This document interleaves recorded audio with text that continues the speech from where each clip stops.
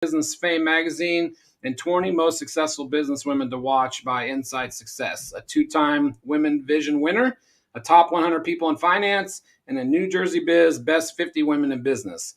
In 2021, Laura released her first book, Say Yes Every Day, and is currently working on her follow-up book that will be released October 2021. Welcome to the show.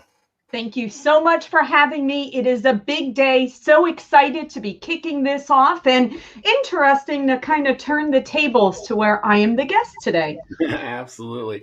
All right. Well, we will start you off with the big question. So tell us, what are your three key pillars to leadership? Absolutely. And every time that we hear the answer to this question, it always makes me realize how many different ways to approach leadership. But I believe that leadership starts with social intelligence. It's creating and sharing a vision to be able to lead others through what you want to accomplish and through change. I am a very, very big believer in OKRs, which is objectives and key results. I believe that it is very powerful to express the goals in which you are looking to achieve, but then bringing it down to an individual level so that everyone on your team understands what they need to do in order to play into that ultimate goal. Because a lot of times, we come up with this master plan. But if you do not break it down into how every task and how every day that person is contributing towards that goal, they'll never be able to connect that. So number one is setting that vision for whatever it is that you are leading. So that's one. Number two is your interpersonal skills. I really believe that emotional intelligence, being a good coach and being trustworthy where you are kind of setting the example, that would be number two. I will never, ever ask anyone to work harder or more than myself.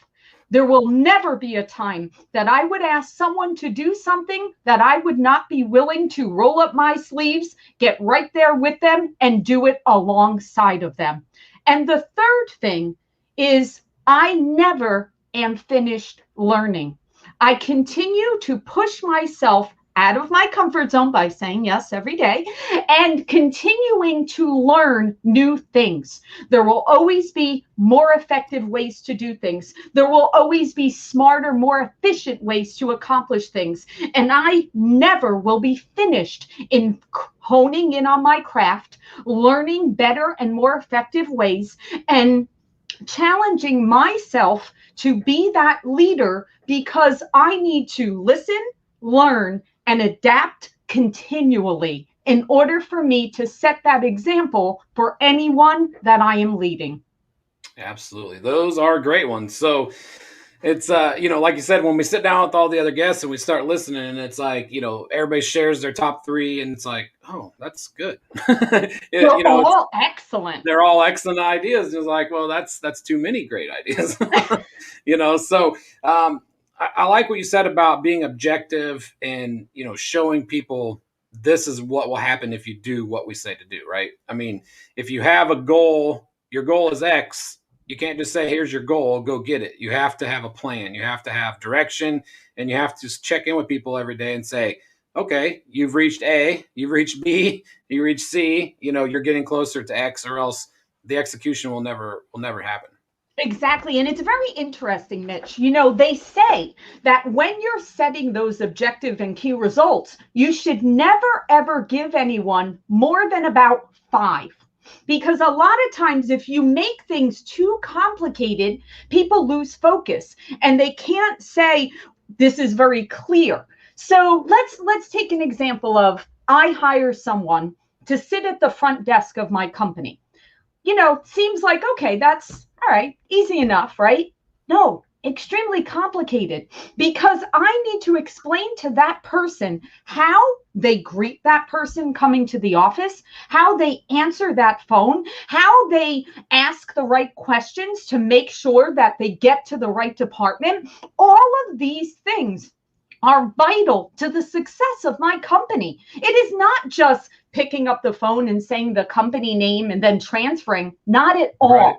But when you break it down and you give them the rationale behind the importance of each of those things, they embrace it. They understand why it's so vital to not only say the company name, but to also then have maybe their company culture tied into that. So by Right. doing all of those things, you're actually tying into the full vision of the company. Yeah, and the people at the front desk, like you said, it's not just a simple task. It's that they are the face and the voice and the first impression of your company. If I call somewhere and I get a busy signal, not good. If I call a business, there's a busy signal, or if I call a business and they're like, rude, please hold, that kind of stuff. Obviously, that affects your business, and if you don't show them how to do that properly, that can have a negative impact, quickly. Absolutely. There's a great video that I would recommend people to watch on YouTube, and it's called "Give Them the Pickle." Okay, so kind of funny, right? So it's like, what is give them the pickle? Well, many years ago, an MI company actually said, we'd like to come to your office and we'd like to teach you give them the pickle. I swear to God, we were laughing hysterical, going, what did we just sign up for? Well, the story is there's a gentleman, an older gentleman that has since passed, but he owned an ice cream shop. And at this ice cream shop, it was the local community, and all the kids would come there after baseball practice and soccer practice with their families. And one time, one of the customers went up to one of the employees and said, can I have an extra pickle with my hamburger? And the person said, I'm sorry, sir, that will be 99 cents for the extra pickle. Well, that customer was very upset. He felt, wow, you don't value me? That you're going to charge me another 99 cents? I come here every Saturday with my family and bring a whole soccer team with me, and I'm Right. here in the community and I can't get a pickle? Well, this owner said, as leaders, we need to pay attention to things like that. And we need to realize, what does it really cost us to give the pickle? We should be happy to give him 3 pickles, because at the end of the day, he's going to go around, he's going to tell everybody else about how he got his 3 pickles. And then the next time the baseball team and the soccer team need to go somewhere, they're not thinking of going somewhere else.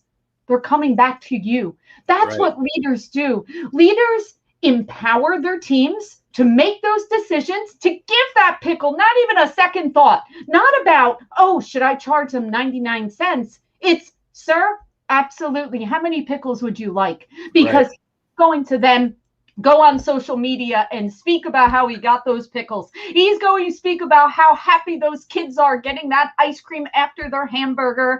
And that's what we need to pay attention to as leaders. It's not just giving the task. It's then watching the results and measuring what is happening on a day-to-day basis so that we make sure those customers are getting their pickles. Yeah, and that's the difference between management and leadership.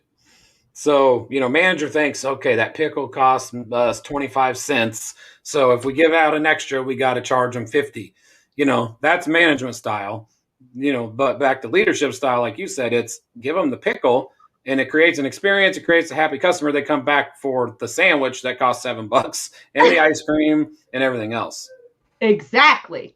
That's Yeah. right. And a lot of places fail at that. I see a lot of places, even, obviously when you go to McDonald's or something like that, they're like, oh, you want extra sweet and sour? It's, 25 cents. Or you want extra mayonnaise on your sandwich? That's 35 cents. But, you know, understandable there because they're managing a business, a big business. But when you're talking about a local mom and pop, I've been seeing that. You get a taco pizza and you're like, can I get extra sour cream? And they're like, oh, it's 25 cents a packet. It's like, no.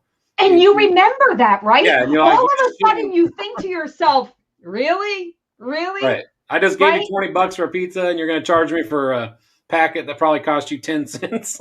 Right. And that's, tie it into our industry, right? Okay. So when we are serving those families, when we are working with our referral partners, with our industry partners that we work with.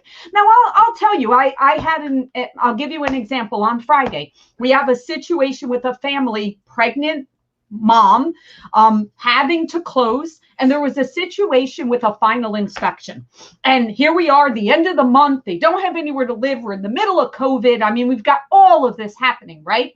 But because I knew the AMC, I have a great relationship with the AMC, I have a great relationship with the originator, we were able to work something out to be able to bring that family home, even though I didn't actually have what I needed at that particular moment. There's a level of trust. There's a level of camaraderie that we know we've got this, everyone. I have this great relationship with the AMC partner. I have a great relationship with the originator. And of course, I want them to have the great relationship with me as the lender. All together, we brought that family home. And that, again, is leadership. Absolutely. Let's go to number 3. So always learning. And obviously you and I both, are big proponents of this and, always putting out stuff to help people learn and educate people. And obviously, that's what we want to do. And that's what the event's all about. But let's go back a little bit to when, you and I first met, and let's talk about, like you said, just say yes and how that all began. Yes, that's actually really funny, right, Mitch? Now looking back, it seems like it was decades ago almost. Right. And what year was that? Was that 19? Yeah, I think it was 19. I think it was 19. Okay. So actually, why don't you start off with how we initially connected, and then I'll tell you kind of what I was thinking. Yeah, so, I know that when I originally connected with you, I was in the midst of starting to do these, I think it was a coaching corner, in my group. And I thought, I'm going to reach out to people that people know in the industry, people that can help bring value to my group, the Build Your Empire group. And I remember reaching out to you and saying, hey, Laura, how would you like to come on and just, talk to my group and tell them, about what's going on in the industry and how you can help them. And I remember that's, kind of how it started. And you were probably like, who is this guy? And, well, we have to back up. We have to back up a little bit. Okay. So if that was 2019, now you read in my bio that I started AFR Wholesale in 2007. Right. Now, what you have to realize is from 2007 until 2018, I was the workhorse filled with grit and grind. In the office at 5:30 in the morning, I drive home at 6, jump back on my computer and service the West Coast till 8 o'clock at night. Okay. I was not on social media. No one knew me outside of my office. And then in 2018, it was the very first time I moderated a panel on stage at a mortgage conference. And once that happened, it started a ripple. That was my first time I ever went on social media, was in 2018. So no one knew me in the industry until that time. So now here you come along in 2019, and people were starting to know who I was because I was starting to be out on the mortgage conference, trail out there. The circuit. There you go, the circuit. So now people are knowing me. But when you reached out to me and you asked me to do a Facebook Live, you might as well have said, Laura, I'm going to put you in a rocket and we're going to send you to the moon and you'll be able to explore out there. You might as well have said the same thing. In my mind, it was the same thing. Well, I remember going, what am I doing? Like, here I am, I'm a mortgage executive. I'm not comfortable doing things like this. And then I asked myself, well, why? Why am I doing this? And my answer came back from my question of, because I'm a lifelong learner. And how can I relate to the originators or the partners that are out there that we're telling them, you have to get comfortable with social media. You have to be comfortable with video. You have to get out there and not worry about what you look like or how you sound. You have to do this. But what am I, a hypocrite? Am I not someone that needs to get comfortable with video and audio and doing Facebook Lives? No, I'm not a hypocrite. I'm a lifelong learner and a leader, and I will never ask anyone to do anything that I wouldn't. So I said yes to you. And I was very, very, very concerned about doing it. Obviously, we did it. It's long in the history books. But then I can remember, Mitch, whenever I need to kind of get in my zen, or especially when I'm writing speeches, I love to go get a pedicure. There's something about kind of being in one spot that I can't move, right? I can't walk around. I can't get out of the Right. chair. I'm stuck there. It gets me into a very good creative mode. So I remember I was getting a pedicure and I was writing a speech for some event, and I got this idea in my head. And I said, I know. What is a way that I can hold myself accountable to do something on social media every single week where I can't get out of it? I can't convince myself I'm too busy. I can't make myself come up with some reasoning. And I messaged you and said, what are your thoughts if I do a Monday motivation video? Right. And you said, sounds good. Put it on Build Your Empire. Absolutely. That would be great. Now, Mitch, the reason why I did that is I made it deliberate to be filmed and recorded and put up on Monday because I couldn't get out of it. Right. I actually state the date in every one of those videos, so I can't film them ahead of time. I hold myself accountable that is now a staple in my routine. No matter what is going on in my life, I film one of those on the weekend, because how can I tell other people you are in the mortgage and real estate industry and you need to be on social media if I didn't do it? Right. And that goes to your number two, setting an example and, like you said, not asking people to do anything that you wouldn't do. So I want to go back and try to find that video now. Goodness. I don't know, Mitch. see how that's aged and see what it looked like. It's always funny to go back and see that stuff as, people have to understand when you start out, you're not going to be good. Everybody thinks that, oh, I watch these people do these lives and they're so awesome. And, I'm not going to be able to do that. Well, they didn't do that either. It takes time and it takes practice. And, back to your point of you saying, you never done a Facebook Live, we had Steve Sims on the podcast. And when I asked him, he was like, do you know what I do? He's like, I don't do video, virtual events. He's like, I go on the stage as a closer. That's what I do, And I'm like, okay, well, everybody likes to do different things once in a while. So, that's what led to him doing my first event too, was he was like, you're nuts, like I don't do that. And then pretty soon he came back and he was like, you know what? Let's do it. Let's just give it a shot. And, back to what you said, say yes. But Mitch, kudos to you that, number one, even tying back to me, you weren't afraid to reach out to me. You weren't afraid to say, hey, okay, here's someone. At that time, I was more known in the industry. You're like, okay, I need some credibility. I need some people that are known in the industry where I can bring them into my group. You weren't afraid to reach out. I remember saying, how do you even do a Facebook Live? Like, I don't even know what that means. Yeah, like, do I click live? Like, what is that? Right? I do like, remember you saying that. Yes. I mean, I was like, okay, what do I do? So that's where it starts, everyone. That's where it starts, is having that mindset of being a lifelong learner. How about this? Get over yourself. Because so many times we hear going, well, maybe I'll look dumb. Maybe I won't know what to do. Maybe people will say, what is she thinking? Well, you know what? You know what they're thinking? Wow, that lady's got some guts going in there and being open to share. Right. And being honest and trusting that everything would be okay. And you know what, guys? Life happens. Sometimes things aren't perfect. Sometimes a tornado comes through, you lose your internet, the light falls down behind you. It's okay. We've had an event where the lady had an earthquake in the middle of her presentation. I mean, we've had lightning strikes take out the internet during our events. So it definitely can happen. And, even before this, I do this a few times a week now.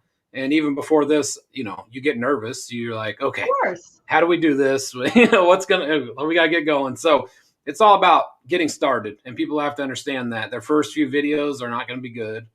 Their first few podcasts probably aren't going to be good. Anything you do and you start, it's going to take time to build up and get better at what you do. But I'm going to give you a secret. Okay. This is my philosophy of life. Okay. Here's my whole philosophy of life, and it ties to leadership. I believe that when you do something with the thought of someone else in mind, you can do anything. And I'm even going to tie this into being a woman. You've heard the stories of literally women having this monumental strength when it comes to protecting their children. Okay, whether Right. it's an animal or whether it's a human mom, right? We literally could probably lift a car if our child was being hurt in a way, right? Right. If you need a way to motivate yourself, to lead yourself through, just put someone else first. Think of how putting yourself in that situation, or being able to present something, or being able to post something, that if you just affect one person positively, you will get over yourself. Because I'm telling you, our own mind is the worst enemy. We second guess, we try to overanalyze things. And as part of being a leader, you just put other people first and you will always win. Right. Don't second guess yourself. Absolutely. And I think, people don't understand. You may not have a large presence on, social media when you first begin, and you may not have people comment. You may not have people, like your stuff, but there are people watching. There are people watching from the shadows, that the one thing you say today could have a profound effect on their life. It could save their life. You don't know, what their mental state is or what they're going through, but you say something that happened to you 10 years ago, and it could click with them and be like, well, they've overcome that. I can overcome that. So it's important to get on and do video, share, about yourself, share about your family, share about your experiences, and, don't be just a business person when you're online. No. And the whole thing about leading, it starts with you. And who was our guest that spoke about that? About leading yourself, is a which podcast guest was that we just recently spoke to, and he spoke about how it starts with leading yourself. Yeah, Was Nate. that it Yeah, was Nate Nate? Bailey. Yep. Yes, Nate actually spoke about it. Hopefully he will share that with us today and go Yes. deeper into that, because it really does start with you. And leadership, listen, again, you're going to take little bits and pieces from everyone, right? You never stop learning new ways. There is no wrong way of leading yourself or leading others. It's really just being open to absorbing and continuing to learn and be able to care about someone else enough to put them first. Because leadership, again, it's never about you. Right. You have to believe in their growth, their success, and their happiness over anything to do with you. And one thing I learned is don't think that every thought that you have to put out has to be an original thought. True. Exactly. Share what you've learned from others. There's so many times I'm like, well, yeah, but somebody else already said that. Like, well, yeah, but you learn from other people. No one, not everybody has original thoughts every day. I'm sure Gary Vee doesn't share every day, original thoughts, on everything that he does. It's stuff that he's learned from his And mentors. to be quite honest, in the world we live in today, with the internet and YouTube and having access to all of this information, is there really any original thought? I mean, if you think about it, right? I mean, we've all read so much and watched so much and listened to so much, but it's okay because it's how you apply it. It is not so much hearing it or seeing it. I mean, look at Think and Grow Rich from Napoleon Hill. He sat down with people like Carnegie and Rockefeller. I mean, this was at the beginning of the 20th century. Those things still apply today. All of those lessons of the top leaders within our United States back in the early 1900s. That applies today. There is nothing that they did that isn't the same as you can take those lessons and apply them right now. Right, absolutely. And being doing the coaching corners and stuff that I did with you and others, in the past has helped me learn, different strategies and different things that follow. So it goes back to always learning. People that tune into my events once in a while probably learn a lot, but the advantage that I have is I'm at all of them. So I get to learn from and hear from the best in the business. And my goal is to obviously share that with everybody as well. So Yeah, and that's a good point too, Mitch.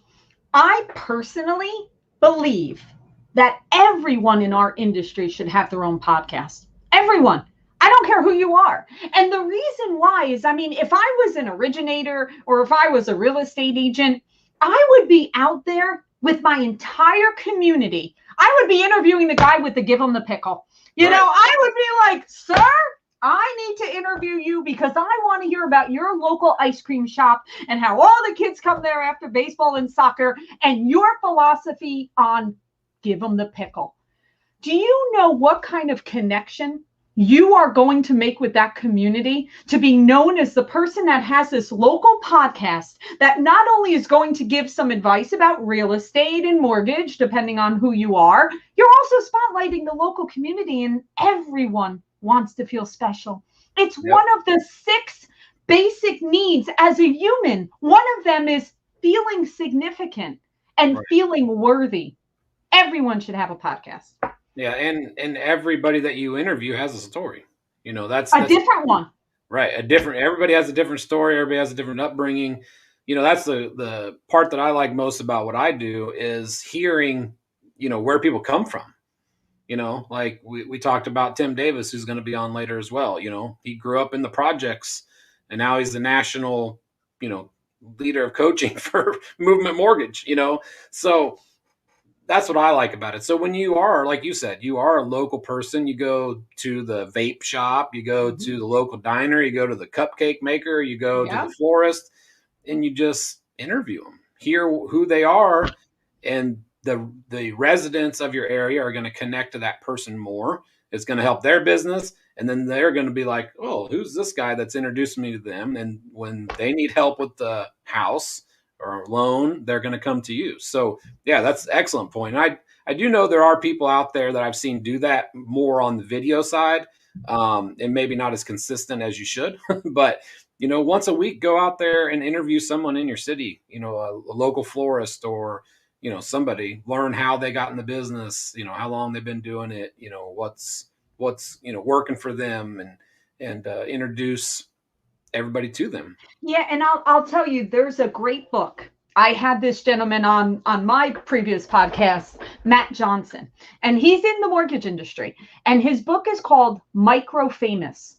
I highly recommend this book. Okay, very very interesting concept that he believes that we all, none of us need to be quote famous. We don't need to be known in the entire world, but Right. you know what we do need to be known in? Our community that we're serving. For me, maybe that community is the broker community, right? I need to be known in the broker community. I'm a wholesale Right. lender. If I was a real estate agent in Scottsdale, Arizona, I better be known in Scottsdale, Arizona as Laura Brande was the best realtor in this area. You need to be micro famous in whatever community you serve. Everyone should know who you are, what you do, what you're known for, and why you're different. And if you can do that, you will have plenty of business. And that goes back to that podcast again. If you are someone serving a local community, you should be spotlighting, like you said, the florist shop, the diner, any of those things, you should be putting them first. And when it's time for someone to think of who do I call for real estate or mortgage? Oh, I know this Yeah. person. Right. And I was just talking to Kyle Draper on my, Mondays are for marketing. And he said, referral doesn't have to be from a customer. That's right. A referral just has to be from somebody that knows you. If you make it so the whole entire community knows you, then the referrals are going to come in a lot quicker because when John says to his friend Joe, "Hey, I'm getting ready to buy a house, I'm looking for a new house," he's going to be like, "Oh, you know what? You should connect with Laura. She's an amazing realtor right here in our community." You know, he may not have used you, Right. But that's but he micro knows famous you. because at the top of their mind, they're thinking, oh, realtor, I know, I hear this person, I connect with this person, I can feel this person's passion for Right. our community. I know this person cares about And there's taking a care of us. and there's a connection and a joy that people get, from connecting people. And people enjoy connecting you with others that they know. It's just Absolutely. like, when people set up blind dates, they're like, someone's been together and they get married 6 years later. And they're like, ooh, I introduced them, like you feel like, yes, I did something good. So it's the same thing. You introduce your friend to a realtor that's your friend and they buy a house. Then you're like, yes, Yes. I did good in the world. I Exactly. introduced them and they got the job done. It's interesting. I just had something like that happen where I had a young lady that I've never worked with this young lady. We just know each other from one way of the industry. And she recently she made a change. She actually left her current position. And she reached out to me to say, Laura, I respect you in our industry. If you know of a place that is looking for something with my need, I would love the connection. Well, I actually connected her to someone that I trust that I believe would be a good fit. And you're correct, Mitch. For me, I'm thinking, wow, I did good. I helped someone. Right. And then from her, she's like, look at that. I did reach out to the right person that cared enough to connect. And the other person, of course, was like, they thought of me. Right. Right. So all three people felt Everybody. good about that. Everybody feels good about that. And that's, kind of what I do. That's kind of what, my thing in the industry is the connector. I want to be the connector. If you have a question about this, if I don't know the answer, I know someone I can introduce you to that does. And, same thing with, like you said, she reached out to you because she trusted you and you introduced her to somebody that you trusted That's right. and you made a connection. And so there's no reason that people can't do that in their local community. And there's, by doing the podcasts, or even if it's, think about it like this: a local florist, they don't have the money to do, a lot of Facebook ads. Probably they definitely don't have the money to do a commercial on the local, TV station. So you going to them and being like, hey, I want to interview you and tell everybody I know about your business, then they're going to remember you.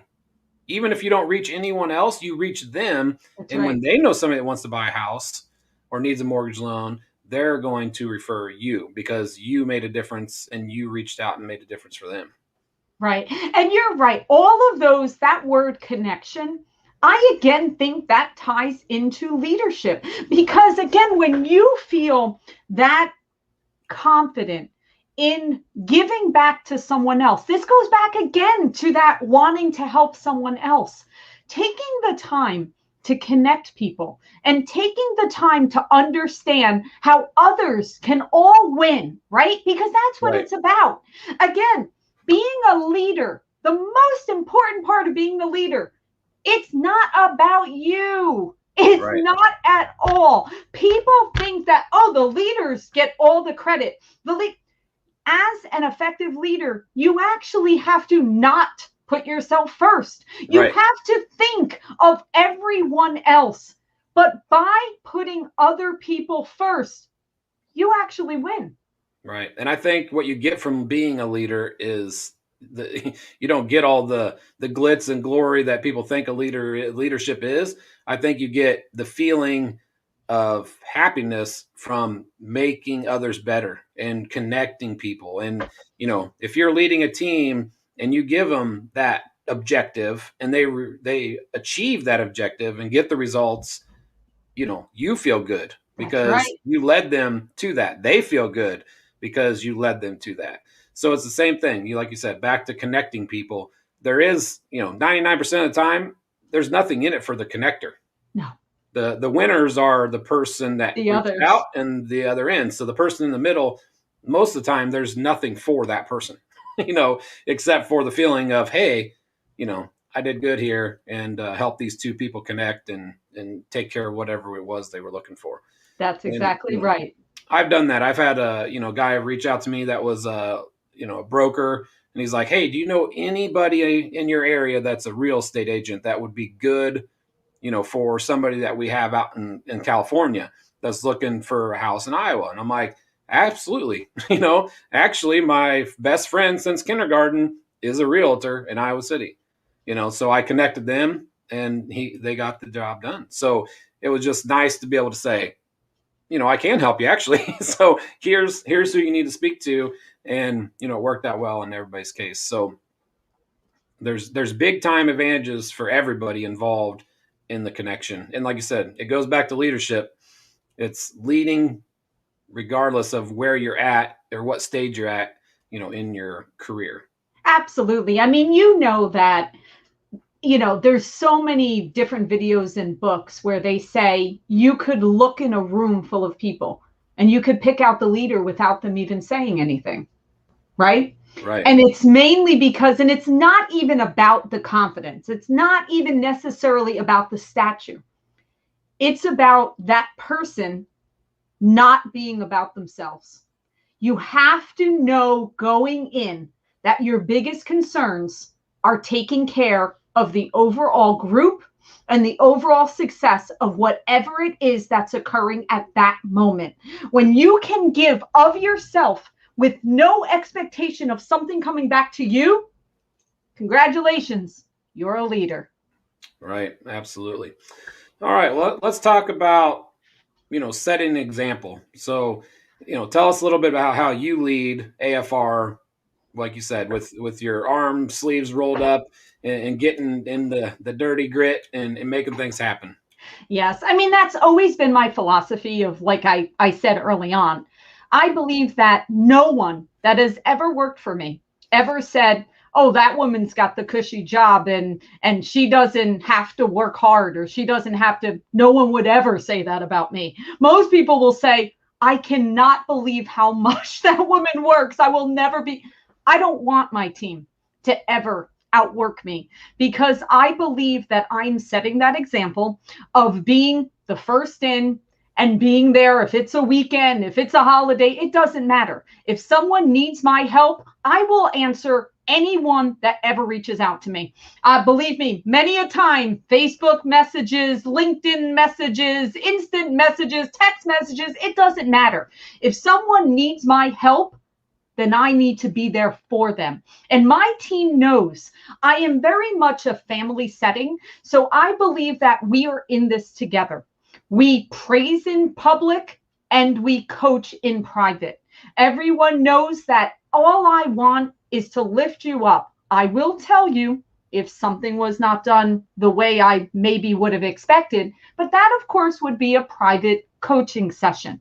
We Right. need to work through whatever it is so that they know for the next time, but it is never, ever, ever communicated outside of that core group, so no one else knows about it. I'm very, very big believer of that. I've seen in the past some people don't do that. They call out in an environment, in an open environment. I am Right. not for that at all. No. You praise, praise, praise to the hilts and scream it from the rooftop, but you coach in private. And Yep. any of those conversations needs to be, unique to that situation, but believe in them so much that you want them to go farther and be better than they ever think they can do themselves. Yeah. And that's a great point. Praise, praise, praise in public. I've always been in a call center sales environment, my whole career. And it's, those are the moments people appreciate. But let's go to the opposite side of things where, first of all, you call people out in public. That creates animosity. Um, you know, Sitting in your glass office and, not doing the work, that is a leader who creates animosity from, it's from their people. And, I think I told you the story a long time ago. I worked at a company and they hired a new, CFO, and he was a forensic accountant. And he pulled in every day in his Maserati and parked in the front parking spot that was reserved for him in front of the front doors of the company, where everybody that worked there had to walk by. And then every day he preached how we had to cut back on costs. Oh, We had to cut back on commissions. We had to cut back on staffing, and there was going to be changes to be made, but that's not leadership. no. And That let me give you the flip side of that. So let me give you a flip side. And I'm trying to think of who told this story. It could have been Tony Robbins. So there is a story of how people feel about great leaders. Okay. People have no problem with when they stand behind their leader. They have no problem with you having that first spot in the parking lot because right they actually feel they want you to have that because they have a high regard and for you, respect for you. right, Now, you use the opposite, right? The person that is kind of shoving it in your face and kind of saying, hey, I'm the exception, right? You have to follow my rules and right. I'm the exception. And what But on people the read from flip that side, was what yeah. people read from that guy was they paid this new guy a lot of money And to now come you have work to there, find the and salary. now he has to start cutting money to pay for his own salary. No, but it's so interesting that when you love the person that you work for, like the coach, all right, you can Right, equate all of this to the same of a successful winning team that you're part of, right? right, You want that person to have the prestige. You want that person to be in that position because you recognize and you celebrate. But you're correct. On the flip side of that, that causes animosity and resentment. And that is where you start going into a hostile environment. And there's another example. As a leader, remember we spoke about the give them the pickle. The same thing, if you start to see your culture going sideways because right, maybe you have maybe you hired that CFO and you thought the CFO was going to come in and be able to pick up efficiencies and be able to have more allocation so we could have a big bonus at the end of the year. But instead, he approached this not in a good way. You, as the leader, you better cut that cancer out real quick. Otherwise, you're going to lose all your good people. right. Yep, that's exactly right, and that's exactly what happened. Oh, is you know, it? yep, that's exactly what happened. People began, to have animosity towards, him, and then towards leadership that was below him. Why aren't you doing anything about this? Why is this guy doing this? You know, these are our paychecks that he's affecting while he's driving his Maserati into the, parking spot and Mm-hmm. everybody can see. And, yeah, like you said, that's exactly what happens. You give off the wrong vibes, and it doesn't take long to No, take something that's great and you think you're making a minor tweak, and then it sinks. that's correct. And it can happen very quickly. Yeah, So it that takes. goes back again of you have to always be watching.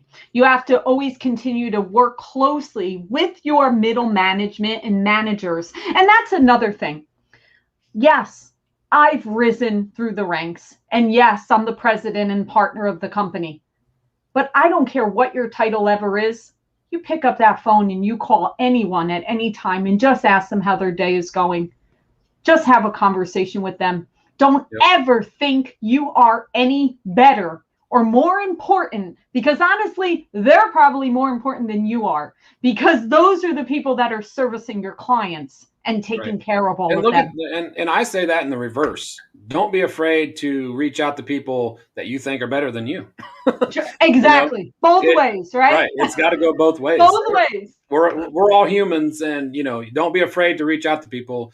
I wouldn't be where I'm at doing what we're doing today if I didn't reach out to you, or if I didn't reach out to the Steve Sims, or anybody that's on this event today. I That's reached out right. to all these people individually at some point in my career, and brought us to where we're at. So I think that's Absolutely. a great point. So, well, this has been fun having you on the other end of the microphone. This is great. It was very enjoyable for us to be able to speak about leadership and kick this off. It's, what an amazing event, and you're going to have an awesome day. Awesome. Well, I appreciate you joining us. I'm going to bring in our first sponsor of the day, Mr. Andrew Pollock. So, you got any last words, Laura? Do you anything you want No, to share? wishing you an amazing event. This has been fantastic, and you have a great day. Take All care, right. Thank you everyone. very Bye much. bye. All right, everybody. Give me just a second here. I'm going to bring in our first sponsor, Mr. Andrew Pollock. There he is. How you doing, my friend? What's up, Mitch? Good, man. How are you? Good. How's the dad life?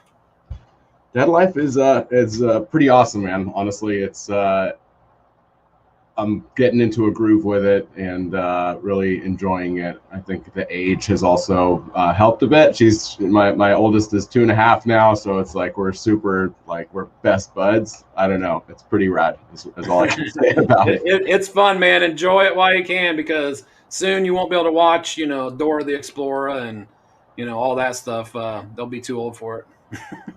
Yeah, man. I was telling my wife, I was like, can we just like freeze her just how she is right now? So I'm like, this is really like a fun age, but Yeah, I tell you, the 2 to 4 range is like that's just the icing on the cake right there. That's just a lot of fun. I'm not gonna discredit you for that, because that was probably my best times with my kids is that age too. Yeah, yep. So it's been great, man. Um, Awesome to follow up Laura. It's hard to follow up Laura always in these situations. She's got a lot of awesome insight and advice. I kind of tuned into the last segment of that there with, I think it seemed like you were talking about culture and people and making sure you've got the right people in the right places. Toxicity is definitely something you got to root out of any kind of team environment. So yeah, and you're building a big team there, so it's it takes a long time to get to the peak, but it don't take very long for it to all go south if you don't lead the correct way and make sure that your people that are under you are leading in the correct way. yeah, absolutely. So core values are super important for us, and we try to hire based on those and train and teach and talk about that stuff. So, yeah, man, I'm happy to sponsor the event. I don't want to make it a big long sales pitch. I know people don't like commercial interruptions too much, so I'll keep it short and sweet. If you're in the mortgage industry and you need help with marketing and lead generation, come talk to Lead Pops. Our tech is awesome. Our people are even better. We've got about 455 star reviews with a 5.0 rating. So don't take it from me. I encourage anyone that's interested or has heard about us, look us up, check us out online, read some of our reviews, check out our reputation, what loan officers just like you or your team members are saying about Lead Pops. And we've got a free trial, and we've also got a one-on-one digital marketing assessment that we offer, where we put together a scorecard. We review your presence online with you from how the consumer sees it. It's super, super insightful. And I've even had just yesterday, someone reached out to me just to thank me personally, which was kind of cool to get that kind of feedback. But he just thanked me for our sales process, because he's like, that was so enlightening and helpful. So even that, I think clients are getting a lot out of just that conversation. Even if you don't sign up, there's a lot of value you'll get from talking to our team. Other than that, check us out, leadpops.com. Mitch, have a wonderful event. You got a lot of really cool people here, so I don't want to take up any more of their time. Leadpops.com. Once again, thank you all for checking us out. Yeah, man, I appreciate you sponsoring the event like you have in the past. It's much appreciated. And, I know that having, conversations with you in the past, I've learned a lot. So I think people just tuning in and following you is a good start. And then I think you have, one of the best reputations in the business, which is, hard to do, really. Like you said, you talked about all your 5-star reviews. It's kind of hard to do that and keep everybody happy and, continue to build a team, and grow and still keep that same connection with the community. And I think you've done a great job with that, definitely with the broker community. Thank you, Mitch. Keep doing what you're doing. Happy to support you. Have a wonderful rest of your event. I'm sure it's going to be rad. All right, man. Tune in if you get a chance. We're on Mortflix Plus, so we're streaming live over there. You just got to go to live.mortflix.com, and you can check it out on that side. It's really cool. The big release of Mortflix, my friend. Awesome. I'll check it out, man. Thank All you. right. Appreciate you. Bye. Thanks. All right, everybody. Let me pull up our next guest here. There he is. Welcome, Eddie. How are you, brother? You doing all right? Oh, I'm doing good, man. No complaints. Good to hear. Good to hear. How about yourself? It's a sunny day here. I can't really complain too much. It's that time of year that I love the most, where it's starting to get pretty warm outside. I always enjoy being able to go out in the morning, go work out at the time I do, and be able to just wear shorts and a t-shirt, not have to bundle up, all that stuff. It's never as fun that way. You know, when I tell you what, every spring I get to release, that pent up winter from living in Iowa. It's when it gets that 65, 70 degrees. You can roll all the windows down, the sunroof open, jam out Tupac, and just drive, and Yeah. that's like the official, butterfly for me when spring comes, Definitely. to get that feeling of the warm wind blowing and, jamming out to some music and clear your head and get out of the, all that winter funk. Yeah, I commend you for being able to live there. I live about as cold as I can in Atlanta, and Atlanta's not what I would call a cold area, but I couldn't do it.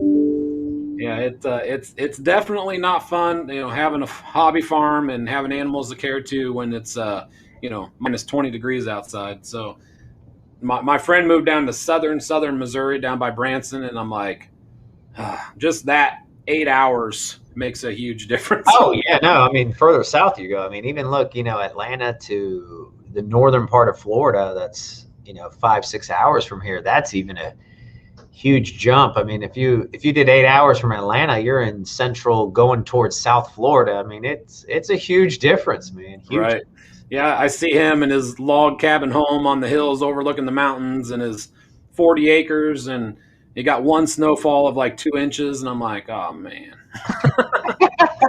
I'm like, all right. I told my wife, I said, the 5-year plan, I'm getting out of here. She's like, my mom lives here, right?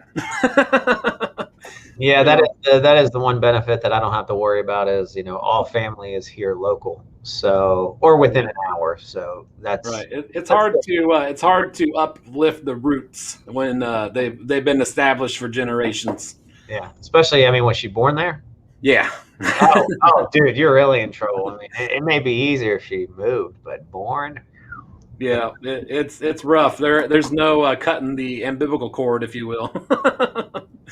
We're all tied in pretty tight. So, well, welcome to the show, man. And we had you on the podcast. Laura and I really enjoyed your wisdom when it came to leadership, and I think what you're doing at Equity Prime, even with your esports team and everything that you guys got going on, I love it, man. And it's showing me that you're not just a leader in speech, you're a leader in doing, and that's a big deal because, a lot of people can get out there and talk the talk, but you're actually out there walking the walk. Yeah, talk's real easy. There's never a shortage of talk. Actually, you can probably never show enough action. I challenge it in a different way. Absolutely. Well, I'm going to give you the stage, my friend, and let you share your wisdoms with the audience and tell us all about what leadership means to you and how people can become, better leaders. I think with anything when it comes to leadership, you got to have a certain belief, philosophy, virtues, whatever you want to call it. And what I have found to be the most successful, and it can dovetail into a lot of things, but the first one is what I call is show the way. Which is based off honor. I think honor is such an important part about being a leader, because it's, you can be honorable for 20 years and then you're dishonorable in one way and your reputation can get torn apart. And look, honor is very tough. Showing the way is tough because it's not just leading by example. I think that's just what you have to do just to even become a manager. But to go to that next level of being a leader, you really got to focus on showing the way, which basically says, let's go. And kind of a belief system that you not only will you never ask anybody to not do what you wouldn't do, but you almost have to come to the conclusion that you can only ask them to do about half as much as you do. So if you want your people to do more, then you've got to up your standard even higher. So your 100% has to be higher just to get to their 50%. And I think that's a great way to really just follow the whole show the way. It's really about doing the right thing. There's never a right time to do the wrong thing. And there's never a wrong time to do the right thing. It could be painful, but on the other side of pain is always growth, is one of the big things I always say. So I'd say the first pillar is really honor-based, which is show the way. Second one that I think is really big, and I think it needs to be done even more in this industry, and particularly where I'm going to go with this country, is collaboration. And really through collaboration is how you can unify. So I really think the second pillar is unify through collaboration. It's real easy to divide. It's real easy to play to agendas. It's real easy to play to people's emotions. I actually think it shows weakness as a leader that if you play to that angle, because to me, I don't know the whole stat, but I've heard it, 9 out of 10 people are followers versus leaders. That's pretty much saying, though, then if you're playing with that agenda, if you're not bringing people to the table to collaborate, to unify, and a lot of times what I'll tell people is you're not going to agree 100%. Even if you agree 60, you'll get there, but unify. So in other words, if you're not doing that and you're really leading with your agenda, the reason I say it's weakness is because you're basically taking candy from a baby, I think is a good way to put it. Because if you have that natural ability, and by the way, I only believe that's 25%. I believe 75% of leadership is really working at it and studying it, understanding it, reading a lot, and practice. It's like anything else. You're not going to be able to play great on game day if you don't practice a whole lot. So I think you got to really go for the effort of unifying. And I think a lot of times you can go towards the effort of not agreeing somebody, but gaining a huge respect if you work from a collaborative standpoint. I say that, and I also have to preface it, though, that you can get too many people in a room. It can be too much opinions. So you got to know how to do it. But I think, depending on the situation, I'd say at least, if you're an organization, depending on your size, you should have at least, I'd say, anywhere from 3 to 5% of the leaders at the table at all times. And that doesn't mean that you don't lead up. A huge fan of Gary Vee. And I think one thing that we can do about this industry and really paint the picture extremely well is, if you think about it, they always say from the top down, but as we know with a home, the top of the house is the weakest. The bottom is the strongest. So I think the reason that Gary Vee's point is so powerful, and it really is so, if you think about it, intelligent, not education. Education tells you top down. It's really bottom up, because if your foundation is extremely strong and you have to work on it every single day, then the rest of the house is good. I'm not going to say there won't be wind. I'm not going to say there won't be storms, but if your foundation is solid, even if that gets knocked down, you will be able to build it right back up. And there's going to be those, metaphors we use in life: tornado, fire, all that does to leadership. It's always constantly being tested. And that's why unified through collaboration is so important, because I think people don't realize is your brain only has 2 functions: keep you safe, use the least amount of energy. Bringing people together, dealing with change, but the other side of pain is growth. And the only way to get there is to go right into it. Embrace that conflict, as they say, and search for it and seek it in a positive manner to move it forward. But it's tough to keep things unified, but you always got to keep stating it and really, to your point, showing action. So I'd say the second pillar is unify through collaboration. And then the third one, I think, is my personal favorite. I don't believe it's the most important. If I had to judge it, I've always believed that I consider myself a purist. And what I mean by that is I can look at things that I'm not a fan of, not a sports team, but call what I think is the best, just to be a very fair judge of character. I think show the way is the most important, because anytime you're leading with honor and respect, you're leading people. But I think this is really the key to that first one. That is the most important. And the second one is you got to own your unique. Everybody's unique. All styles are unique. I know there's a lot of books and people that'll tell you, you can't do this, you can't do that. I don't necessarily believe that's true. because I believe that everybody is wired differently. I think you got to take some subconscious tests to know who you are and how your wiring and your deposition is. Because one of the things that I think is completely comical is when they say you need to work on your weaknesses. Your weaknesses are your weaknesses. If you're a leader, you hire for your weaknesses. You bring people up to your weaknesses. I think you need to double and triple down on your strengths, because that'll naturally lift up anything. I think sometimes people confuse weakness for blind spots, because anytime a strength, the old saying is a strength gone too far is a weakness. Not necessarily. I think a strength gone too far is a blind spot. Very similar to when you drive a car, as we all learned, now you have, the car won't even move over if it's got lane protection. I mean, there's a lot of built-in protections, but in the old school, when we were growing up, you just turn your head and then you saw if there was a car there. So you knew already if there was you looked at your blind spot real quick, you knew. So you knew not to change lanes. I think that's just something that you got to be aware of, and I think it can bring a lot of power. But you got to own your unique, and the best way to own your unique is two things. You need to improve yourself daily. Not only does that learning build a lot of self-insurance, but it also demonstrates what you're willing to do. You're truly showing the way if you're doing that, and really showing it to your troops and the people that you're leading, or industries, or just if you want to make sure that you are influential, not influencer. That's a big difference. Somebody who's trying to be an influencer, I'll say, is not doing it for the right reason. Being influential, to your point, I think takes a lot of action and determination, and a very high threshold for character assassination, because people will assassinate your character, but understanding it's them, not you, has to be done through owning your unique, being okay with who you are, and really evolving and really looking to get yourself a little bit better. So there's definitely a big difference between influencer and being influential. For me, being influential means you're influencing people that are following you. As an influencer, all you're doing is influencing the companies that want you to help them get a following. You know what I mean? Or you're trying to create a splash for yourself, because as an influencer, that's how you get paid. And there's nothing wrong with that. I think you need influencers to a degree, because that also tells something about your culture, depending on who you pick.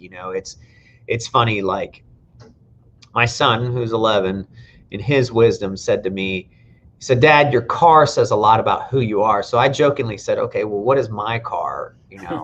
I'm curious. I really am curious. You got to ask questions to really get curious, to get to that whole part of unified through collaboration. He said, "Dad," he said, "you're a dad that likes fast cars." That's literally what he said to me. He goes, "Because the car is pretty fast, but it's built for somebody that can hold multiple people, and you enjoy it, and it's still sporty, but an SUV." So I completely understood what he meant by that. And I was kind of flattered. I'm not going to lie. It was kind of cool to hear that your son said that you're a dad who likes fast, because I more important part was the whole dad part. I loved it that he put that first, because I do believe that's very crucial. There's nobody more you need to lead than whoever your own children, your niece, your nephews, whoever you're being influential to your part is. That's really where the test of leadership is, because it's easier to lead people that you're giving a paycheck to. And I know that can be viewed as controversial, but what I'm saying is getting them to go to the next level, that's leadership. But you're paying people to show up. To a degree, they're going to do what you say, and they're going to follow what you lead, because it is on their livelihood. It's really getting them to go to that next level. And that's where I say those 3 pillars can help do that. But you have to demonstrate it. And as a leader, this is what I'm going to tell you. That was taught to me by a guy named Michael Alasso. Wonderful speaker, phenomenal executive coach that's out there. It's showtime. And what I mean by that is when you're on and you're around, you have to be on. If you're having a bad moment, just like a sports team, you got to call a timeout. But you need to go to your place, wherever that is. But you can't, it's not that you can't show your frustrations. People want to know. You just have to verbalize and say, "Look, I'm a little frustrated. You got to give me some time." Or, "Hey, I'm not really too happy about this, what it goes." But you got to really, that all goes back to owning your unique, and you got to just work on yourself is one of the big things I got to say. Absolutely. So leadership to you. So, a lot of people say that, leaders are born leaders. I don't always agree with that. I don't agree with that. And like you said too, that, what is it? 1 out of 10 people are actual leaders, but I don't agree with that either, because I think everybody's a leader at their own level. Someone, if you're a father, you're a mother, you're a leader. Yeah. You're leading somebody, you're leading your children, you're leading your family. So I think that people just need to tap into that. It's a great point. I like that. And maybe tap into that part in order to up their game to the next level in other parts of their life, because you are a leader at some point, unless you're failing at life or you're failing at parenting.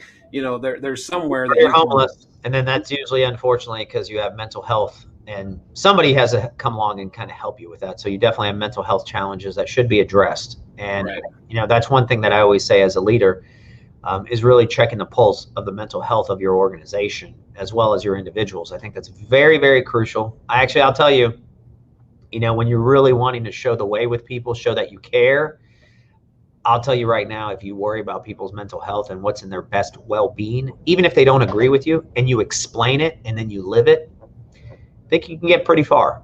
You can get pretty far with people, because mental health for right now is still very taboo.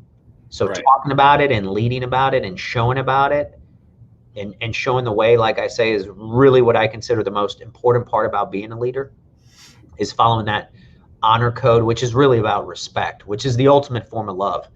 I think can be very, very powerful. Yeah. Well, and 5 years ago, you probably never heard of a mental health day. We took them. You've taken them. I've taken them. It's called we were sick. It's like, you just call in and be like, yeah, I got a sore throat, I'm not going to be in today, boss. And what it is you need a break. You need to regroup. So, first, when I heard that term, I'm like, well, that's silly. You need a mental health day from school, or you need a mental health day from work. Like you said, it's taboo to talk about. But I think as leaders, going back to Laura's story, I don't know if you heard about the guy at the restaurant that said, give him the pickle. The guy wanted a pickle, but he said, they told him it's 99 cents for the pickle. And he's like, you're going to charge me 99 cents for a pickle when, I buy food here every Saturday with the whole football or whole baseball team. The point is, the owner said, give him the pickle.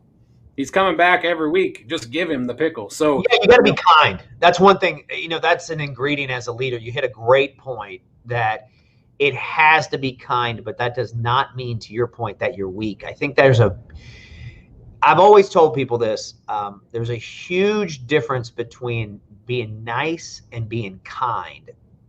They're brother and sister, but they're not the same. Nice people in general are looking for somebody else's recognition. They don't have that self-assurance, so they need it from other people. And there's nothing wrong with that. That just means that, we're talking about mental health.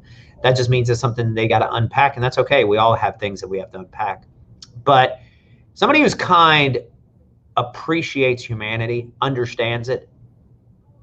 But if the code's violated, it's a whole different ballgame. And it doesn't mean they're mean, but they're going to hold their ground. They're going to stand up, and they're going to defend themselves as they rightfully should. So, to your point, should have given.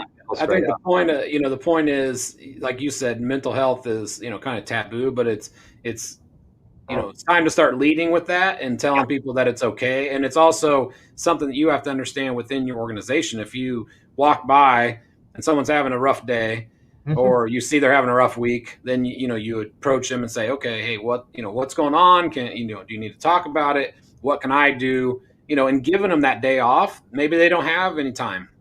Maybe they're struggling at home. They got things that's on their mind.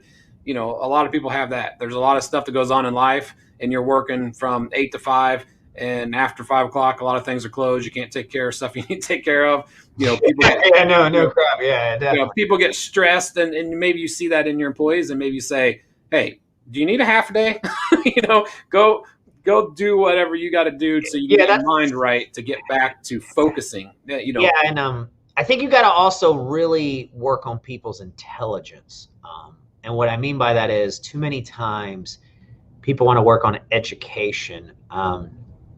There's plenty of people with very high-powered degrees that I don't believe understand life.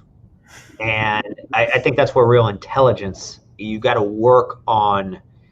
It's the intelligence. Funny, I was just having an exec call earlier.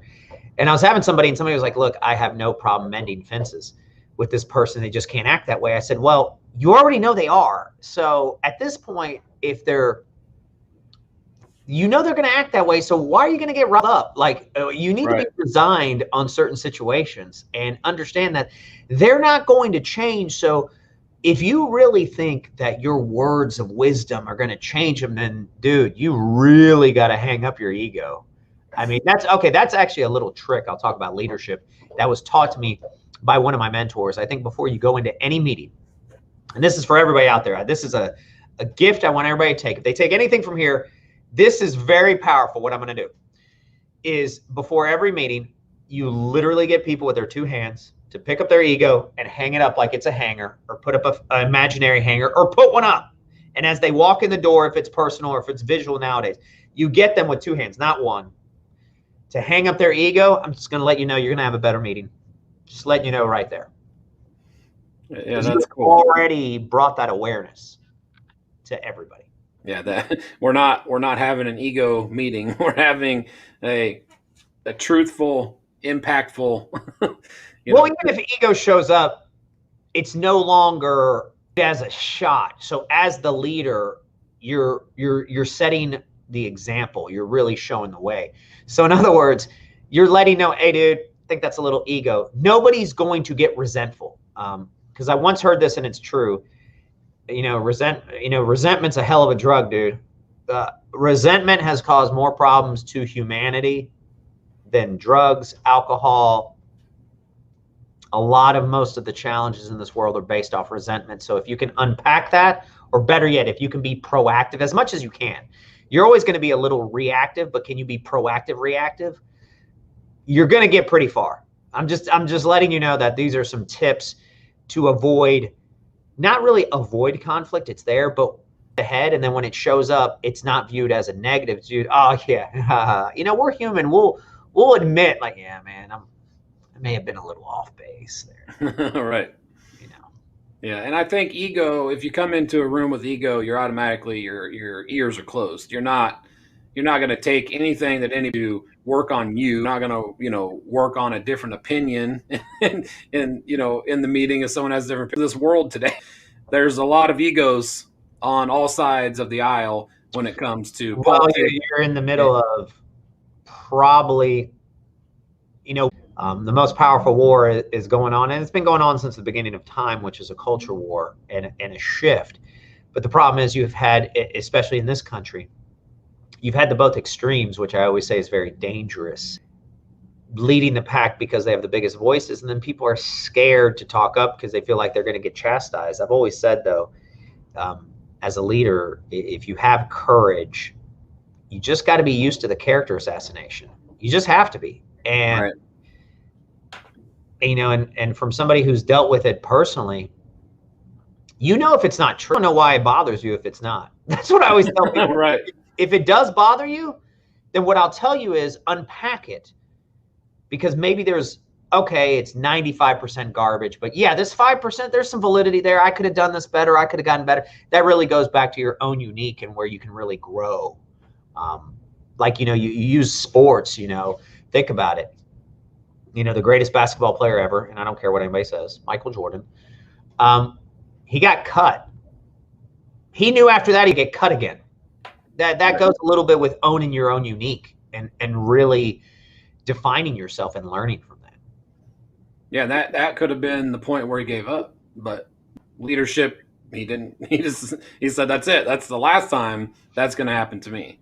Yeah, well, then he went to 1,000 jumpers and 1,000 free throws every day. Yeah, we have a guy on the Iowa Hawkeye basketball team, Joe Wieskamp, and I think it was Christmas Day. Like, he would even have his dad's friend that ran the Y open up the Y, because his thing was he shot every single day. He didn't care what day it was. Christmas, New Year's Eve, it didn't matter. And if they were on family vacation. What's that? Would he shoot when he was sick? Oh, he shot. I think that tells a lot. That tells a lot, man. When you're willing to go in when you feel terrible, that tells a lot. Yeah, they said he wouldn't miss a day. He'd have them open up the Y on Christmas Day just so he could go in there and get a shot. So when they went on family vacation, they would find a gym. They would find somewhere that he could go and shoot his shots, even even on vacation. And now, he's a junior, but he's already testing the waters for the NBA, and probably going to the NBA this year. So that's a testament to hard work and dedication. Like you said, if you don't practice, you don't show up. On Iverson, you're just fed by energy. The practice. Well, then you talk about things. We talk about leadership here. And then Allen Iverson. Let's be honest, it's not a surprise because of that attitude that he lost all his money. But luckily, by him, leadership in them that want it. I think everybody has it in them. It's a matter if you want it or not. Do you want to be a leader? Do you want the extra stress? I think there's a lot of people that are happy with where they're at, just because they don't have to extend emotionally or physically any extra than where they're comfortable, and that's where they live their life. And I'm all for it if that's where you're comfortable, and you're making enough money to satisfy your family's needs and yourself, then yeah, fine. But those 1 out of 10 people that have it in them to lead and to go above and beyond, what's the best advice you can give to them? Show the way. Lead with honor. Always do the right thing. That's going to get you a lot further than even the other 2 pillars that I talked about. Even though I'm not saying they're not important, I want to be very clear. But that first ingredient's in all of them. You really, and it's not, manage, I heard this before, managers do things right, leaders do the right thing. That's doing the right thing, showing the way. You let's go, leading from the bottom up as a foundation. That's what you have, in my opinion, to do. That's what's most powerful. Somewhere in the last 100 years, things got twisted up where, if you watch History Channel or you watch old shows, it's always the leader who's first when to go to war. The leader is the first horse, there. But I think now people picture it as the leader is, up in the back watching and sacrificing, the people at the bottom, for his own benefit, which, I think that's completely backwards from what it used to be. I think, like you said, warriors went to war. Their leader was the first one. Yeah, and you gotta. I just believe that at times, and I understand from a strategic standpoint. Somebody be like, "Well, wait a second, how do I lead?" I mean, I think at times you got to go back, but like anything else, your troops need to know that you're willing to go onto the field, and if you have to shoot yourself, you will. It can't be, I'm just going to retreat in that ivory tower. It's one of the things that I talk about. Like, as a leader, you got to be out in front all times. It's not fun. I mean, I'll be honest with you. There's plenty of vulnerability and uncomfortable stuff, but just deal with it. I always say, that I go back to the character assassination. It's really on the other side. Right. It's really on them. And you just got to lead from the front. And look, some people are going to mock you. Some people are going to say that you have hidden agendas. That's okay. They usually do.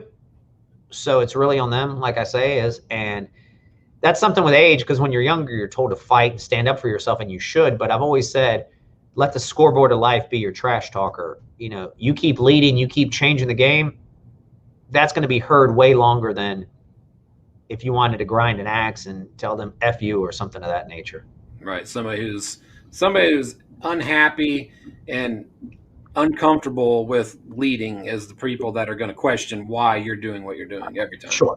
It's not great leaders. There's not great leaders out there that are looking at somebody who's rising the ranks and thinking, that they're going to talk trash and say you're doing things wrong or you're not doing things the way you're supposed to. Those aren't great leaders. Those are people who are fearful of what you're doing because it could take over what they're doing. Yeah, no, it's self-prophecy agendas and stuff like that. So I definitely get that. So tell me this, what is that, if you can think about it, what is the aha moment in your life when you were like, I was born for leadership? Man, that's a great question. because I've kind of tried to do the timeline in reflection to kind of see where was that turning point. I think what it was for me was probably around third or fourth grade, when I had overcome my heavy Latino accent, because Spanish was my first language, so English was my second. I think in that moment around fourth grade, when I broke it after going to speech classes and then I could do 2 languages completely fluent, I kind of realized there was a certain responsibility I had that I thought I felt like I owed to this country because of what it had done for my family, bringing it in and the whole story. And more importantly, I just saw the insane. I mean, I may work hard today, but I don't work nowhere near as hard as my mother, my father, my uncles, some of my older cousins. I don't work as hard as a veteran out on the battlefield. So I just felt like that I owed it to humanity, to myself, to make sure that I left the world a better place. And then, when my father literally was on his deathbed, we had a conversation about that. So that kind of reinforced it. But if I had to I really think that was a huge turning point in my life, was around that third, fourth grade, where I broke that accent.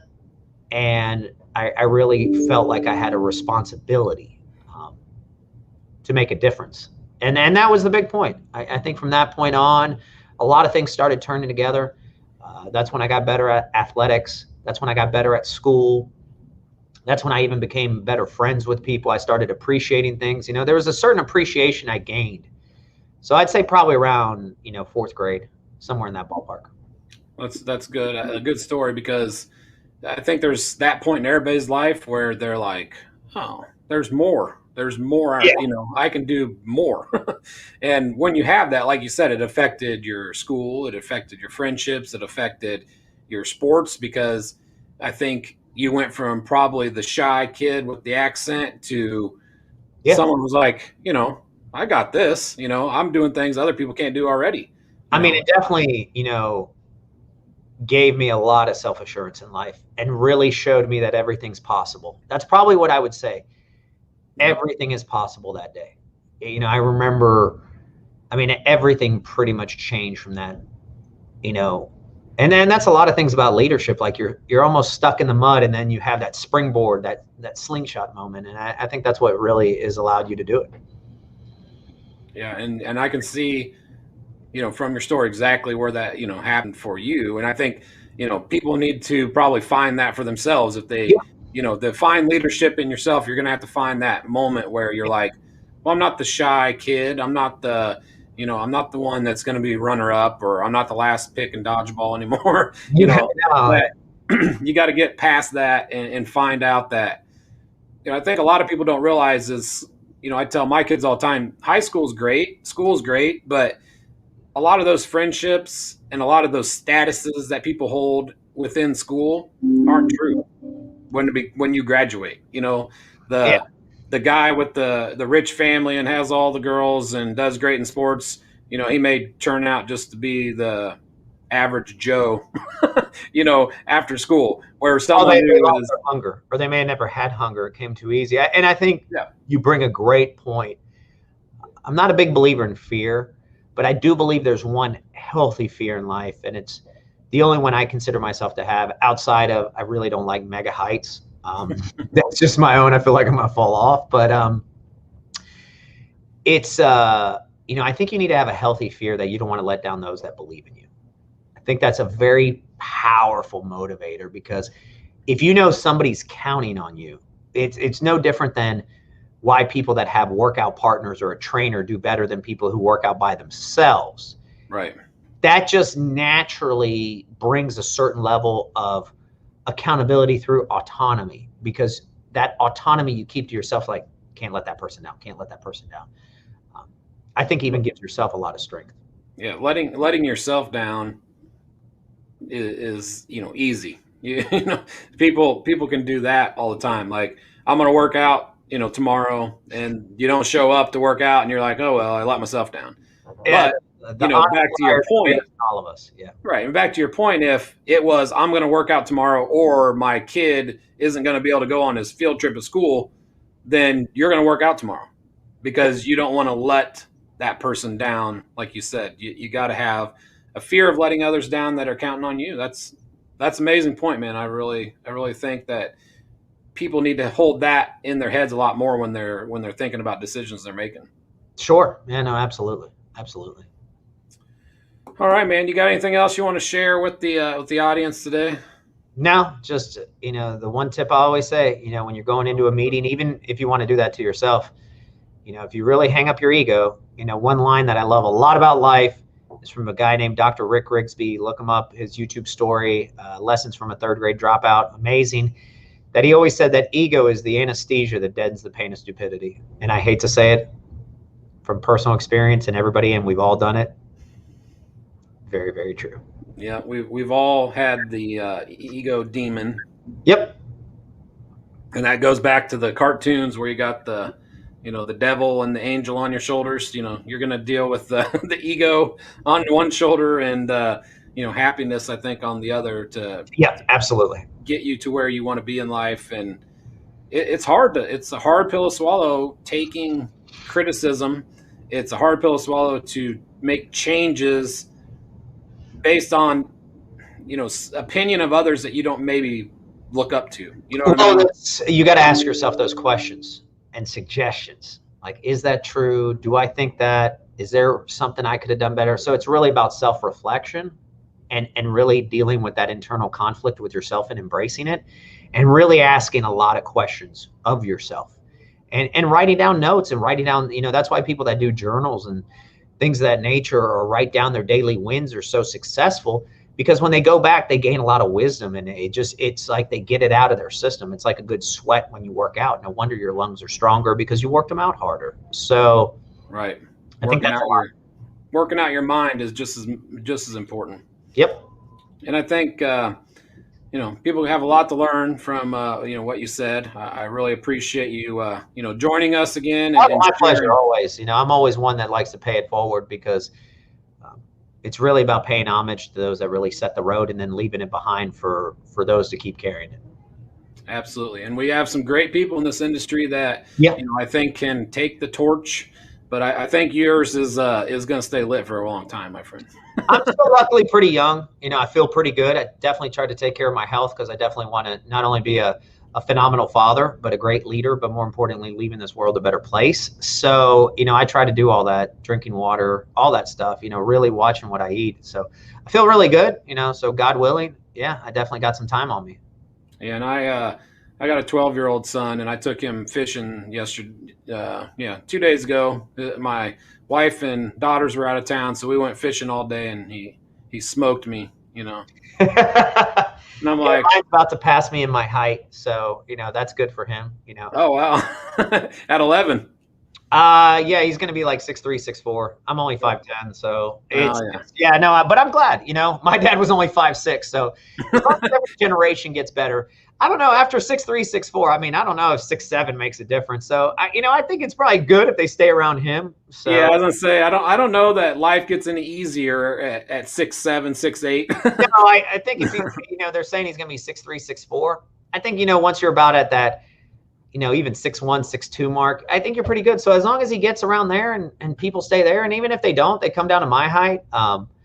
It's funny. That's one of the things. Like, I always felt so tall in my family, just because everybody was so much shorter. So I never got into that whole, some people are like, hey, this and that. I'm like, no, I'm thankful. I ain't gonna sit here and lie. I was a little worried when I was younger. I'm like, oh man, is that as tall as I'm gonna get? Oh, that's but getting taller to even 5'10", it's kind of like anything about, that's a great thing about leadership as we leave it off, is perspective. I remember I saw the story of how they can stretch your legs if you're a dwarf and stuff of that nature, a little person. And, they had somebody who was 4'10", and they got them all the way, like, I think it was the greatest story ever. They got to 5'9". That person felt like they were, 6'5", and then you had somebody who was 6'1", but all their siblings were 6'5", and they felt inferior. It really goes down to perspective. A lot of that in leadership is really about gaining perspective and exercising it. Yeah, and I think it goes to the point of, you know, the little guys always seem to have the most fight. You Yeah, know, it goes back to like we were talking about originally. Allen Iverson, you know, might have oh been yeah, the smallest guy on the court most nights, but there was no one that was tougher or you know more. pay the price too. I mean, you know, Yeah, 6'1" in basketball is not tall, and him getting just pounded going up. But you know, I give him a lot of credit for always going to the hole and playing hard day in and day out. and against guys back then that would beat you. Yeah, you can't do that today. And but No. back then, that was. Yeah, I remember watching a playoff series with him, and they brought up like a skeleton, and they showed like all of his injuries for Oh the year. yeah. How They're he wore like, that sleeve for his elbow, his forearm. Yeah, dude. I mean, yeah, it was like wrist, elbow, forearm, yeah. I mean, that dude shoulder, paid the price, knee man. He paid contusion, the and I'm piper. like, that guy never gave up. And No. now I know why he didn't want to practice. Well, what he probably should have said is, we're talking about practice. I'm talking about, you know, taking an ice bath, because they said he always was in ice bath. That's what he was probably wanting to do. Like, look, dude, I don't need to get hit anymore because I'm already getting hit too much. And Yeah. now, granted, he played a little reckless, but life, I guess. Yeah. He was one of my favorites just for that reason, that he was the, you know, the small guy that had something to prove. It felt like, you know, he definitely went for it. That's for sure. Yeah, there was no days off for that No. guy. Like, you know, like you get from these guys in today's NBA, where you know they need a rest day. There was no rest days for the Iversons, the Millers, the Jordans. You worked They out didn't. your legs more. Yeah, they never had rest days. That's for sure. All True. right, man. Well, All right, again, brother. I appreciate you jumping on and joining us today. It's been great chatting with you, and we'll talk to you again soon. Appreciate it. And I definitely want to just give out one shout out. Thank you for what you're doing for this industry. Thank you to everybody else that's out there. And thank you so much, because I believe it's very important that we never forget the consumer at the end, and the borrower, and the experience that we're creating with home ownership. And more importantly, giving them a home somewhere that's very positive. And even on the commercial side, as an industry, we get to finance that. So a lot of the dreams that are done at hotels and memories are all because of this great industry and how we touch essentially everybody in all of this country. So thank you to everybody that's a part of it. Awesome, man. I appreciate you very much, Eddie. Be well. Take care. All right, everybody. I'm going to bring on our next sponsor here, and this is Michael Neal from Nexa Mortgage Dream Team. So give me a second here to bring him on. Welcome to what might be the best leadership mastermind of the year. But you all already know that. You're here. You're ready to listen to people who will help you improve your business, the way you do your business. And a lot of this is applicable to your life. So what a great way to start the day. I'm Mike Neal. I'm here to talk a little bit about Nexa Mortgage. Nexa Mortgage is the biggest mortgage broker in the nation. We're really proud of that. 3.5 years, we have grown. We continue to grow. And we do have an amazing plan. But enough of that. Let's talk about the 7 non-negotiables that make Nexa special. Couple things. One, we're never going to get beat on rate, because as a broker, we're always competitive. That gives us the ability to match whatever we need to when we want to win a deal. Number 2, we pay high basis points. Those high basis points are what you deserve for being in the mortgage industry, because we should get paid for what we do. We should feel we deserve it every time. Number 3, let's talk a little bit about our processing. Our processing is a third-party company. However, they only do business with us, and all the processors get paid like we do. What does that mean? They're on a commission basis also. They only get paid when the deal closes. So you have a true partner helping you get your deal closed and closed on time. Your job, take a great application, collect all the original documents, shove them into the system, get the automated underwriting done, pass it off to the processor, and their job, unless something comes up that they need you, is to run with it to closing. They give out their cell phone numbers to everybody who's involved in the transaction. So they are available to help and be a part of the process that will leave your clients feeling like they got a 5-star experience. What about support? Most brokers don't have any support. We have amazing support. And by that, I mean, we have Zoom rooms with 8 to 10 loan officers to help you every day with whatever comes up to get your loan closed or to figure out where to send your loan or whatever in the process that is causing you an issue that you need help with. They're there, they're smart, they're trained, and they will get you on the right path. Also in our LO support are 10 of our lenders to help you also get your loan done. What does that mean? Well, if you have a loan with them and you need some help, you have somebody you can look at face to face and get that help. If you're not sure where to send your loan, you can go talk to the rep and you can find out if they have any overlays or if they have an overlay that could cause you a challenge so that you get the file to the right people, you understand the timing, set the right expectations so that the people that are sending you that business, whoever they might be, will continue to refer you. Always a big deal in what we do. We have great technology. We have benefits, which only a few brokers in the nation do. And we have a plan that helps you get a second residual income that is amazing. It is life-changing for many people inside the company. It's something to look at. On Thursdays, we have a Why Nexus Zoom meeting. It's at 11 a.m. Pacific Standard Time. You will hear about all of what I have just talked about, but we'll do a much deeper dive. So if you're interested, please reach out to me, Mike Neal, Nexa Mortgage. My phone number is 480-643-9161. And my email address is mneil, that's 2 L's, N-E-I-L-L, at nexamortgage.com. Now go back to enjoying what might be the best leadership mastermind of the year. Thanks.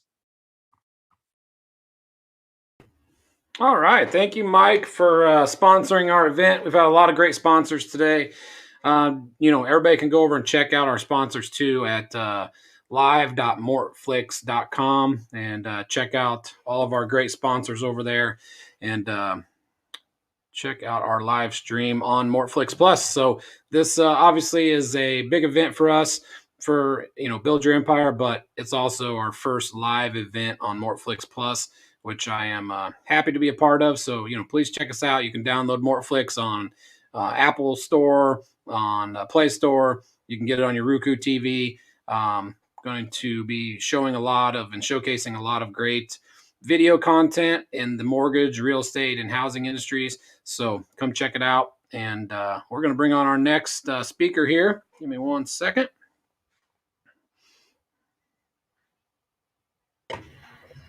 All right, Nate, how are you, sir? I am good. How are you doing?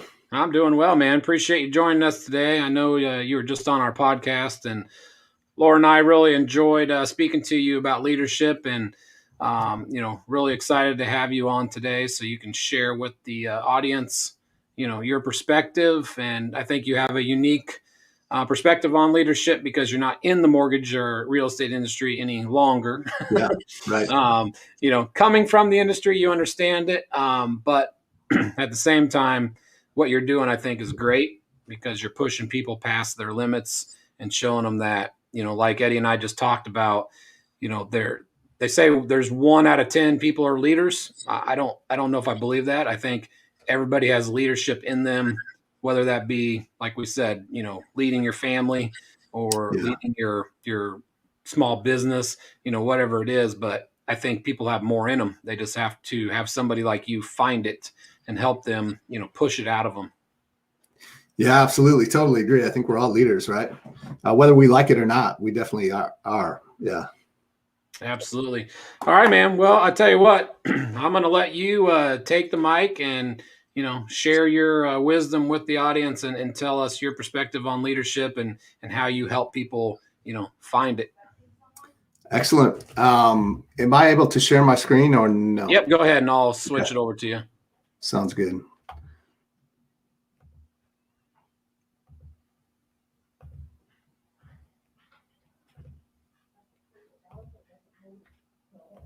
Give me 1 second here.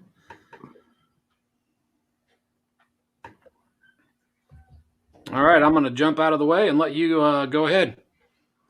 Okay. All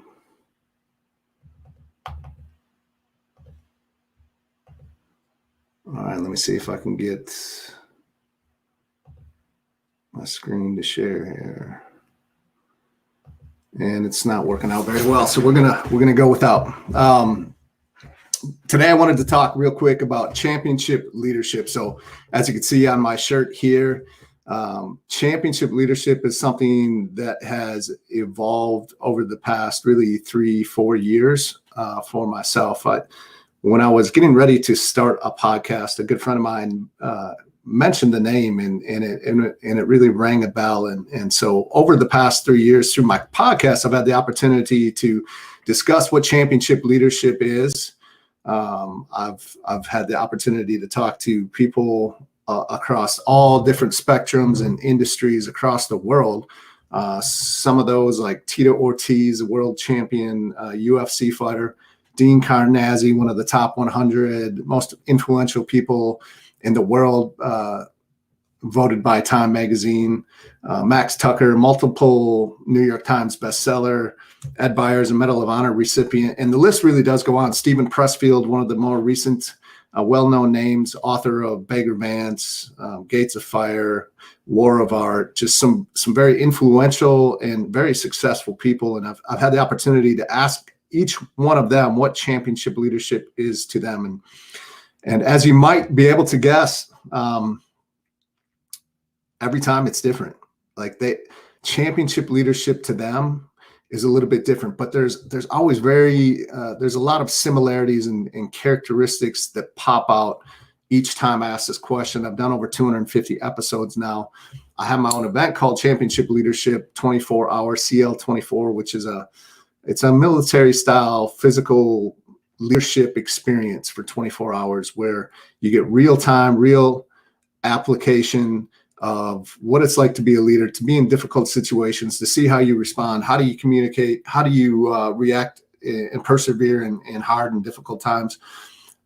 What's your level of attention to detail, the communication, the teamwork, all of those things you need when we talk about championship leadership. And so as you're listening to this, I would ask the same question to you that I ask to all of my guests that come through my show. The first thing we do before we start a podcast is, what is championship leadership to you? When you hear championship leadership, what does that mean to you? And so as I go through here today, I'd love for you to start to think about, well, this is kind of when I hear that, when I think of it, your mind automatically goes to something. And what is that? Write it down.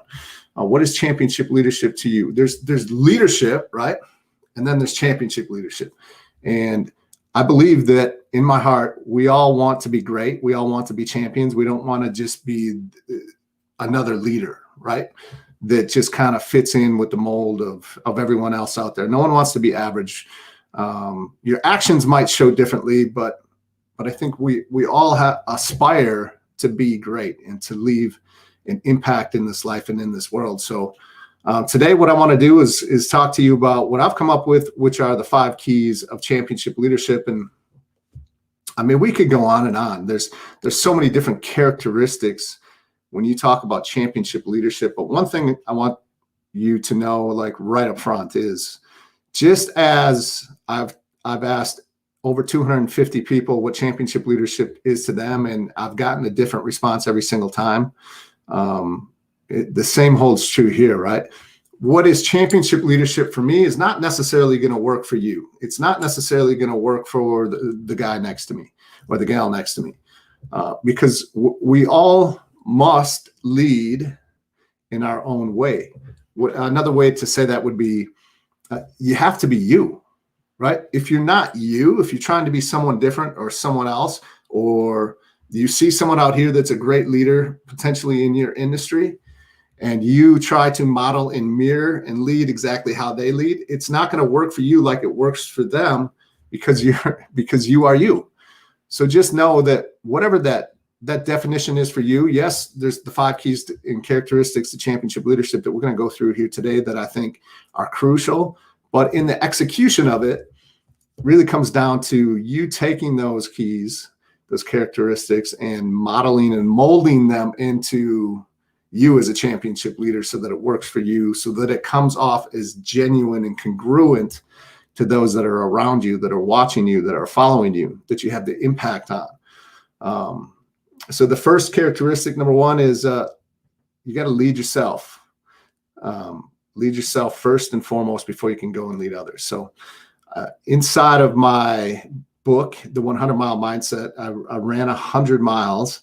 I came up with what I call the integrity bank. So whenever you're up to big things in life, whenever you are striving for excellence, when you're striving to be a championship leader, before you can go out and lead other people, you have to lead yourself first. It starts right here, right now with me, with yourself, because people, they automatically know. Are you preaching and teaching a message that is congruent with who you are as a person on and off the stage? Are you preaching and teaching a message that sounds great and that you're telling others that they should live and lead this way, but yet you know deep down that they're not doing the same thing, right? We run into those people all the time. And like I said, we can smell it a mile away. You know whether someone is being genuine or disingenuous, and especially when it comes to leadership, right? There's just this sixth sense that we have about people. We have this intuition, this gut feel that just the red flags and warning signs pop up left and right when we're around somebody that's trying to give you one message and you know that they're leading and living another. So first and foremost, to lead yourself first. Again, the integrity bank. It really comes down to being a person of your word. So that's where it starts. If you haven't been a person of your word up until this point, like, no worry, no shame, no guilt. Today, you get to make a decision. You get to draw a line in the sand and say and declare that I am, from this day forward, everything that I'm going to be a person of my word. How powerful is that? If I tell myself that I'm going to wake up at 5 a.m., when that alarm goes off, I get up and I get out of bed and I go and I hit the gym or whatever it is that you said that you were going to do. The problem that we have inside of our integrity bank is oftentimes the person that we need to be our word to the most is ourselves. And the challenge with that is that you're not telling anyone else that you're going to get up at 5 a.m. So the only one that knows it is you. And so when you hit the snooze and just say that, hey, I'm going to do this tomorrow, I'll get up at 5 a.m. tomorrow. I'm too tired today. And then tomorrow comes and then you do the same thing and you continue to repeat it. Well, what you're doing is you're breaking a promise to yourself every single day to start off the day. Many of you are starting off your day breaking your word to yourself and may have been doing this forever. Like, I get it. I've been that person. I've been that guy. And it came to a point for myself where I was tired of it. I was sick. I wanted something different. I continued to say that I wanted to be here or there, that I wanted to be a championship leader, but yet my actions and my word to myself wasn't worth anything because I was not making deposits into my integrity bank every day. How do we make deposits into our integrity bank every day? We make them by doing what we said that we would do. We make them by showing up at the time that we said that we would show up. We make them by calling the person when we said that we would call them. We make them by showing up a little bit early. We make them by following through, by going above and beyond what it is that we said that we would do every single day, every single time. To the point when you tell somebody that you're going to go and do something, they can already know that it's going to happen because that's who you have shown up to them over an extended period of time. So again, if you haven't been a person of your word very regularly up until today, and yet you want to make that shift, you want to become that person, that's okay. Draw the line in the sand. Show up every single day, make the deposits, go work out every day when you say you're going to work out. If you can't work out at the time and the place that you said that you were going to work out that day, still make sure that you get it done at some point in time in the day. There's been many times as I'm training for 100 miles where I wanted to work out at noon. Life happens. There are times when we say we're going to do something and we just can't avoid it, right? There's unforeseen things that happen in our life. And we don't use those as excuses not to do it, but we find another time to fit it in. If there's a meeting that we agreed to be at a certain time and place, and we know that we can't make it, we let that person know right away, hey, something came up. I don't have to explain myself. I know I said I would be here at this time in this place. I'm not able to make it. Can we set a different time? And I still, this is important to me. I want to make this happen. And you create a new time, a new agreement, and you show up. You honor your word by owning it the second that you know that you can't make it. So we want to make deposits into our integrity bank every single day. And as we add these deposits every single day, the balance in our integrity bank starts to go up. Because guess what happens in life? As I've already talked, you have to make withdrawals. You're going to have to make withdrawals at some point in your life. There's going to come a time and a place, no matter what, no matter who you are, where you're not going to be able to follow through on the agreement that you made, the word that you gave to someone. And again, you're going to honor that. You're going to let them know that isn't going to happen, and you can create a new agreement around it. But if you have the funds available in your integrity bank account, because you've been doing the little things every single day, the simple steps, and they've added up over time, you now have funds in the account to make that withdrawal. Now, our goal in the integrity bank is to make the gap in between the time that you weren't able to keep your word and the next time that you're not able to keep your word. We want to increase that gap so that it's fewer and further between withdrawals. I went through life too long making withdrawals when I didn't have any money in my integrity bank. And so I would tell people that I was going to do something, and they just shook their head yes, but in their head they're like, no way. No, it ain't going to happen. He's not going to do it. He's not going to follow through, because that's who I proved them to be. So that's the first, to lead yourself first. Number two, championship culture. So I was a lieutenant in the Army National Guard. We got orders to be deployed to Kuwait. This is back in 2005. So I was attached to a unit that I didn't belong to. That's how it happens in the National Guard. Very often a unit gets deployed. They have 110 slots for soldiers, and they maybe have 80 people in their unit. So they have to pull soldiers from other units to fill those slots. I was pulled from a different unit. I was attached to an infantry company as a platoon leader.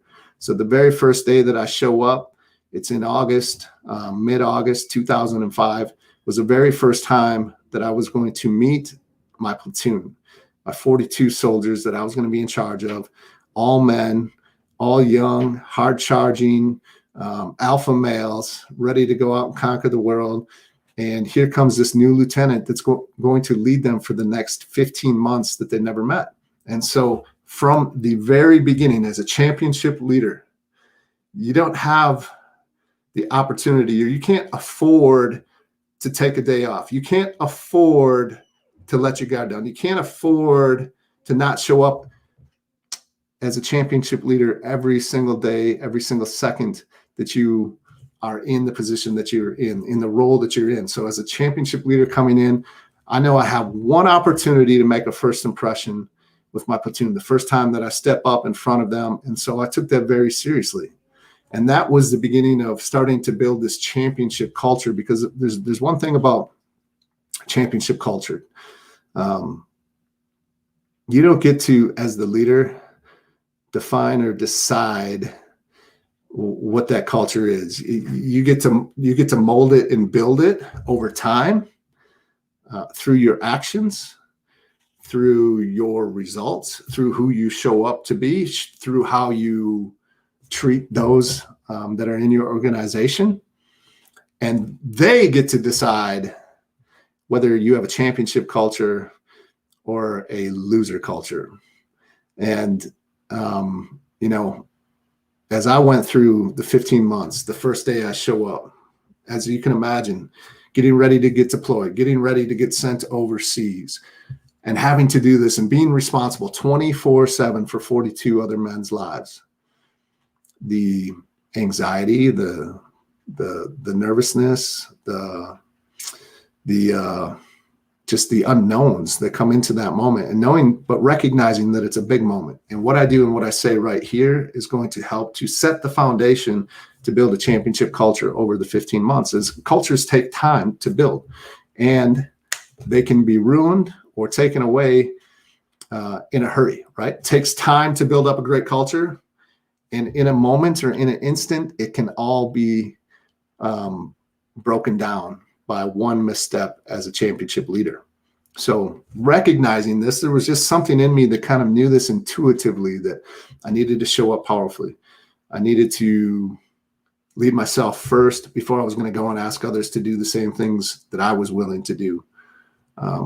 To really get to know the people inside of my group, inside of my platoon, to spend time with them, to not just sit in my cush air-conditioned office while all of my platoon members were out in the desert, 140 degrees at the hottest point of the year,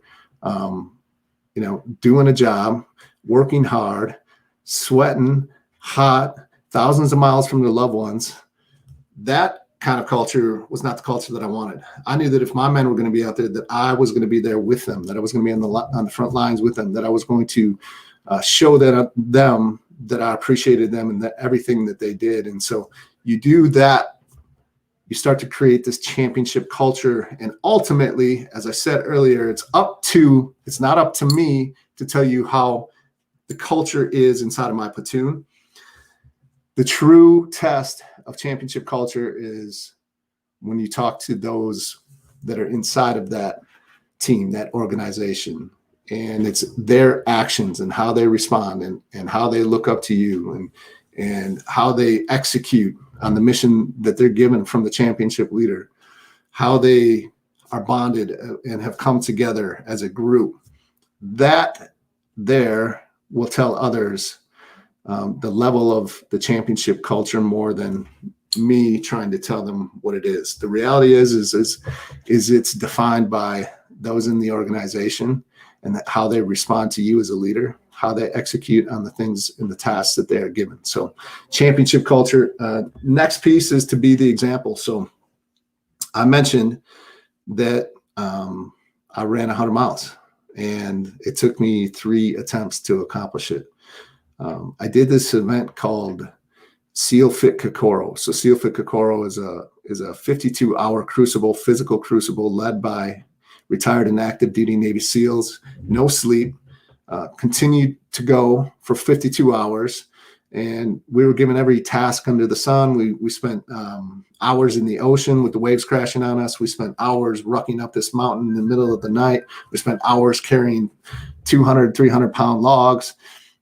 You name it, carrying sandbags, crawling in the dirt, covering ourselves in mud, whatever it was, burpees, 8-count bodybuilders, like whatever they told us to do, that's what we had to do. And so when I initially signed up for that, I was no shape. I was 275 pounds. I wouldn't have stood a chance had SEAL Fit Kokoro been the next day. So I had 6 months to train, and I knew that it was time to be the example. And to be the example for me, yes, in my organization, yes, as a platoon leader in my platoon, yes, as the owner of a business with employees, yes, inside of my family as a father and a husband, yes, inside of my community, as I want to impact and lift others up with me, to inspire and motivate others to get more out of them than they would get out of themselves if they were on their own. And so to be the example to me, like it comes down to what drives me, and that's my kids. This thought of, man, if I don't step up, if I don't be the example for my children, somebody else will.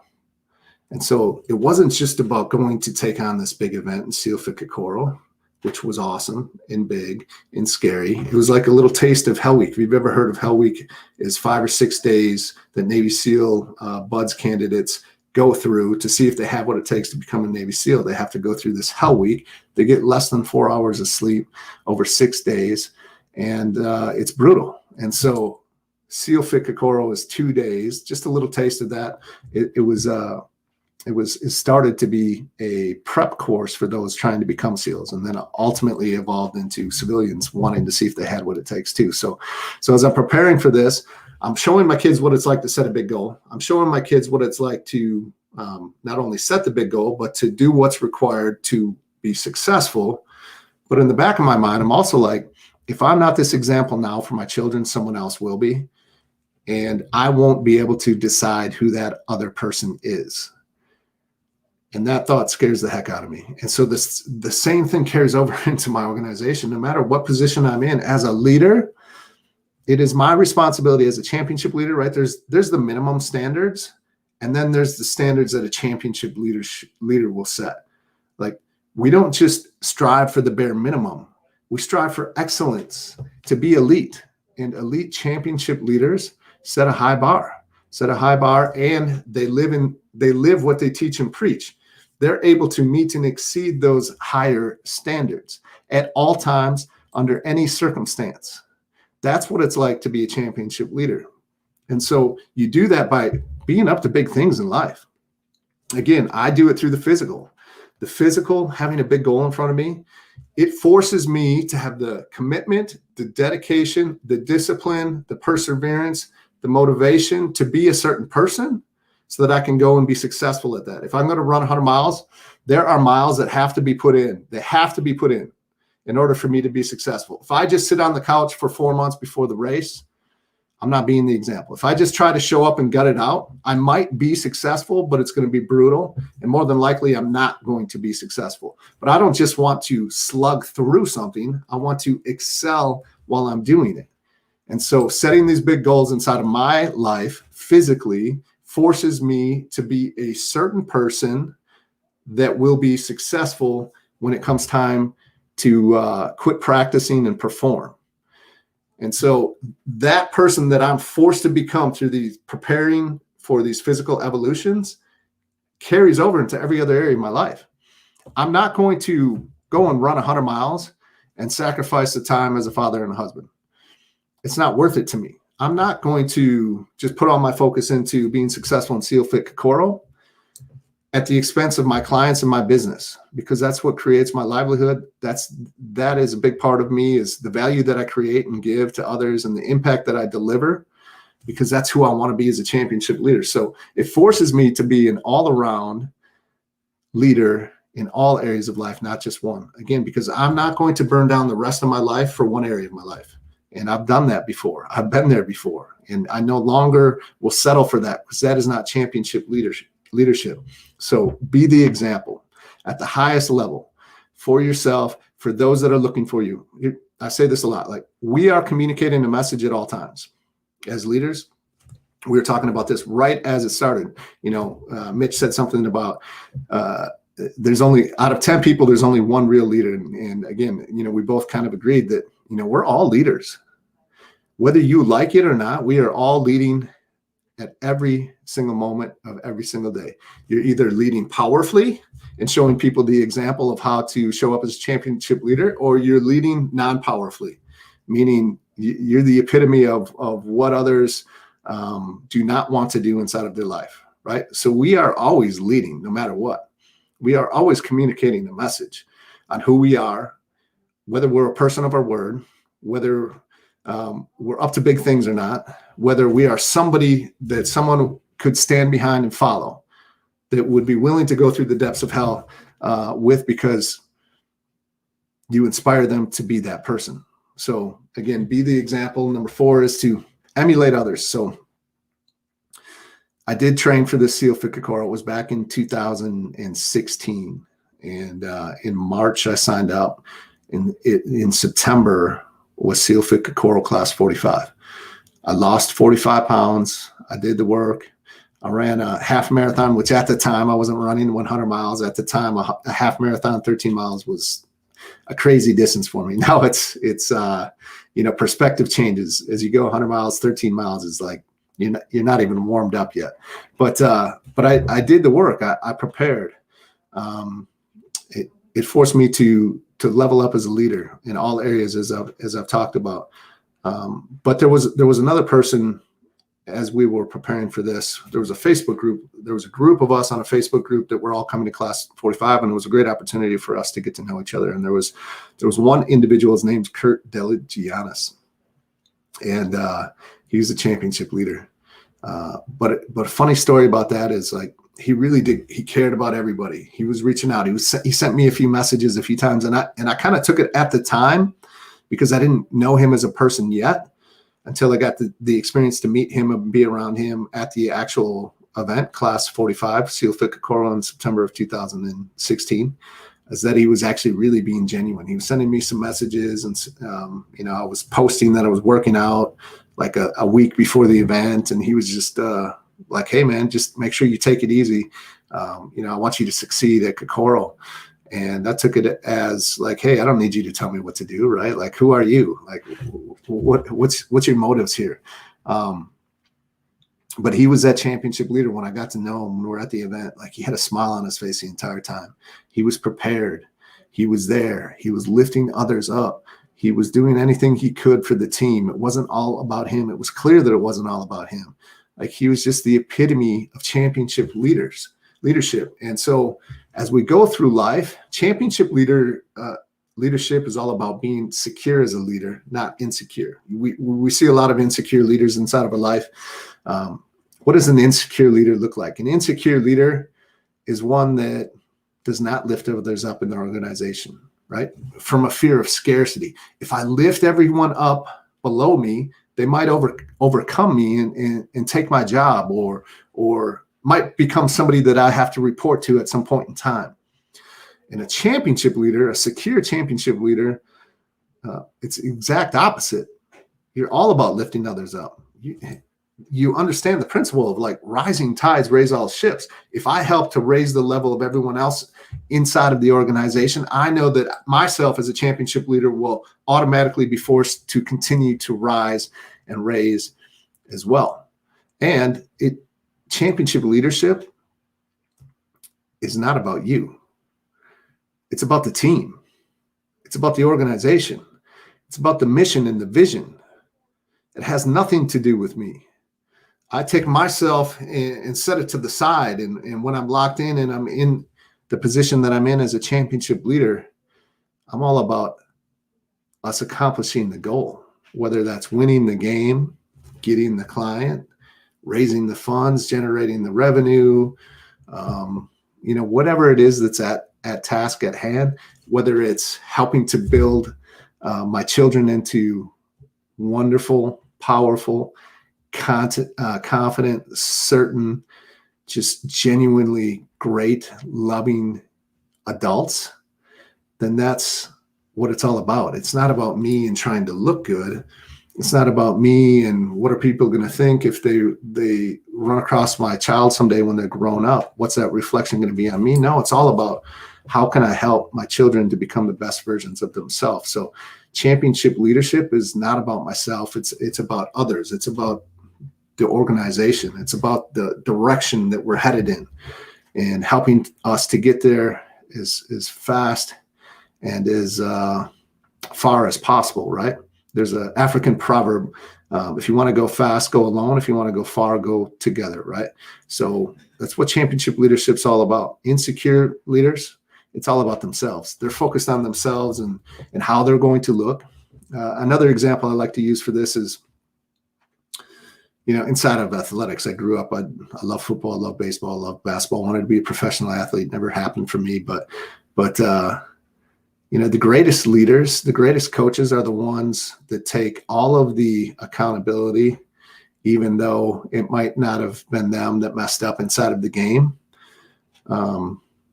They take all the accountability and the responsibility and the losses, and they deflect the praises in the good times, right? In the wins. In the wins, it's all about the team and how great the players were and how great the organization was and how great the support was and the staff was to help us to bring this trophy home.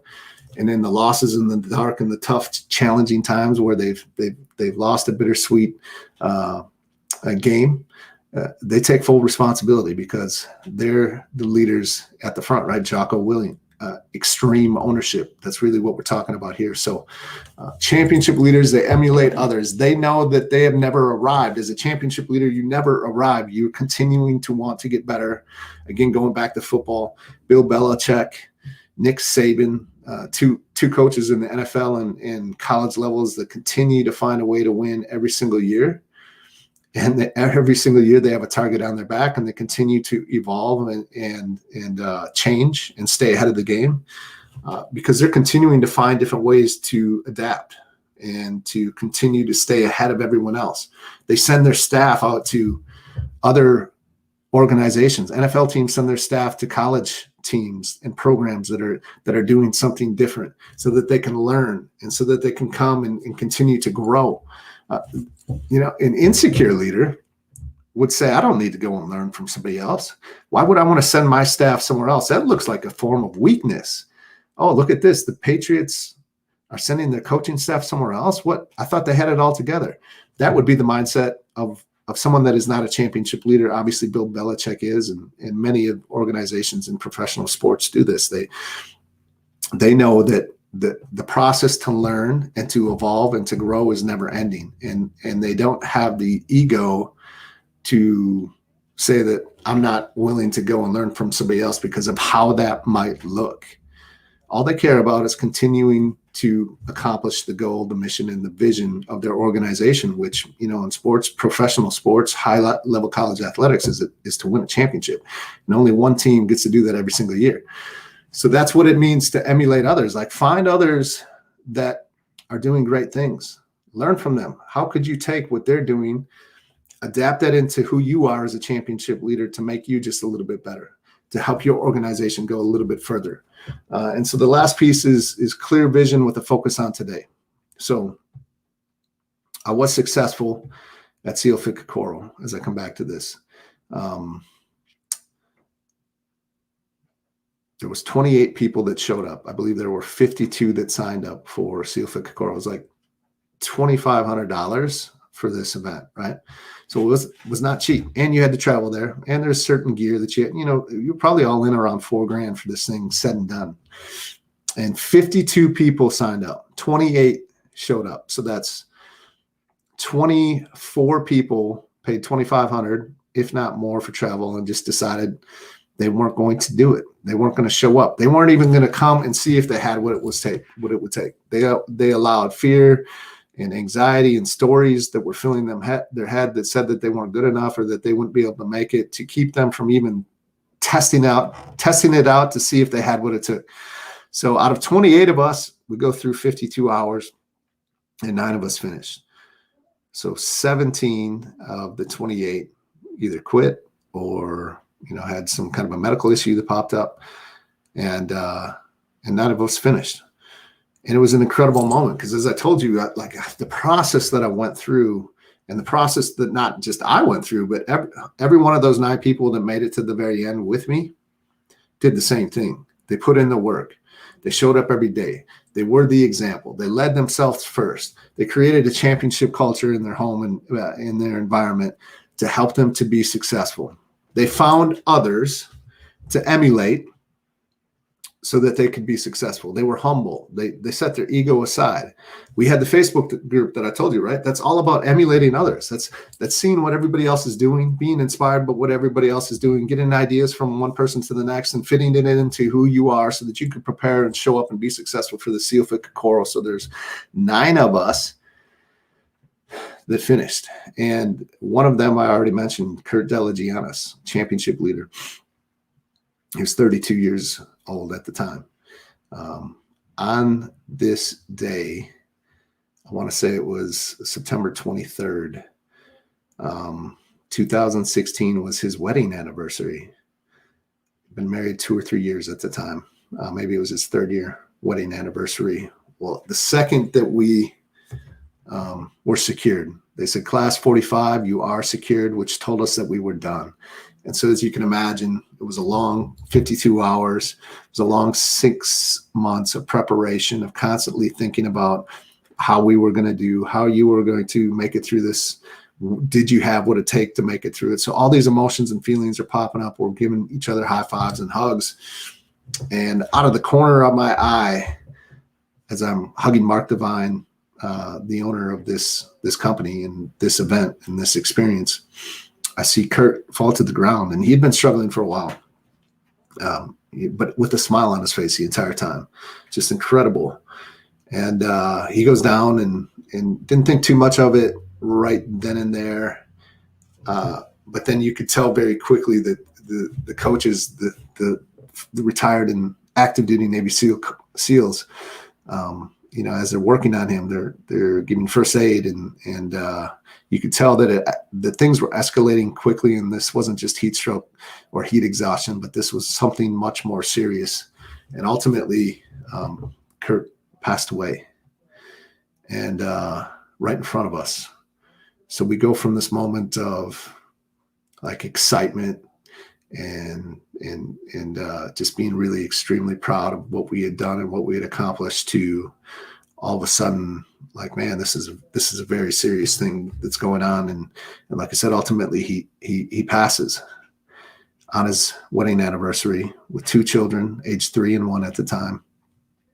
And it was a quick lesson, not necessarily a lesson that I took right in that moment, but one that has stuck with me ever since. And unfortunately, I had to experience it to really learn this lesson. But in honor of Kirk and who he was and how he showed up, it's one that's near and dear to my heart, and one that's very important when we talk about championship leadership, is not only to have an incredible vision, but to keep that focus right here, right now, on today, because that's all that we have, right? Too many of us, we get caught up in the future, or we get stuck in the past, and we stay out of the present, and it keeps us from living the life that we truly want. And it keeps others from really excelling and being able to find their true capacity and possibility in life too. Because if you're the leader and you're not staying present with the focus on today, right? You got the grand vision of the future and where you want to go, with the focus on today and what you need to do right here, right now, to get yourself closer to that. If you're not showing up that way, no one else around you is going to be able to either. And so we never know when our time is up. We take for granted our family. We take for granted the time that we have. We often put things off till tomorrow. We don't think it's a big deal if we don't get up when we say we would. We don't think it's a big deal if we don't necessarily make a deposit in our integrity to bank every single day, because we always think that we have more time. And I'm here to tell you, if you haven't experienced something like this firsthand, and I know that many of you have, and if you have, I just ask you to really, if there's one lesson in life that you get, I would say this is it, right? Man, nothing's guaranteed. Have a great vision. Have courage to take action on that vision to make an impact and a difference in this world, yet while keeping clear focus on today and those that are right in front of you. If you're with your family, if you're with your kids, with your wife or your spouse or your husband, be with them in that moment. Be present, be engaged, put your phone somewhere else. If you are going to be inside of your business and with clients, and they're paying you good money for the service and the value that you provide, then you go and you do the best that you can for them. You don't be thinking about anything else. Be distraction free and be with them, and that's what championship leadership is all about. So see, Mitch is coming in, so it must be my hook to get off the stage. But hope that you took something from that, and I just appreciate the time here today. Man, I love your championship leadership, man, and it's contagious, because, like you said, it's, you know, being present is important, because you get too far ahead in the future, you can't accomplish anything if all you're thinking about is the future. You have to start now, and you know, it's great to build a business. It's great to say you're the guy that works 20 hours a day, but you're failing at leadership if you're not putting in the time with your family, if you're not putting in the time with your kids, if you're not putting in date night with your wife. You know, like you said, you can't sacrifice other parts of your life to, you know, for the greater good, because by the time you reach that goal in your business, your family might not still be there. they might have moved on to somebody that is going to lead them, you know, better. So, you know, I really understand where you're coming from with that, and I love it. Yeah. What's it for if you don't, right? You know, you talk to a lot of people that have had a ton of financial success, built incredible businesses, have everything in the world material that you'd ever think that you wanted. that will tell you that, man, I just wish if I could do it over, I would. Like, what's this worth? I did it for my family, and now my family wants nothing to do with me because I didn't have anything to do with them in the time that I was building my business. Right. Yeah, and I've come to grips with that a couple times, and you know what I'm trying to do, and my wife's like, "Hey, hello." Yeah, it's tough, right? Because we want to we want to be successful and we want to lead, but yeah, it's finding that balance and just priorities, right? Just have those priorities. And, you can only use the excuse we're doing it for you for so long. Yeah, because absolutely. if you're not present with your family, then you're not doing it for them. You're doing it for you. Yeah, 100%. Yeah. So yeah, people gotta get that, wrap that around their head that there's more to it than just one thing. Like you said, there's your health, there's your wealth, there's your family, there's your business. You have to be able to find the time for everything and everyone and still keep your dream alive and still be the dedicated person. There are people out there that can work 18 hours a day and still have a good family life because their family is okay with that.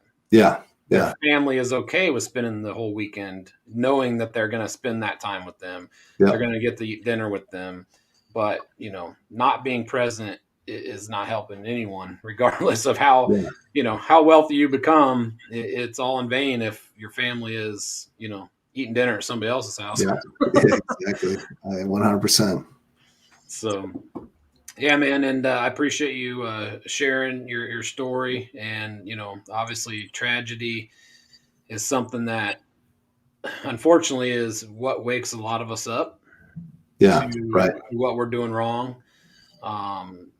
We've all been through it. A lot of us have. And it's a matter of, just like anything else in life, you got to use that to springboard you forward, or you're going to use that as an excuse or a reason. How many times have you run 100 miles since your friend passed away in front of your eyes? Yeah, I've attempted 100 miles at least 3 times, and I'm actually getting ready to do another one in June. So a number of times. Yeah. So how easy would it have been for you to say, he pushed himself too far and this is what happened, so I'm not going to do that. I'm not going to push myself to those limits because look what happened to him. Yeah, you could easily do that. And then there's a fine line. You definitely got to listen to your body and be smart, because it's not worth leaving your family behind because of a 100-mile race. But at the same time, you could easily use that as an excuse not to, right? Right. That's what I want, people to understand is listening. I think from what you do is people need to learn how to listen to their body, not their mind. Yes. Your mind will tell you can't way before your body says you can't. Yeah. Yeah. And that's your mind's way of protecting you. Yeah. I read some story, and I don't know how true this is, but there was someone I think it was in the Philippines or something. The people got busted for being out when they weren't supposed to because of COVID, and the officer made them do squats. And they made him do so many squats that the guy got home and was complaining to his girlfriend how he was sore and how bad it was, and he died the next day. Way. He died, and they said it was because of the excruciating muscle damage that you probably got robbed though. Yeah. And I was like, wow, you can be pushed too far. Yeah, you can. So it's important that that's what happened. Yeah. It's important that a person understands their limits, but like you said, it's not the brain that you have to listen to, it's the body. Yeah. Because the brain will tell you that you're done long before the body is. Yeah. Yeah. Mind we'll play some nasty tricks on you. It'll do anything to get you it's like you said, it's a safety mechanism. Awesome. Yeah. Well, Nate, like always, man, I really enjoyed you on the show today, and I think a lot of people did. I think a lot of great content, and like I said, I appreciate you sharing your story with everyone, and I do want to personally thank you for your service to our country, because there's no better leader than anyone who's willing to write a blank check for their country. So I appreciate that. And thanks for the opportunity. I really appreciate the opportunity to be here and share my message. So thank you. Awesome. Anybody, if anybody needs to get a hold of you, how they do it? Best way, just check my site out. You can contact me there, natebailey.org. Awesome, man. Well, hey, I appreciate it, and we'll get on to our next sponsor, but thanks a lot for joining us again. You bet. Thank you. Whew. All right, everybody. Let me bring on Frank. Give me 1 second here. Hey, Frank, how are you? I'm doing great, Mitch. And amazing that Nate Bailey, I caught the end of it. It just made me write notes, and the guy is amazing, man. I wish I would have caught him at the beginning, but yeah, well, we will definitely have it recorded, so I'll let you know when it's ready to view again. But yeah, Nate's been a favorite of mine, on social media for a long time, just because of his message and how he leads by experience, and he leads by putting himself out there and doing it, and not just telling you to do it. Right. Now, Mitch, you said it best. He said a blank check that carries a long way, man. That's what those guys do for us, man, for this country. Yeah, it's an amazing story. I've got a couple of close friends that did the same thing in the National Guard here in Iowa, and they served quite a few tours over there, and it becomes it's one thing to write the blank check and go over there and then come home and volunteer to go back again, and I've seen some of my friends do that, and it's like, they come back in rough shape, but they're like, I'd much rather be doing this over there than over here. And, they're willing to make the ultimate sacrifice more than once. Wow, Mitch, you bring guys like that on. I'm a fan. I got to join this mastermind thing now. Awesome. Well, hey, welcome to the show. We did have our friend Eddie Perez on earlier, as you know. So I'm going to give you a few minutes to, talk and tell us about what's going on over there at EPM. And thank you for having us. EPM Mortgage stands for Equity Prime Mortgage. Equity was started by Eddie Perez in 2008. Imagine when Implodometer started. I don't know if you guys even know what Implodometer was. It was these companies, hundreds of them, just going under, and they decided with $1,000, him and KP Patel, a partner that he had, to start a business out of a garage almost. With $1,000, they painted the place up. Go 13 years later, we have almost 500 people working at EPM. Not only do we have 500 people working here, but we now have Freddie, Fannie, and Ginnie Mae. We're a direct lender. What these guys have done is amazing. They've given all these jobs to all these people. We keep growing and growing at EPM. They've put a gym in here. The Eddie Perez is really all about making us happy here at Equity Prime. Because if we're happy, guess who's happy? The customer's happy. The broker's happy. And so he tries to make our life easier here at EPM. I say when I sell this company, we are the Google of mortgages. We do everything for the people that work for us here. The end result is for that broker, for that loan officer. We want to get that. We know how important that loan is for that person, because he's the lone wolf out there in most cases. He's the person who has to pay his mortgage. He doesn't have a manager. He's the manager. So we want that person to have a great experience at EPM. We'll do everything for that person to get that loan closed. If we can't get it closed, we'll tell them what it takes to help that person get it closed. That's what EPM's about, is to make sure that people at this company, they're honest with their clients, and our clients are the brokers, that they're honest, that they get back to them on time, that they do everything that we promise. Because, hey, we could be doing a loan for Nate Bailey, who served for our country, and he needs to close this loan because he might be called to go to, Afghanistan, and he wants to make sure his wife and his children have a house, and that we did everything the right way. That's why we do these loans. Eddie Perez, that's what he's about. He can make money. He doesn't care about that. He wants to make sure that every loan here, there's a little story to it. We're giving hope to people. We're a company that this is the biggest asset they're going to buy in their lives in most cases. And we have to close that loan. We have to help them fulfill that dream. That's what EPM's about. Hiring the best people here at EPM, at this company, and doing the right thing. That's all we ask to do, is to do the right thing. like Nate did. And EPM's about doing the right thing. Eddie Perez is behind this whole enterprise, and he gives us the ability to be the best of the best. He says to us, I don't want you to be good. I want you to be the best. I could hire good, but be the best. That's how everything is going to be great at this company. The only way to grow is by doing that. And like our good friend Jay Duran says, culture matters. Oh, absolutely. He's all about culture here. I worked here 4.5 years ago. The Google rating on this company was a 1.75. Today, the Google rating is a 4.75 on Google out of 5.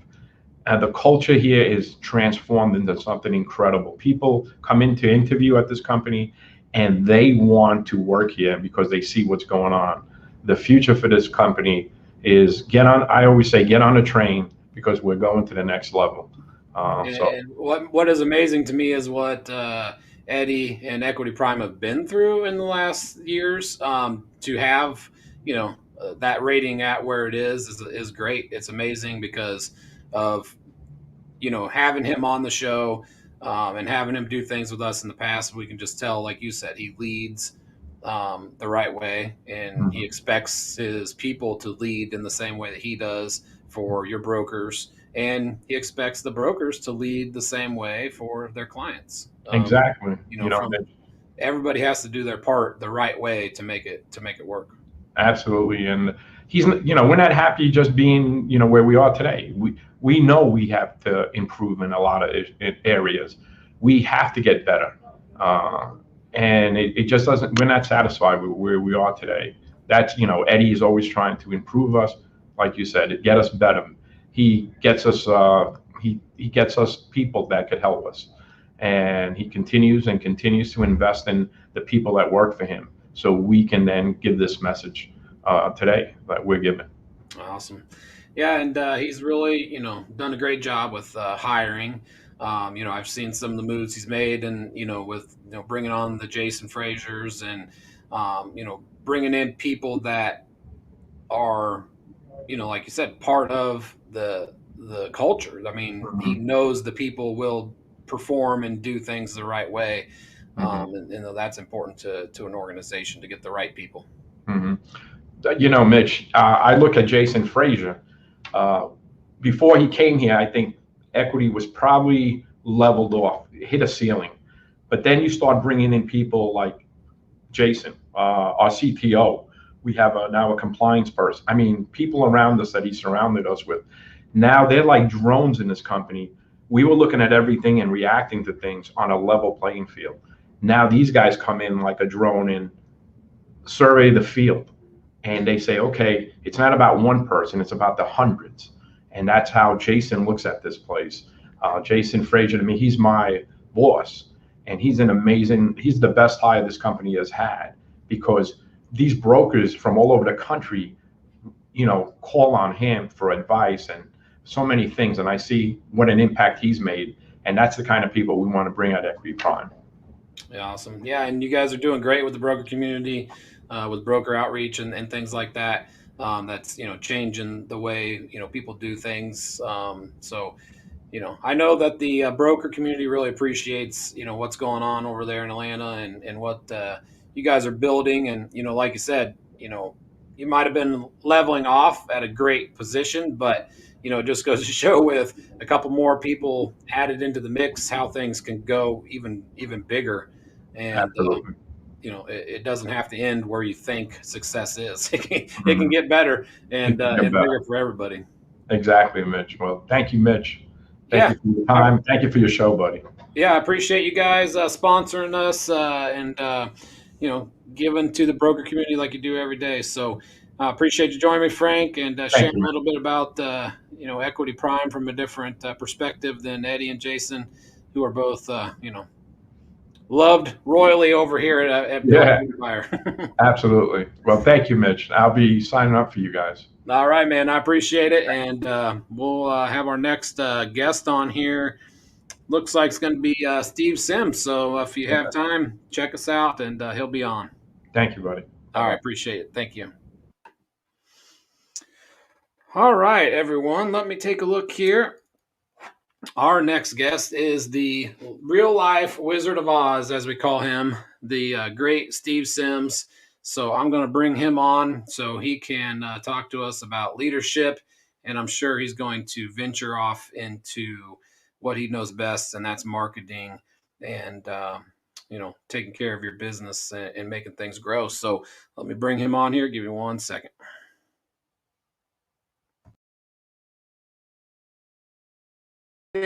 And I'm going to be going through a lot with you today. I've got you for 45 minutes. Hopefully, I've got your attention for 45 minutes. But the first question you're probably going to be coming up with is, who is this guy? So, fair comment, fair question. Maybe this can help. In a world where a bricklayer from London taught himself every skill he needed to put the Vatican on his speed dial, send clients to visit the Titanic, and others to A-list Oscar parties, well, if this guy can do it, you have no excuse. This strange man has captured the attention of media giants, TV, and has been a speaker at a variety of networks, groups, and associations, as well as speaking at the Pentagon and Harvard twice. As the old adage goes, it's all about who you know. And now you know Steve. Entrepreneurialism is a curiosity that can't be satisfied. That's why you're here. But Sims has the roadmap to help you skip all the stop signs. And as proof, I'm not Morgan Freeman. That would be a waste of a smart entrepreneur's budget. And Steve is a tight-ass. Steve Sims. All right, so now you've had a glimpse. Now you've seen a little thing of what it is I actually do. Maybe you'll care to stick around a bit. Maybe I can help you with leadership, marketing, branding, tonality, messaging. All of these things that we're going to be covering over the next 45 minutes. I hope I can, but that's the goal. So let's get through it. I know that I've been asked to speak on leadership. Leadership. First of all, you've got to ask yourself, what is leadership? Now, there was a time that leadership was something that you worked your way up to. You got a middle management position, and then you stopped doing all the work. A lot of people see management and roles of scale within a company as being able to avoid all the stuff that they did before. That's wrong. That's not today. Leadership today is when you have more knowledge, more experience, more capability that you can climb back into the trenches and help those get to the standard and status that you are. See, leadership is a compass. Leadership is direction. You can't direct from behind the desk. You have to be able to go toe to toe and go, look, this is how it's done. Any questions? No? Great, go forth. But what does leadership really come down to? Apart from being a compass, it's being able to have a conversation. You see, there's no good leader in the planet that's not a good communicator. Now, the sad thing is we're in a world today of mass distortion, distraction, noise, aggravation, and we're losing the ability to communicate. We're in an AI transactional society. We're in a world where people bark orders at each other. Excuse me, my mic. They bark orders at each other. You will literally wake up in the morning, you'll go, Siri, do this. Alexa, do this. You'll go on and something will run out in your house and you'll click Amazon and expect it to be there. And it will be there. Why? Because we're in an order-driven society today. Add that to the fact that we are not very good communicators because we've offset all of our communication or outsourced it to social media platforms. We're in a dangerous time, okay? We need to go back to the classic communicators. We need to go back to having the conversations. Even those conversations that you don't want to have are probably the ones you need to be having. That's what we're going to be focusing on. We're going to be focusing on how we can make you better communicators, how we can get you to have your message transferred over to the recipient in a clear, concise manner, and how we can help you become a better leader, a better influencer, a better originator, a better orchestra maestro, whatever you want to term it as. We're not trying to give pecking orders or make you have a better, prettier business card. We're here to help you elevate your ability to communicate. Elevate that, you're going to elevate your team. So let's ask ourselves the question for a start. When you're actually talking to somebody, what mood are they in? Let me rephrase that. Sorry, let me start again. I stumbled. What mood is the recipient in? Why is this important when you're looking at communication? Because bearing in mind, the message that you give out is only as good as how it's received. Let me give you an example. Say, for argument's sake, you say to someone, hey, let's get together tomorrow for a drink at 8 o'clock. Great. It doesn't want to go out for a drink. After work, we can chat, tell bad jokes. Brilliant. Love the idea. But let's just say, for argument's sake, you're in a bad mood and you get that message. You may find it, well, why is he just ordering me? I don't want to be told what to. No, I'm not going to do 8. I'll do 7:30. You may read up with that. Let's say you've had such a bad day that you now find this almost offensive. You see, your mood will dictate how the message received. And that's all that's important. Not how it was sent, how it's received. And we're going to go through that clarity in a second to make sure that you can make sure your message is received good. If the person's in a happy mood, they're like, oh, great, I really want to go out and meet at 8 o'clock. So you've got to understand, how can you get your message over, which is going to be impossible to misunderstand. And we're going to repeat that statement a fair few times. If you want to write something down to help your life, write this down. There is a difference between being easy to understand and impossible to misunderstand. Too many times today, the communication we have, the conversations we have, we know what we're trying to say. We know what's up in here that we're trying to get out of these things. But these people here are hearing it differently. And how many times, especially in today, is something said by someone and you hear these words, oh, it's taken out of context? Because we reframe it, we clip it, we cut it, we edit it, and all of a sudden what you've just said sounds horrible. I am sure as hell that someone could take something I have said in this video so far, in the few minutes that I've been conversing with you, and chop it up to offend somebody. So to us to avoid offending people with the way we communicate, what do? Because we're really smart, we stop communicating. We stop having these conversations. Me Too, Black Lives Matter, politics, Asian hate, all of these things people are frightened to get involved with. They're frightened to talk about. Those are conversations that we can only become better people by having those conversations.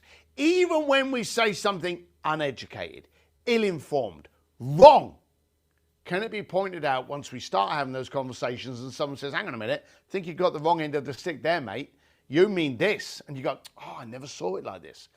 We need to have more communication. You need to understand that today, pretty much everything you do can be automated, can be systematized, can create an easier flow, all the way down to the thing that can never be replicated, your ability to communicate. There is no app that says, hey, download this app and it'll do the sales meeting for you. There's no app that say, hey, it'll give you Monday morning presentation. It'll talk about a good idea. It'll promote you to get more funding. It'll promote you to get a better job by doing it all for you. It doesn't work that way. Communication is dying and you only have one option. Get better at it. Focus on it or you die. That's it in a nutshell. So what are we going to be doing? We're going to be focusing on what the mood is today. Now let's ask ourselves that question. I've already named 5 topics or 4 or 5 topics that cause a lot of distress. I'm sure as I was saying them, there were people in the chairs going, oh my God, I don't want to get into that conversation. Okay? That's because today we're in a world of that noise, of that anger, and we've got incredibly low tolerance at the moment. What's going to be the next thing? What's going to be the next clampdown? What's going to be the next thing that we got to stand up and throw a banner about? What's the next thing that's going to bother us and cause us this discomfort again? We have low tolerance. We also have incredible low tolerance to people selling us. Now, do you remember back in the days when the money was good and it was flowing and everything was good and we were ignorant to these problems in the planet? And we had this smooth-ass salesman selling us a new car or a watch or something we really didn't want, and they were, funneling us in to get the upgraded version of what we originally wanted to look at. We went in there to buy a pen, and all of a sudden we're coming out with a printer. We ended up being sold to. And even though we were being sold to, how many times in your life have you stood there and gone, Yeah, that's pretty slick. Oh, I see where this is going. Yeah, all right, come on, give us your best shot. Okay, yeah, all right, I got sold. I'll buy it. We were in a happy mood. We ain't happy anymore. We're actually discomfortable. We're uncomfortable. And so when people start doing that salesy bit on us, it gets a bit kind of, oh, where's this? Oh, I know where this is going. Oh, he's funneling me in. I'm not taking this. I'm going to stand. We've got low tolerance. We don't want to be sold to today. Okay, makes us look stupid. And let's be blunt, we feel stupid for the past year because no one knew how it was going to be. What do we need to do today? Today, the conversation needs to lead with a solution. Today, people don't want to be sold to. I don't think people are going to want to be sold to for many, many years of their life. But regardless of whether they do or don't, people always want to be sold. A solution will always lead over a swift little sales pitch every single time. Hey, are you too fat? Take this tablet. Are you too dumb? Buy this course. Are you this? Take that. It'll solve your problems. People today want a solution. Let me give you an example. I knock on your door 1 o'clock in the morning. You've got kids. I've just banged so loud on the door, the kids have woken up. The cat's going nuts. The dog's barking and peeing all over the place. The wife's going, what the hell is he doing knocking on our door at 1 o'clock in the morning? Everyone's angry. You come running down the stairs, throw the door open, and I'm stood there and I say to you, hey, I've got these books that I'd like to sell you, and for the next 10 minutes, you get a disc. You are going to be furious, and if you've got a gun in the house, I'm dead. But let's change it slightly. Let's say, for argument's sake, you've got a mortgage. Let's say, for argument's sake, you're in debt. Let's say, for argument's sake, you're looking for a new job. Let's say, for argument's sake, your car broke down. Let's say, for argument's sake, you've got a problem. And I knock on your door and I say, hey, Jimmy, I'm sorry for waking you at 1 o'clock. Your entire house is going nuts. I know you had your car break down, but I found out that there's a car dealership going bankrupt at midnight tonight, and they've just unloaded all their cars for $20. I just grabbed you one. There it is, Jimmy. Is that okay? Would you not be happy to have me on your doorstep? You see, I showed up with a solution. I showed up with an answer. You're going to invite me in and open up your best whiskey. The bottom line of it is, no one ever gets tired when someone shows up with a solution. If your client's on a 7% interest rate and you knock on their door and say, hey, I can get you in at a 1.5, and it's 1 o'clock in the morning, do you think they're going to turn around and go, oh, bugger off, phone me in the morning? No, because you're doing something that solves our problem. When people turn up as a solution, and I'm a prime example of this, when you turn up as a solution, all of this ugliness doesn't matter. You see, when I was starting my concierge business, I focused on the solutions to the problem. They wanted a better holiday. They wanted to meet celebrities. They wanted more access that they never had access to in the first place. They wanted things that they couldn't get. You want them to be a solution. So focus. Everyone that you're talking to today, we have a low tolerance. We've got a lot of noise around us. We've got a lot of aggravation. We've got a lot of pent-up pressure, and we want to get out in life again. Understand the temperature that you are talking to, and then communicate accordingly. Hey, when we're all making billions of dollars and you're sitting on your yacht and stuff like that, and someone's trying to sell to you, that's cool, knock yourself out. Good pitch, mate. Yeah, all right, I'll buy two. But we're not in that position today. Today, we need to focus on solving, don't selling. In fact, your mantra should be, never sell, always solve. That's the thing we've got to be focused on. So when you're actually talking to your clients and you're actually trying to beef them up and you're trying to get the communication out to your clients and you're trying to get them out to your people, you want to focus on the 3 keys. There is actually 3 keys whenever you're having a conversation. First one, you can write this down. The 3 keys of communication. Clarity. You don't want to confuse anyone. You want to be crystal clear. You want to be 100% transparent of what the point of you actually being there. No one confused ever gave you that credit card. 2, tonality. Be positive, be confident. If you're not, how can they be? So focus on your tone, focus on tonality. Tonality is vital today. Remove the problem. Show up as a solution, not a sale. Those are the three things that you've got to focus on in the communication of today, and quite simply forever. Focus on your clarity, focus on your tone, your tonality, and focus on removing the problem. People will do anything possible to remove a problem way faster than they will to buy something that's pretty. Those are the three keys of communication today. Question is, do you have them? Do you have them in the communication that you're having? Do you have those three things when you're doing your morning meetings, when you're doing your sales calls? Do you have that? I literally want you to write that down. Clarity, tone, and removing a problem. And then ask yourself, when you look at a presentation you've done, when you think about the communication that you've had, ask yourself, have I actually incorporated those three elements into that presentation?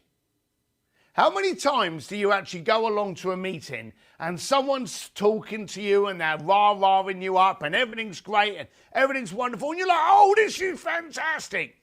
And you walk out the door and you go, well, what am I going to do with that? Or when was the last time you saw a speaker go up on stage going, hey, well, I made $15 million before the age of 12 and then I made another 40 by the age of 7. Good for you.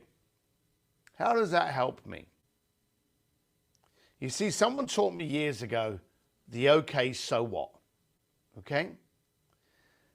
When you do something, the recipient, the person that you care about, the recipient is asking themselves one of two questions. Okay? Okay, so what? So when you're talking about something, hey, this can do this, this, this, this, this. If it's not lining up with the problem that they have, they're going to have in their head, so what? If you're sitting there telling them how wonderful you are, so what? If you're talking about how brilliant your business is, how great it's been working, how great it's been scaling, how more employees you've taken on, how big a project, so what?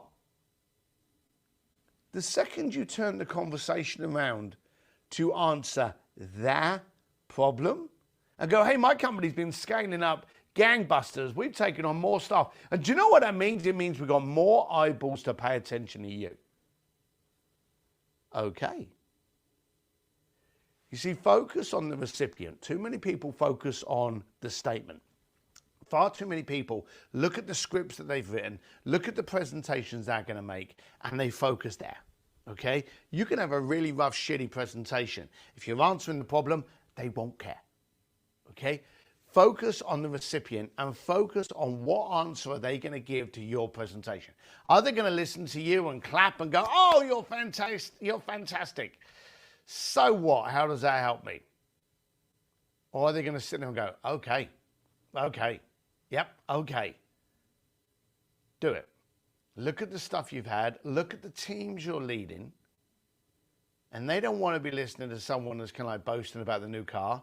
They want to be boasting about how that new car can help improve their lifestyle because you can get to work faster or whatever. But always spin it to make sure the benefit is from the ears that are actually listening to you. Okay?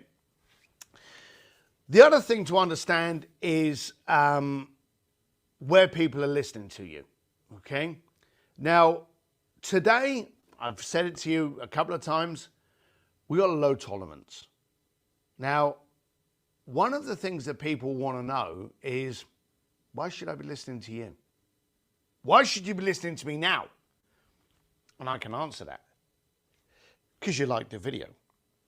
You see, if you didn't know who I was and I came on going, hey, how are you? I'm Steve Sims. I've done this, I've done that. I've hung around with Richard Branson. I've hung around with Elon Musk. I've hung around with Elton John. You'd be going, well, my God, this guy's full of himself. But I introduced you to a 60-second video with a cool Morgan Freeman voiceover that was entertaining, was funny, and engaging. And it showed you all my pictures. Basically, even though I had constructed the video, it gave a third-party introduction to who Steve Sims was. And you can watch that video going, that's funny. Oh, my God, he knows him. Oh, he's with him. And you wanted to stay tuned. It's called a credibility grab. and it's structured. And I'm telling you quite simply, I move with decision. I move with purpose. I'm not here doing these videos. I'm not on stages speaking. I don't run a very, very good coaching and consulting business by accident. It's by decision and focus, engineering and structure. I built that video. I got a comedian to actually write the text. I got a voiceover specialist to do the Morgan Freeman. I got a videographer to actually splice it together to give your eyeballs the attention I needed, to get you to go, all right, I want to pay attention. It was a credibility grab. Now, here's the key. I showed you that to get your attention, so that as I started talking with you, you'll be like, well, if he knows these, he may be good for me. I can actually speak and pay attention to him. My question is, how well are you doing? Okay? Believe it or not, you're showing up in the planet, whether it be on social, whether it be in emails, whether it be... Have you ever Googled yourself? You see, the thing is, not only how you show up, you search me, and I'm telling you, all you're going to see is me with, you know, some jewelry on, maybe next to a motorcycle, maybe with a whiskey in my hand, still bald, still with a goatee, still getting older and uglier, black t-shirt, black jeans. Forever. I show up exactly the same wherever you find me. But showing up is one thing. So you've got to be true to yourself. Then the next question is, where do you show up? Now that may sound a silly question, but how you show up, one thing, where you show up, kind of everything. Here's a little test for you. Get a big screen, not on your phone, not on your tablet. So this is a desktop and laptop job. Open up all of your social feeds. You know, your LinkedIn, your Instagram, your Twitter, your Tinder, whatever. Open up all of your social feeds and ask yourself, am I the same person on all of them? Am I the same person on LinkedIn that I am on Instagram, that I am on Facebook, that I am on Twitter? Because you'll be surprised by how many times you're not. What you will do is on LinkedIn, you'll go, this is a business network. So I've got a suit and tie and I'm looking sharp and I'm looking all very refined. And then you go over to Facebook and you're sitting there, you know, in your bad shorts and a Mai Tai because this girl's gone wild. Everyone thinks that each social platform has a different mentality. Bearing in mind, Facebook is still the largest business advertising platform in the planet. But you think LinkedIn is more professional. Here's the thing. If you ask your crowd, if you ask your crew, if you phone up a bunch of your friends and you say, hey, watch the news tonight at 6 p.m., we're going to have a conversation about it tomorrow at 9 a.m. And then at 9 a.m. the following day, they go, hey, what were the topics of the news last night? Every one of your friends will come up with exactly identically the same topics on the news beat. But then you ask them the question, what station did you get this news from? Oh, it was KTLA, it was ABC, it was CNN, it was CNBC, it was different stations, NBC. See, the bottom line of it is, the news is the same, the headlines are the same, but the platform that you're consuming, big word, consuming that news may be different. Social platforms are points of consumption. People may have been reading Twitter forever. I prefer Twitter. It's easier to read. That may be their viewpoint.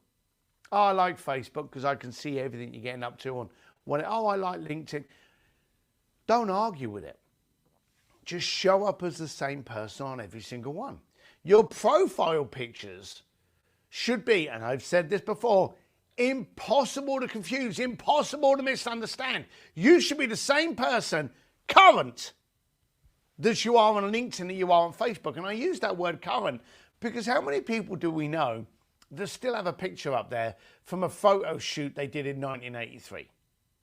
Because I'm scared of showing the real them now. I had a realtor come to my house when I bought my property here in California, and she was still using a photo shoot from the late 80s. Had the haze over it. It was when she was trying to work out whether or not she was going to go into Charlie's Angels or, you know, soft porn. Weird. But this was the picture that she was using.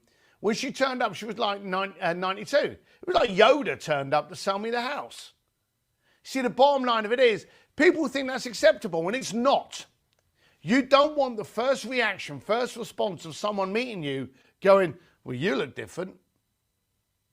No confused mind ever gave you that credit card. That's the mantra you need to have tattooed somewhere. Make sure you show up. Make sure the picture you've got is current. If you like dogs, picture of you with your dogs on every social platform. You see, your website, understand this, your website, that's where your business, that's your trophy chest, as seen on CNN. Look at me winning this award. Look at me looking very dignified. That's what a website's all about. Social is validation and a peek into who you are. Not what you are, that's your website, who you are. And we want to work with people that we can relate to. If I was going to work with someone who hated bald people, hated earrings on men, hated motorcycles, hated whiskey, would I be able to do business with a person? It would be tough. It would be very, very tough. Unless they were, I don't know, cleaning my drains or something like that, where I didn't have to have any interaction. But we're not talking about this. What we're talking about in our industry, that's all the same, whether it be real estate, finance, travel, coaching, is relationships. It's not service. It's relationships. How long do you think it'd be before a robot turns up to clean your toilets? Okay? Pretty soon. Why? You don't need a relationship to have someone clear out that. We're in a relationship business. We need to stay in business. To stay in business, we need those relationships. To have those relationships, we need to be relatable. We need to be transparent. On your social feeds, make sure people can look at you and go, all right, I get this person. I understand them. They like dogs. You will get certain people to go, I don't like dogs. I don't want to deal with that person. And do you know they've just saved you a headache? You see, the bottom line of it is you only want to deal with people that can relate to you. Those people that have already self-filtered and gone, no, I don't want to deal with that person, and they've left you alone, great. Do you know the worst people in the planet are not the people that have walked away from doing business with you? It's the people on the fence. If you have people in your life that are sitting on the fence, that's your fault. You need to be so clear, so concise, so free of confusion that people can make a decision easily whether or not they want to do business with you. Or if they don't. Either way, you don't want to work with me, you don't want to be coached by me, you don't want me to speak at your event. All the respect in the planet for making that decision. Thanks for saving us both that time. Have fun. I've had people that have come to me and I haven't been able to deal with them. And I've said, hey, I can't deal with you. We're not the same people. But you know, I know someone that maybe you could work very well with. And I've moved them on to over there. Don't be confusing to your clients. Show up as you. I'm telling you quite simply, on your social feeds, make sure you show up as the same person.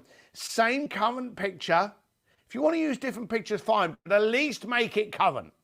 Make it undisguisably that it's you. I don't even know if that's a word, but make sure that it's very easy to see that it's you on every single profile picture. Make sure your profile's the same.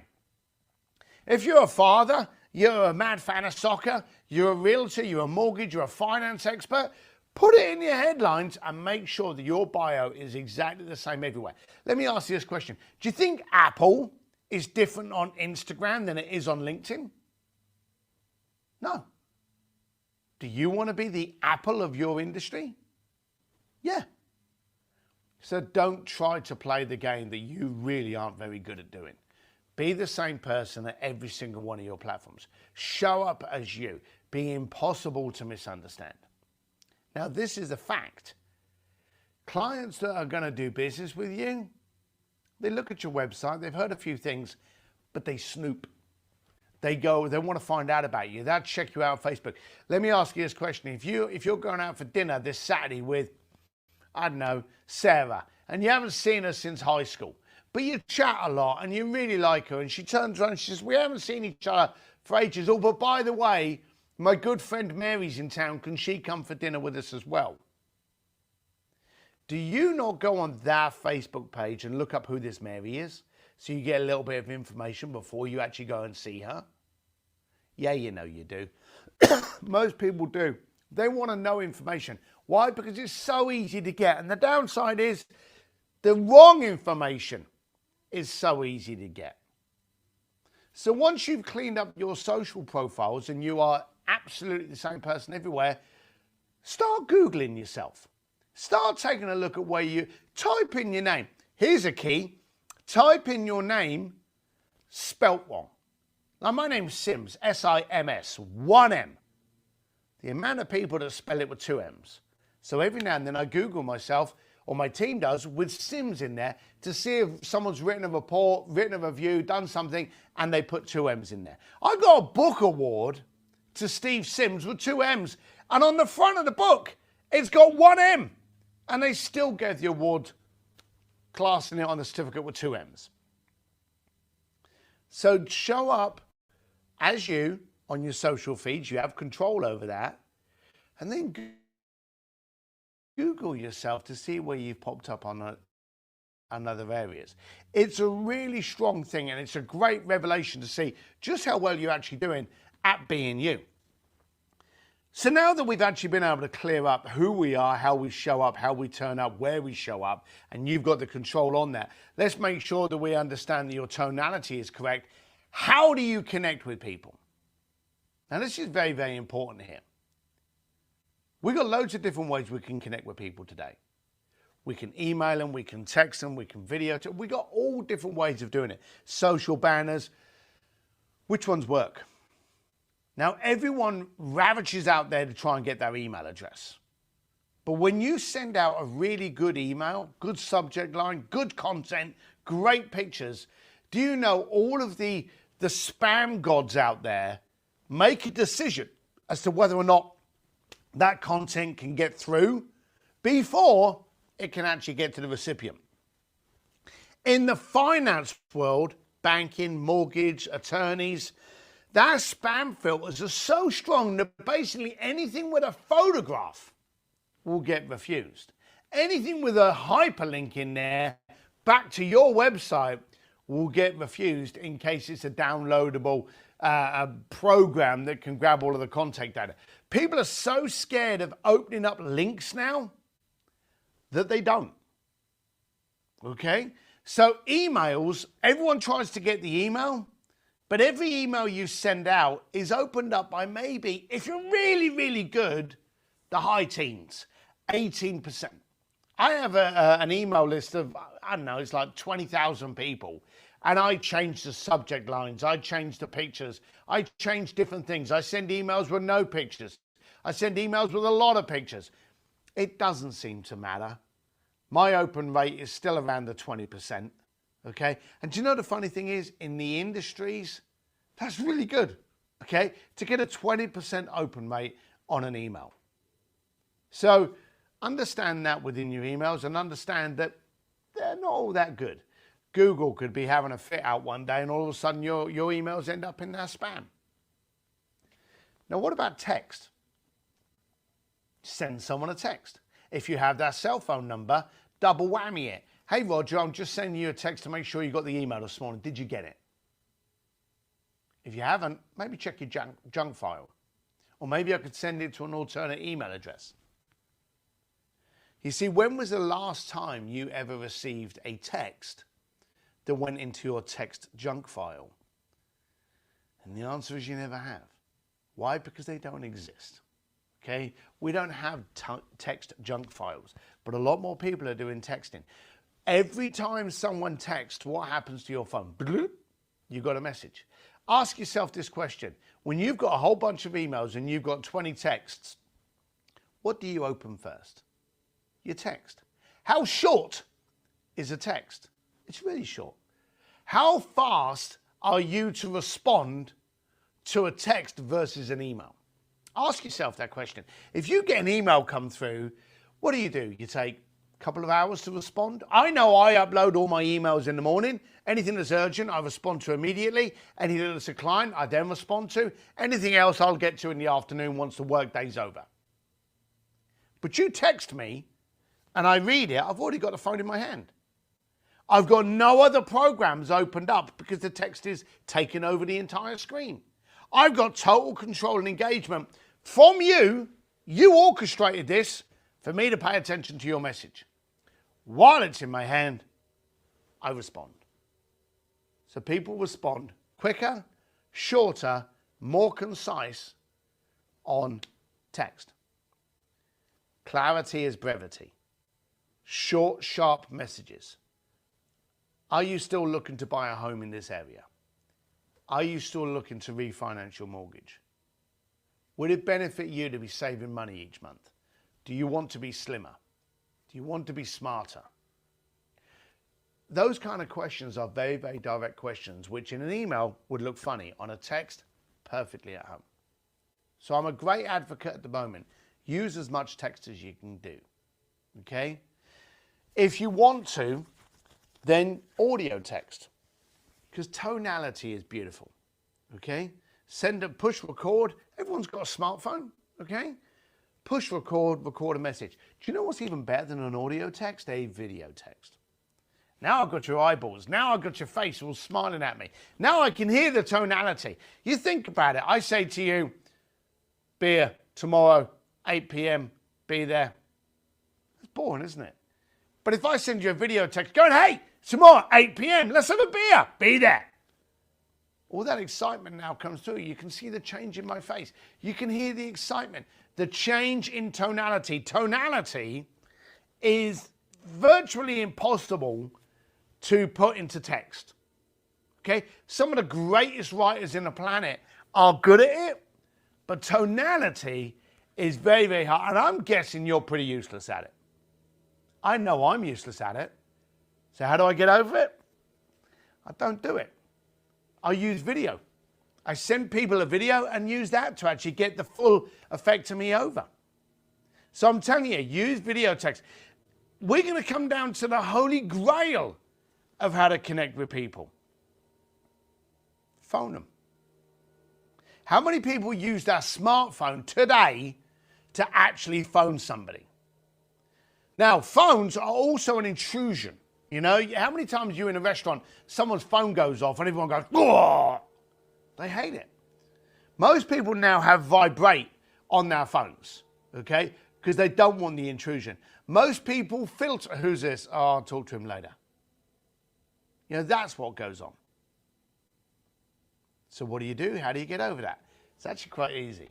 You text them and go, hey, Johnny, I'm going to be phoning you in a few minutes. If that's okay, be ready for my phone call.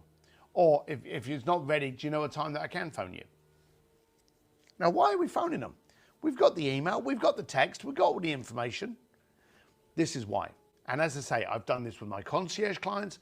I do it with my coaching clients. I'll get a coaching client going, hey, Steve, I'm having trouble with this. I need to get an answer on this. And I'll phone them up. And I'll say, hey, I got your message. I see that, as you've said, you've got a problem with this and you need to find a solution.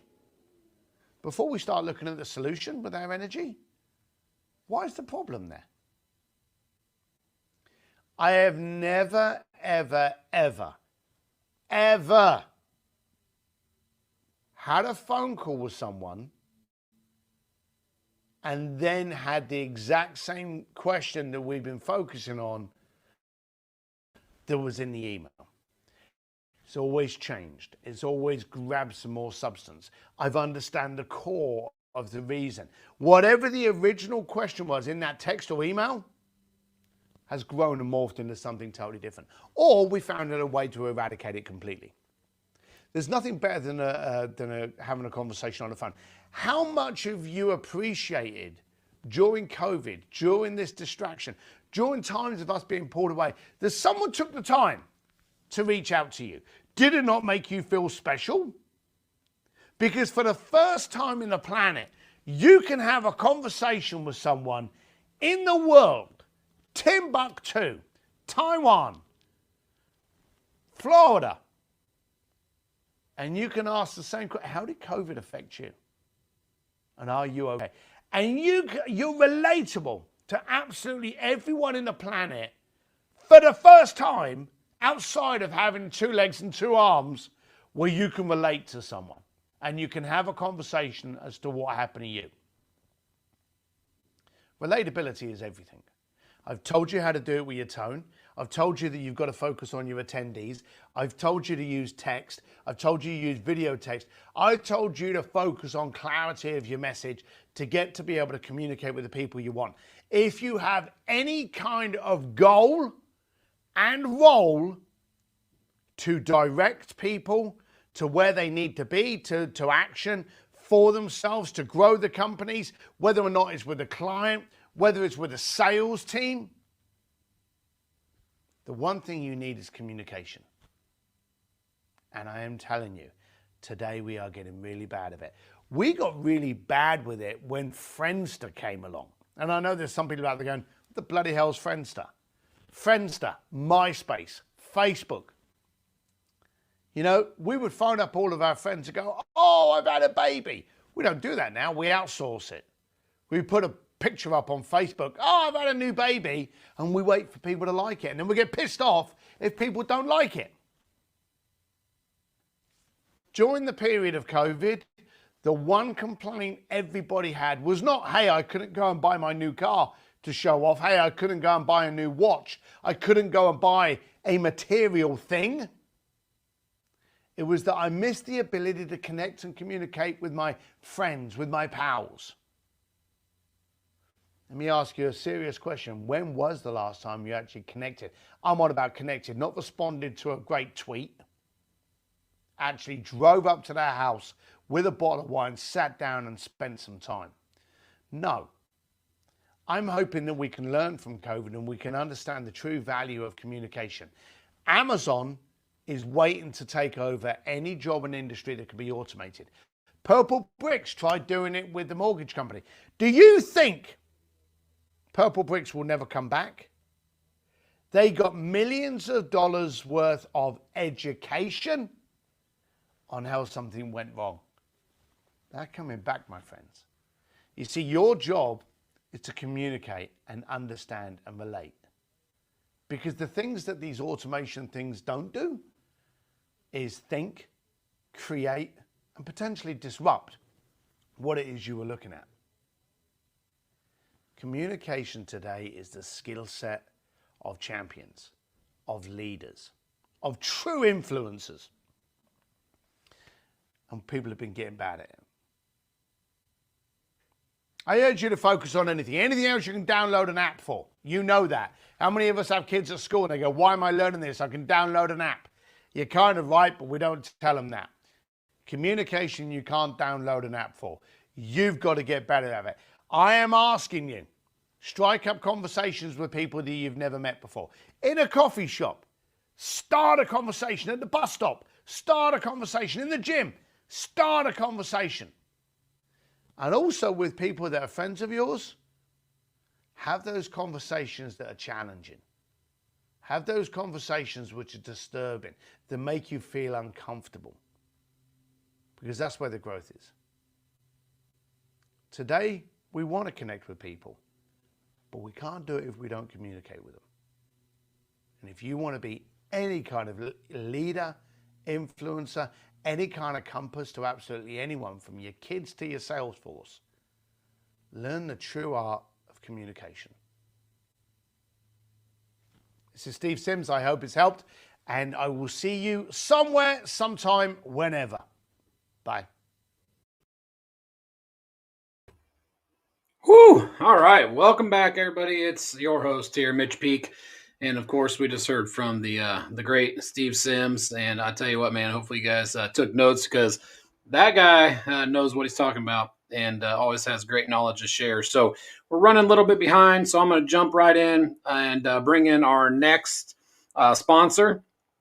And his name is Dan Reddish with Dan Reddish Consulting. So give me 1 second here to bring him on. And then we'll be bringing on our next speaker, Mr. Tim Davis. So give me just a second. Hey, how are you, Dan? I'm very well, thank you, sir. How about yourself? Hey, not too bad. Hey, you're following up Mr. British Steve Sims here, so It's the British takeover today, isn't it, mate? yeah. I didn't realise until I just tuned in. I thought, oh god, two Brits in one session. That worked out well. But yeah, so thanks for sponsoring the event, and why don't you tell us a little bit about what you do and how you help people in the industry? Yeah, sure. Well, what I've got is just a bit of advice, really, about kind of how to position yourselves as loan officers. In obviously, this is how I'm a coach for generally mortgage advisors in the UK. So something I do is work with mortgage advisors or loan officers, as they're called in the US, to kind of position themselves a bit differently. Just going on the back of a bit of what Steve says, it's about just getting yourself heard in a very noisy environment, which is the internet at the minute. And generally speaking, loan officers, they all sound the same. When you're scrolling through, because obviously it's who I follow, it's just the same messages. It's the same it's the same voice. And it's just, that's not how you get your voice heard. Obviously, it's about cutting through that noise, which you don't want to be sounding the same as everyone and everyone else, because you just get drowned out in this massive sea of noise, which is, because like I say, in these feeds in Facebook or LinkedIn or wherever you are, it's just, there's so much going on. So to get your voice heard, you've got to cut through that noise. And the way to do that is by niching down for me and getting specific as to who exactly your ideal client is, and really kind of getting to know who your ideal client is and positioning your message around them rather than it being about you. Because that's, like I say, if you do that, if you're just pushing out what your agenda and kind of what you're all about, it's the same as everybody else's who's a loan officer. There's obviously a lot of loan officers in the UK, and they all pretty much sound in the US, sorry, and they all pretty much sound the same, and they're positioning themselves to the same people, which is just kind of everyone and anyone that will listen. So, like I said, to cut through that noise, you've got to differentiate yourself, and that is by niching down and choosing a specific audience, and really kind of getting to know who they are. Marketing's a massive psychological thing. It's all about kind of, like I say, just knowing exactly who your ideal client is and making everything around them, learning what their specific needs are, their desires, their pain points, their problems, and kind of structuring everything around them rather than it being about you. And when you can do that and really kind of define really specifically who your ideal client is, and you can build an audience of those people, whether it be on Facebook or LinkedIn or email, however it is, and then structure your message that you put out there around them rather than it being about you, then it just, like I say, it just cuts through that noise. You get their attention, which is what it's all about at the end of the day, because it's so difficult to do that. And for me, that's the best way of doing it.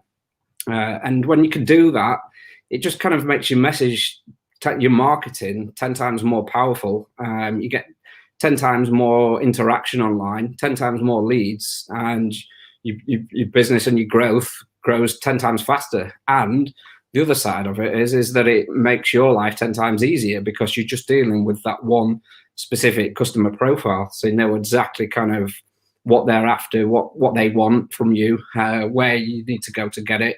And you're not dealing with all these kind of complex cases that you're normally dealing with. You just know exactly what you're dealing with, you know where to go to get it. So it makes your life a lot simpler, makes it quicker for you to deal with the stuff that you need to deal with.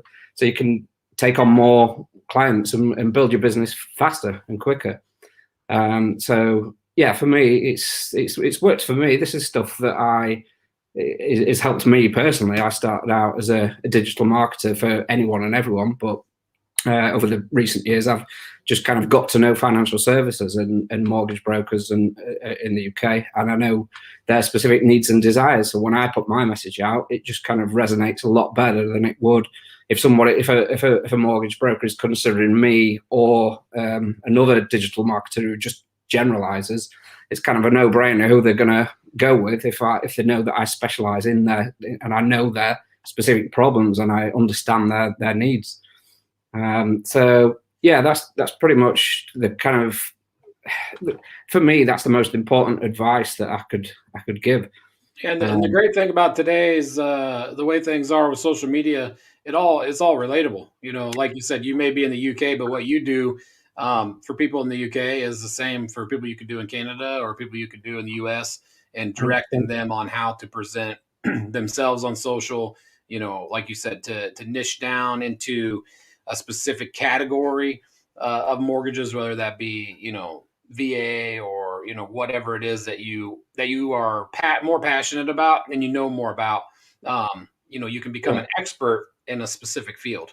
Yeah, that's what it's all about, positioning yourself as an expert in a field rather than just like a salesman, because nobody likes a salesman, do they? It's more about, like you say, positioning yourself as an expert in your field, as a trusted, because you get trust from people understanding your situation and giving them value that's valuable specifically to you, which is, yeah, that's exactly how it works. And over there, you got a lot better, more attractive term for it. You said it's a mortgage advisor. Yeah, is that? It sounds a lot more attractive than loan officer or mortgage broker, or you know, maybe we need to pick that up over here.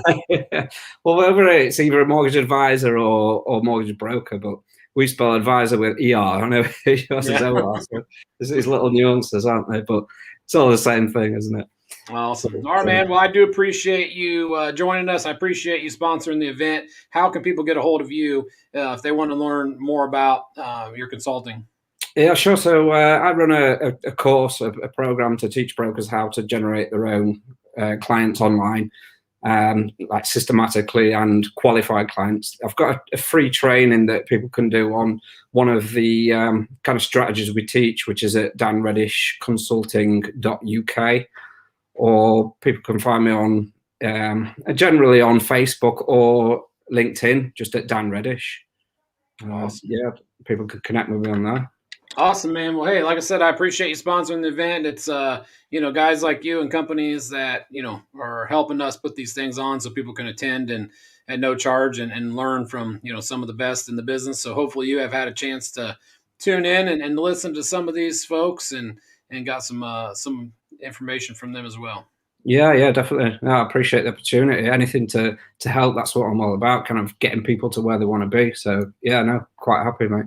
Appreciate awesome. it. Yeah, and like I said, it was a coincidence. We got two British guys back to back. You can never have too many British guys. Honestly, you might not believe it. But I appreciate you joining us, and have a good day. You too, Mitch. Thank you, mate. Thank you. Take care. All right, everybody. So we are going to bring on our next speaker, and we have Mr. Tim Davis from Movement Mortgage. So let me bring him on the stream. Hey, Tim. Hey, brother. What's going on? Oh, man. Just another day full of fruit for the mind. So I'm excited to be here and listening to all these great leaders and learning how I can better myself. Yeah, good stuff, man. So I'll tell you what, I'm going to, you know, you were on the podcast as well with Laura and I, and, you know, we really enjoyed what you had to say about personal leadership and, you know, making it about the person, each individual person. You know, individual leadership is intriguing to me because I think it's been so many years people just thought it was cookie cutter. You know, it was the leader that decided how to lead. But I think it's key that as a leader, you lead each individual person, you know, separately. And I think that's what, you know, you talked about and really had, you know, me intrigued when you're on the podcast. So we'd love to hear more about that. Yeah, for sure. Do you want me to share my screen? I've got a little PowerPoint here. And yeah, you can do that. Let me see if this will work here. Oh, yeah, it's going to let me share that screen right there. All right, and then I'll share your screen, and then I'll jump out of the way so you have all the room you need. Perfect. All right. It looks like, you just tell me, is that, can we see that, Mitch? Yep, looks good. Awesome. All right. Well, hey, it's good to be with everybody today. I'm gonna share just some experience with you, right? It's basically what this is, just life experience that I've gone through and in my role and what I do on a daily basis, kind of what I see. out there, from everything from our industry just to other places in life in general. And I call this personalized leadership. And when you practice personalized leadership, there's several things that will happen for you. Like, number one, you will increase your influence. Number two, you will better your relationships. And number three, you're going to increase your income. So if those things are attractive to you, let's just dive in and talk about this personalized leadership. One of my mentors, and we coach with him every month, is John Maxwell. And his definition of leadership is pretty simple, straightforward. I love it. It says leadership is influence, nothing more, nothing less. So if you take that definition and you apply it, basically everybody's influencing somebody, right? You're influencing your neighbor, people at church, right? Your family, your friends, your dog, maybe, right? And certainly the people at work. And I threw some questions out here just for you to contemplate and think about for yourself. Like, number one, who is it that you're influencing? And you got to really think about that, because it's probably well beyond the initial list of people that you're considering. And so then number two, what ways are you influencing these folks, right? I mean, and you really have to think through that, because there might be things that you're doing, like the language you use, the activities you do, various things, especially with social media, right? Things that you're posting and stuff like that. You're leaving a mark and an influence on somebody, right? And is that the one that you're trying to leave, right? Is it an intentional effort, or is it an unintentional effort? And I had a friend of mine say this to me a long time ago. Said, you want people to talk good about you behind your back, and so are people talking good about you behind your back, and do you know what they're saying? Because as I go through life and my experiences, what I find is you can have all the talent in the world, but if someone doesn't want to be influenced by you, you'll miss opportunities. So talent doesn't always get you there, right? There's other things at play. So we're going to talk a little bit about what I call the leadership gap. And the gap really is between what a leader wants, right? What achievements they're after, and what results are really occurring. Now, obviously in the mortgage space, I see this a lot between, the leader, say, being the loan officer, and operations, LOAs, processors, people like that. There's this gap, right? This leader's expecting one thing and maybe not receiving that. And so how do they close that gap? How do you bring that gap together? And there are 5 areas that I'm going to share with you today about this leadership gap and this personalized leadership. Number 1 is self-awareness, and we're going to dive into that. Number 2 is expectations. What are your expectations? Have they clearly been outlined, or are they just in your mind? Number 3 would be skills and gifts that people have. Number 4 would be the motivation. And number 5 would be the communication. And I caught the tail end of Steve there, and he was talking a lot about communication. I couldn't agree with him more. So let's kind of go through this. Let's talk about, before we get into self-awareness, I love this quote by Albert Einstein, right? Everybody is a genius, but if you judge a fish by its ability to climb a tree, it's going to live its whole life believing that it's stupid. And guys, I love that quote, because oftentimes I run across somebody and they'll say, well, I tell you what, put this person underneath me and I will coach them up to be better than they are right now. And that's sort of a misleading statement the leader's making to themselves without really realizing it, because the leader's relying upon their gifts and their talents and their strengths to pour into somebody, expecting that person to rise to the level maybe that leader has risen to. And it's very possible that that person doesn't possess the same skill sets or the giftings, or that person doesn't think or see things the same way, or maybe the person isn't motivated the same way as you. And therefore this rub comes into place, right? And they're like, oh my gosh, what's going on? I've tried this, I've tried that, it's not working. So we're going to talk a little bit about that today. But here's where it begins. It begins with you. The person most responsible for all of our problems is the person who watches us brush their teeth in the morning. And so self-awareness is really important. And early in my career, I was a horrible leader. I was a dictator, if you will. I was like, you do this, and I expect it this way, and and people didn't like that, and I was oblivious to that. I just thought, well, my name's on the card, my name's on the wall, and so you want to be a part of this, it's my way or the highway. And I kind of came at it with this really, hammered fist, and boy, it didn't serve me well. It didn't work out well, and I had a lot of stress. I had a coach come into my life, and the coach talked to me about this whole concept of self-awareness. And I said, you don't need to talk to me about self-awareness. I'm fully self-aware, right? I'm great. I'm good at what I do.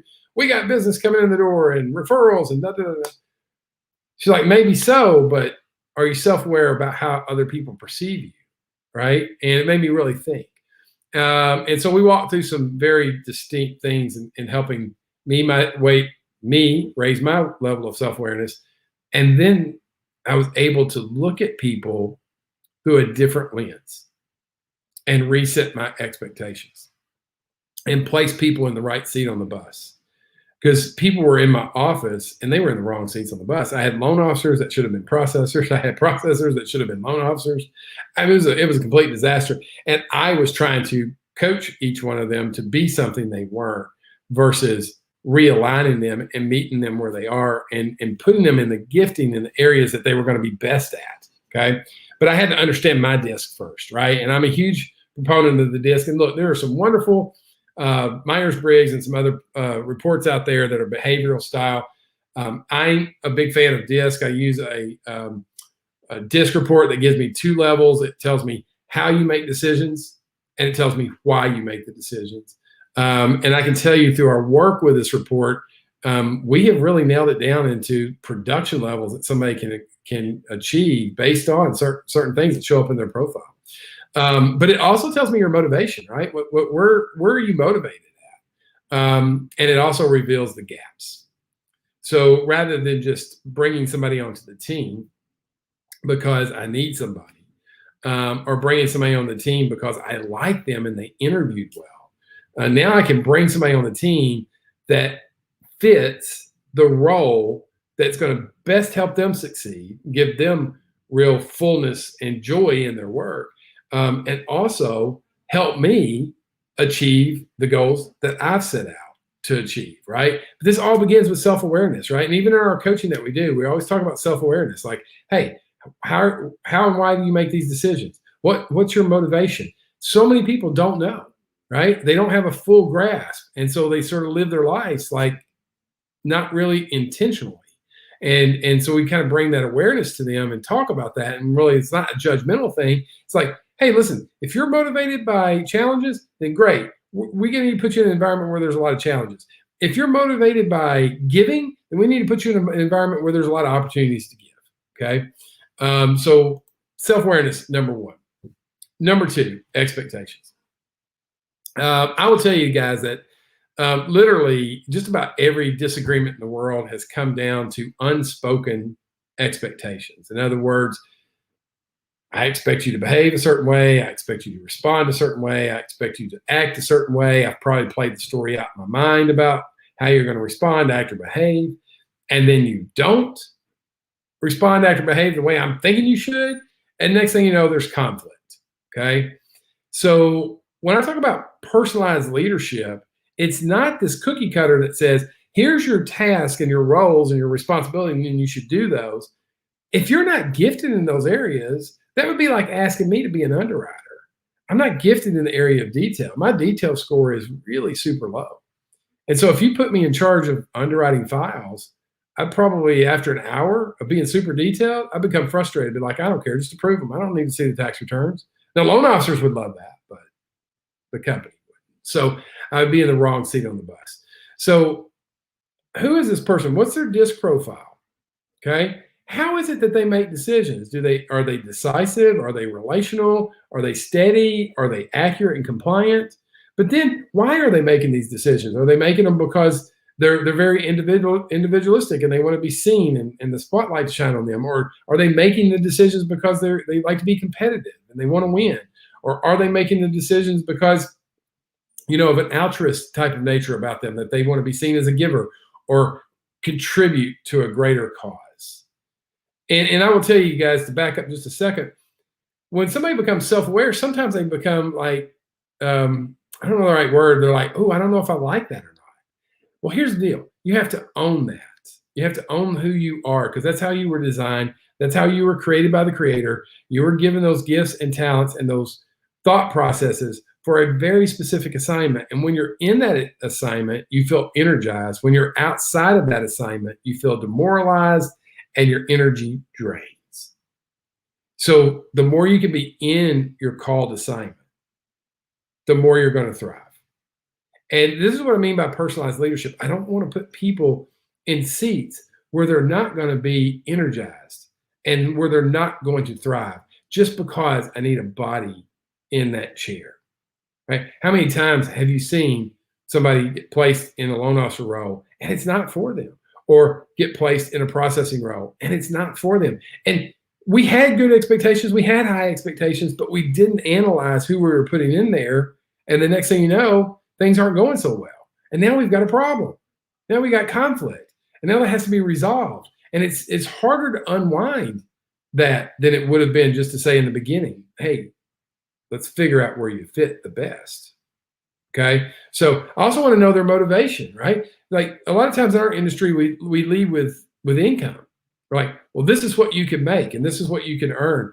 And the people that typically lead with income, that's because that's high on their priority list. Like they got sold that way because they like to be sold that way. And so they feel like everybody else wants to be sold that way. That is not true. Not everybody is motivated by the income that they can make. Some people are motivated by the serving that they're able to do. They see it that way. Some people are motivated by just words of affirmation. Like words of affirmation can get them to do more because they feel like valued at that level. And we're going to talk a little bit about that here in a minute. And then I want to know the gaps that they fall into. So let me give you a specific example of that. If you got somebody on your team, let's say you're the lead loan officer, right? And you've got somebody on your team that is a loan assistant, loan processor, or something like that. And they consistently will not pick up the ball and run with it. Okay. And you're like, you just got to do it. You got to make a decision. And they just refuse to do that. 99 times out of 100, that's in their DISC profile.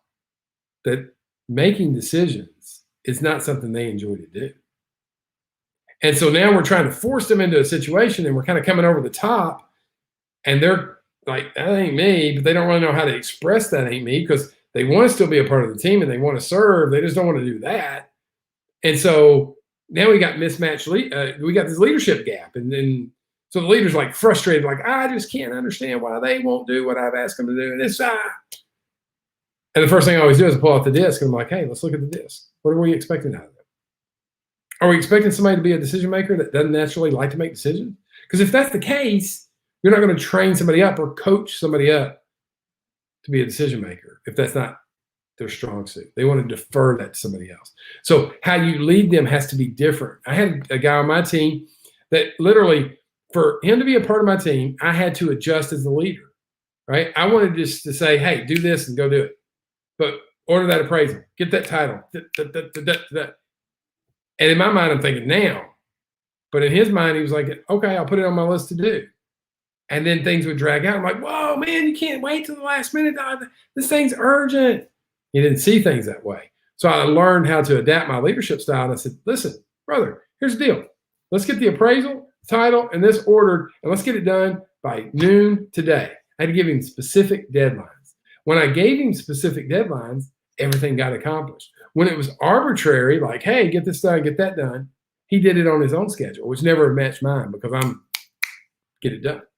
Okay. So I had to adjust and personalize the leadership to him. And we'll talk about some other ways that I did that too. Now, skills and gifts, right? Listen, if you're in sales, right? How many times have you met somebody that's in sales and their personality doesn't really shine? And you're thinking, man, how do I fix that? Right? Well, you don't. You don't fix that, right? If you're in sales, you kind of have to have the gift of gab, right? You have to be unafraid to talk to people. You have to be unafraid to put yourself out there. You have to be unafraid to have conversations. If those are things in areas that you don't like to do, the job requires that. And so eventually you're going to meet a place of frustration either for yourself or for your leadership. So again, what are somebody's areas of strength? And how do we put them into 70 to 80% of their day being in that area, right? There are people that literally love to do paperwork. And I'm like, whoa, like my wife, she will put together a spreadsheet. And I'm like, no, I know. Like, how do you do that? It's amazing to me. But She draws energy off of that. She's gifted that way, right? There's areas that I'm weak in, like putting together that spreadsheet. Now I can do it. I mean, look, anybody can do a task. I'm not saying that you can't do that. But if you're doing something that is not a strength, what's going to happen? You're going to shrink back, or your energy level is going to drain immensely, right? And so you're going to be slower at the task. It's going to take you longer. It's going to drain your energy, right? So the question is, does the role fit them, right? I'll give you a great example. So I worked with a leader a few years back, and the leader was really frustrated. Like, oh my gosh, like I don't even want to do this anymore. I can't motivate the sales team. I can't get them to do this. They're just lazy. They don't care. Right? This peaked on me for like a good 30 minutes. I'm just going to quit. I'm like, why would you quit? Right?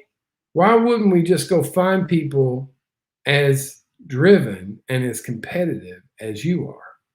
Because what you're trying to do right now is you're trying to rally up a group of people that, yeah, they're in the sales role. I get it. But just because you're in that role doesn't mean that's where you should be. You're trying to rally up a group of people that are disinterested in the competition. They're disinterested in the energy required. Like that's not their thing. And it's foreign to you and you can't understand why. And I get that, but they weren't made like you. So we went on this venture, right? And over a 12-month period, we invited the people that were low energy to pursue different passions in their life, things that motivated them. And we brought in high energy people, like high energy, right? Now, this leader's life is like amazing. Like he loves his life, right? He's producing more, right? He's thought of more highly. He's earning more money. All the things that really drive him. And here's the other thing. He relates to everybody on the team super well. Why? Because they think like him, right? They're motivated like him. When they bring a problem, he understands where they're coming from. It's been said by John Maxwell that most people don't quit companies, they quit leaders. And the reason I think they quit leaders is because the leader sees things one way, the salesperson sees the things another way, and there's this constant conflict. And we try to get the leader to see things like the loan officer, but that doesn't work. It's like asking somebody who's colorblind to see a certain color. They're like, I don't see that, right? So you can't coach somebody that's colorblind into seeing something that they don't naturally see. So it's that same thing, right? And I've had a lot of conversations about this. We've done a lot of studies around this, and we've worked with a lot of people in these areas. So putting people that are skilled and gifted in the right area is another great example of personalized leadership. Now we have to talk about the motivation. And when I want to talk about the motivation, here's what I want to talk about, guys. I want to talk about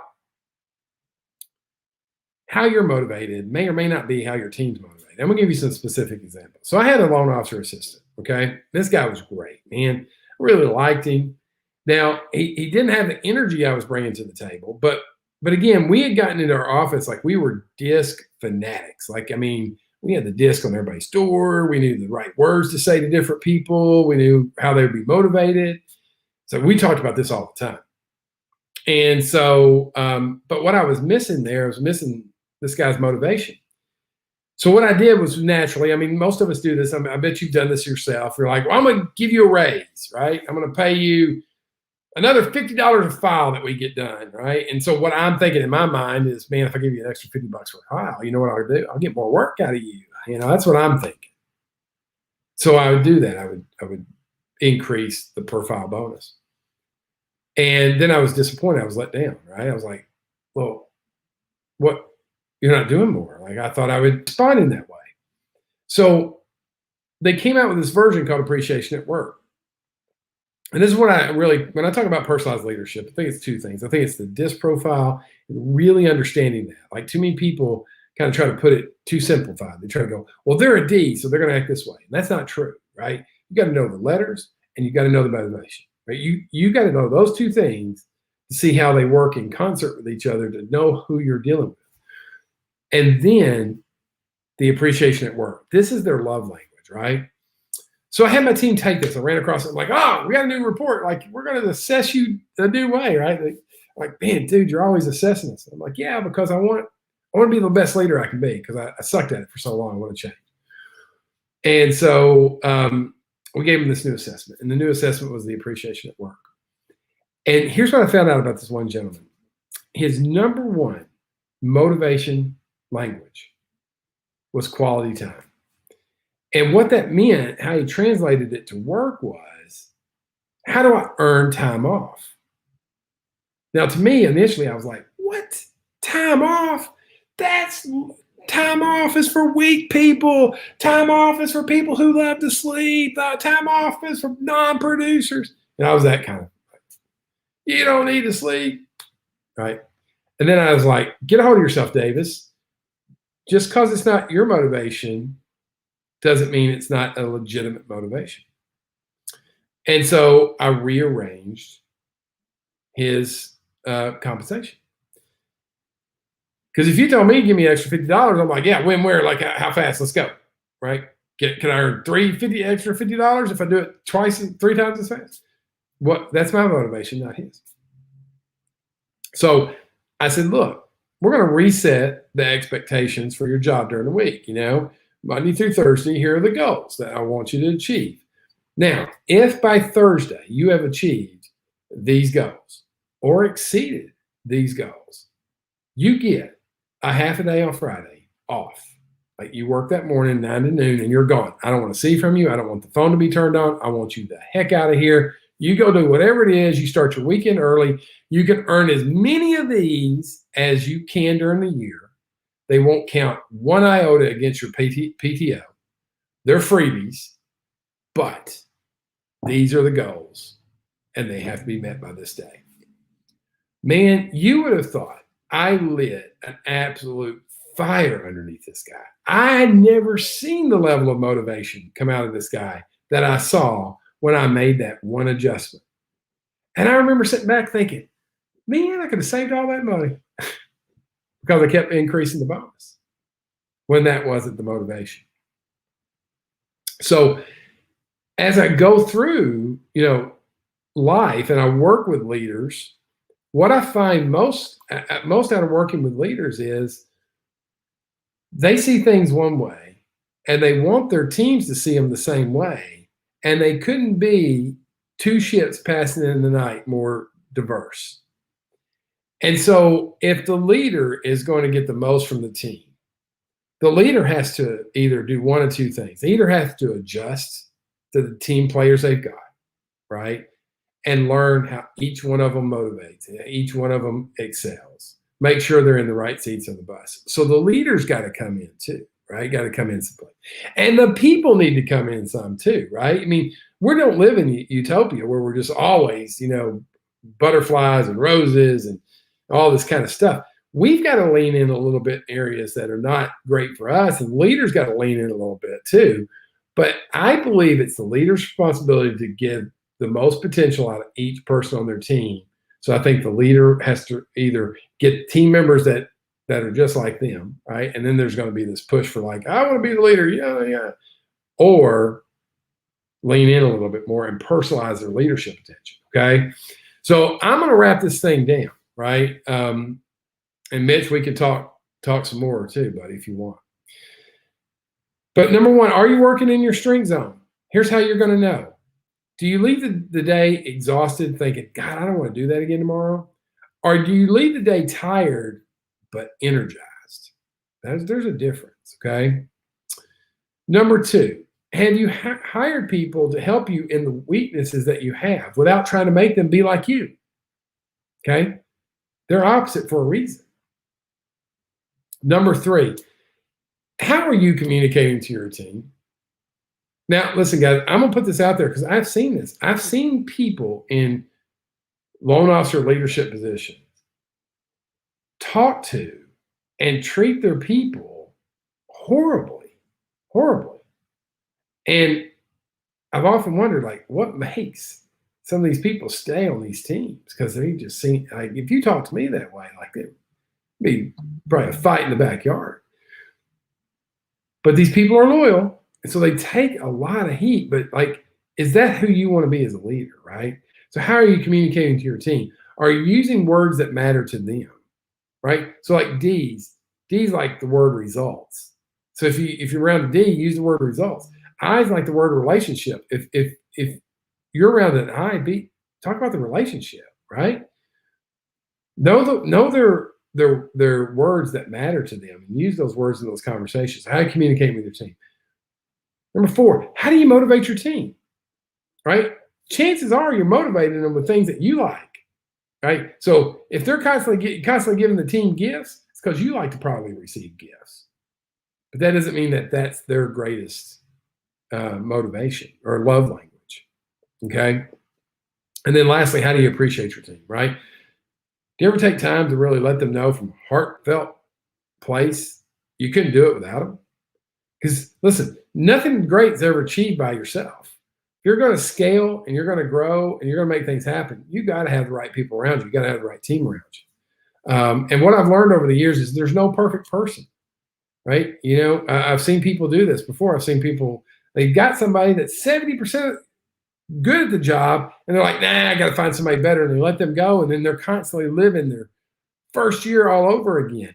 Great teams aren't because everybody's like superstars on the team. Great teams are great because they've been together for a long time and they understand each other's strengths and weaknesses and they work in this personalized leadership role together and they grow together and they've got each other's back and they know that Sally's good at this but not good at that and Bob's great at this but not good at that. And so they keep people energized on the teams. Teams that have been together the longest survive the strongest. It's just that simple. So in our world of mortgage origination, I see a lot of teams start and stop. And I'm like, golly, man, you're just delaying your success. You can't find the perfect person. You're going to have to lean in, have them lean in, right? Put the person in the right role and go and stay together. You know, one of my greatest achievements was my team stayed together. Like once I got past all the crazy about being a terrible leader and I understood this personalized leadership approach, my team stayed through not one, but 2 sales of our company. We sold our company twice. And they stayed both times because we worked the personalized leadership approach. Were they all perfect? No. Did they make mistakes? Yes. Did I make mistakes? Absolutely. But you know what? 80% of the time we had them in the right role, right? And 70% of the time they were achieving good things in that role.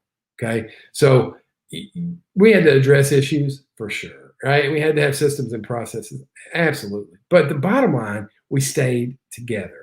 And we put people in the right team. And that's something out of everything, accomplishment-wise, list that all day long. But that doesn't really matter. What matters to me is our team stay together. And they would tell you to this day, we thrived when we were together. We really enjoyed it. I had a good quality of life. I was compensated fairly. I was rewarded in things that mattered to me. You know, it was good stuff, right? And that, to me, was one of the best things about my career. Is the team staying together. And I'm that way to this day, right? And it takes effort, right? I mean, I'll kind of wrap this thing down. It takes effort to personalize your leadership, right? You're going to have to put some effort in. You can't just sit back and just hope good things will happen. Like you're going to have to move outside of your motivations and tap into other people's motivations. You really need to get to understand your people, right? And then lead them accordingly. It's why, like, when I look across the landscape, we've got all these different ways to earn business today, but that doesn't mean how Susan earns business is what you should do. Right? I taught a class earlier today for some real estate agents, and they wanted to talk about social media. I said, yeah, let's talk about social media. And one person said, hey, you know, this guy says TikTok is the place to be. And I said, well, how much time does that person spend on TikTok? Because if it's not your thing, and it is their thing and they put all their effort into it, yeah, they're going to tell you the results are there. But if it's not your thing, it's not your thing, right? It doesn't mean you can't win doing something different. We just got to find your thing. And I think that's the thing that we miss out there in the marketplace. We put people in loan officer positions that are not, it's not good for them. It's not good for their family. We think our system, our process, that's going to rise them up, and they weren't built for it to begin with. And we put people in LOA positions because we know them and we like them, and they were our friends, cousins, brothers, next door neighbor, and they came to the cookouts, and next thing you know, they don't fit the position, and now we got conflict, right? So assess yourself, assess your team, determine your expectations, communicate, and award appropriately. That's what I mean by personalized leadership. So hopefully that helps, Mitch. I don't know if I can hear you, buddy. All right. Yeah, I can attest to that, man, because, most of my teenage and early 20s was spent in a call center environment. And, a lot of times they'd be like, it's $5 Fridays, for every deal you get, we'll give you $5 cash, or, stuff like that. And then half people are like, oh yeah, this is great. And then the other people will be like, who cares? It's $5, and then, one day it'd be like, hey, you get your sales quota for the day, you can go home. And then those people are like, okay, I'll work for that. So yeah, it depends on the people and their motivation. And like you said, if you can use a format to find their motivation, I mean, that's gold.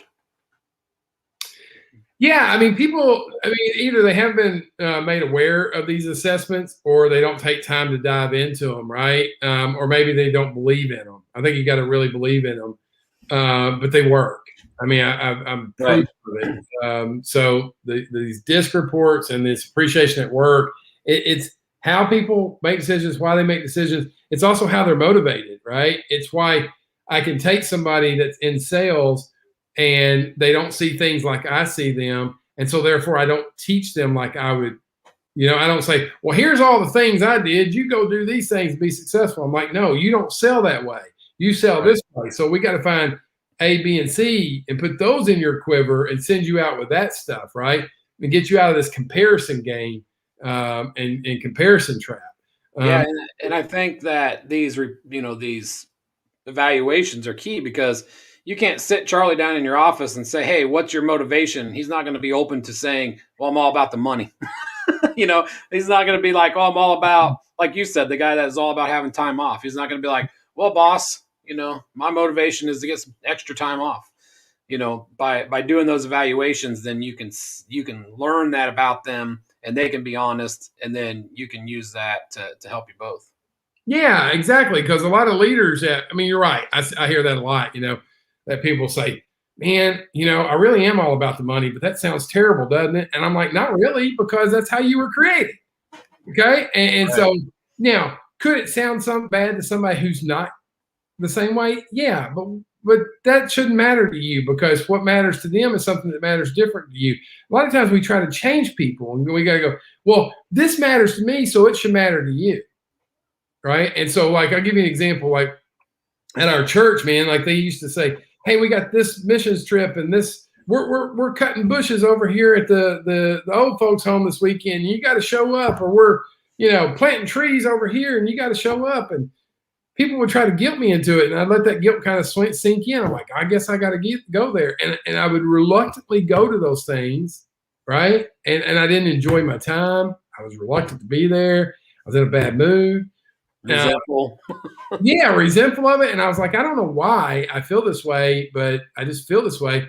And these reports opened it up to me. It was like, oh, you know why you feel this way? Because you don't see it as gaining results. You would much rather spend your Saturday going and earning more money and then giving more of your money back to the church than you would actually planting a tree for somebody.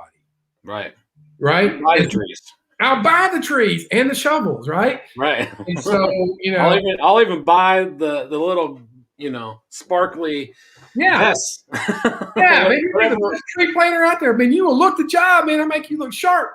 But yeah, I didn't understand. But when I finally understood that, it allowed me to go and be free about it. Like, hey, now I can say to somebody, hey, when they say, hey, can you come, plant trees? I'm like, no, but I'll tell you what, how many trees you need, we'll buy some of them for you. And if you really want to know why my response is that way, let me tell you, this is how I am. This is how I'm created. This is my motivation, right? And yours probably different than mine. That's why you want to go do that, right? So, but together we can make it happen, right? I'll provide, you do. And so it gives you freedom to be yourself, like you said, right? I mean, great loan officers, well, I shouldn't say great, high-producing loan officers, generally speaking, are highly competitive, highly results-oriented, right? And are driven by competition. Money is like last on their list, right? A lot of them can't even tell you what they got in their bank account. They like it, right? but what they really like is the drive and the competition and things like that. To your point earlier, man, if you're a leader out there and you're running a sales contest every month, I guarantee you the top 2 or 3 people are always vying for the top spots, and the rest of the people, like, I don't care. Because if you looked at their disc report, their competition level is lower. Right. Yeah. Yeah. I mean, that's the way it always was. You know, when I worked in sales, I was always motivated by the competition and, you know, the camaraderie of, you know, competing against the other 2 top people in the company, you know, like, not this month, buddy. You know, I'm going to be number 1. Then, like you said, then you got the people that are just satisfied with hitting the goal, that are not motivated by the competition or, you know, or the money. You know, sometimes it's just about they're more customer service oriented than they are sales oriented. You know, when it comes to that, probably when you would do their review, you'd probably find they're more apt for customer service than they were sales, but they would get their goal just to satisfy, you know, their seat costs to make sure that they could keep their job. And I see this with leaders. You know, leaders will get frustrated. They're like, I got to get this person to perform better. And I'm like, well, if you look at their disc report, they don't want to perform better. You're not going to get them to perform. So I don't know what you're asking for, you know? And so these leaders get frustrated with that. I'm like, your team is who your team is if you didn't intentionally select your team, right? And so you've got to make that determination of, like, are you going to lead them individually and deal with what you got? And then knowing who you would rather have on your team, go select different players. I think it's a lot like running a sports franchise, right? Yeah. I mean, maybe you need a wide receiver, maybe you need a quarterback, right? Who do you want to put on your team? And so, you know, leaders that try to make a wide receiver into the center is like, dude, no wonder the quarterback's getting killed. You're trying to put a 185 guy over center right now. He's getting blown off the ball. You don't want to do that, right? So, right. And it leads to leaders being frustrated, and they say things like, I just can't get my team to perform, or I don't understand why this person won't do this or that, or right, you know, or they'll say things like, well, that's not my job, they should do that. I'm like, you've got the wrong people in the wrong seats most of the time. Well, tell our viewers, where do they go to get both of these? Because, I mean, I think based on our conversation today that they need to. So where do they go to get both of these so they can get their teams? You know, I'm sure teams don't like taking these things. I mean, I've had to take, you know, maybe not this in depth, but I know that there's companies out there that have made me take, you know, like questionnaires that people aren't real excited about doing. But how do you make it fun for the team, and how do you get the team to buy in on taking these? Well, I mean, listen, when I first got exposed to them, I basically came back and I said, hey guys, things aren't working in the office. You know, I'm frustrated. I know you're frustrated because I'm frustrated. I've learned about this report. Let's take it and see if it will give us any insights as to why we're not functioning at a high level, right? And I had to sell some of them on it, and they were reluctant, right? Now, look, in my mind, you're either taking it or I was going to find somebody else that wanted your job that would take it. That's what I was thinking in my mind. Now, but, you know, I had to sell them on that concept. But some of them were reluctant to do it, right? Especially the non-salespeople. The non-salespeople were like, man, I'm skeptical of that. The salespeople were like, hell yeah, let me take it. You know, I want to show you how good I score, right? Competition. Right, exactly. So, you know, I had to get people to buy into it, you know, and part of it was me saying, I want to improve as a leader. So I want to learn more about you that maybe you don't know how to express to me, you know? And so maybe I can find that out and we can work together and build more camaraderie. Okay. There's lots of places to take them. I don't suggest the free versions. People love to go find the free versions on Tony Robbins and these other sites out there. You're always going to get a stripped down version for when you go for free, period. Well, if you get the free version, you're going to get the free version. Correct. You're going to get the free version. So Personality Insights is a great place. Wise Hire is another great place. But you're going to pay for them, right? You know, and that's another thing. People are like, well, there's $50. It's $100. It's well, I mean, you've been complaining for the last 3 years. How much money did you lose there? You know, I mean, so it's an investment. An investment should always yield a return. Right. So appreciationatwork.com is, I think it's $15, $20 to get a love language assessment at work. That's easy. They're the only place that offers it. So disc reports, there's lots of versions of them out there. I think it's more so not just getting the report. You need an expert to help you understand it. That would be like saying, hey, go get your Credit Karma report, right? Or go pay, get your credit report. But then the person's looking at it, they don't know how to read it. They don't know how to interpret it, right? Yeah. If you get a credit report and you're a consumer, you're I have no idea what the heck. It could be foreign for all you know looking at that thing. Correct. So absent of an expert to help you walk through it and truly understand it, I mean, you could get it, potentially do more damage than good. I mean, possibly, right? You can misread something, and then it's hard to say. But I mean, I don't want to make them complicated. Certainly, people can do it, But when I got exposed to them, I had an expert that helped me walk through it. So well, I'm sure there's places out there if you're going to spend the money to pay for it, then they might offer some sort of assistance or something to help you figure out what it means for everybody. So yeah. All right, Tim. Well, as always, man, I really appreciate you joining us and sharing your knowledge. And like I said, I was definitely intrigued into, how you do things. It's more work. Like you said in the beginning, it's going to be more work, but it's going to be more satisfying because people are going to be happier across the board. Your business is going to do better and your customers and clients are going to be happier. It's the number one area I work in. I mean, there's a million different ways to get business. Everybody's got a system. Everybody's got a strategy, all that kind of stuff.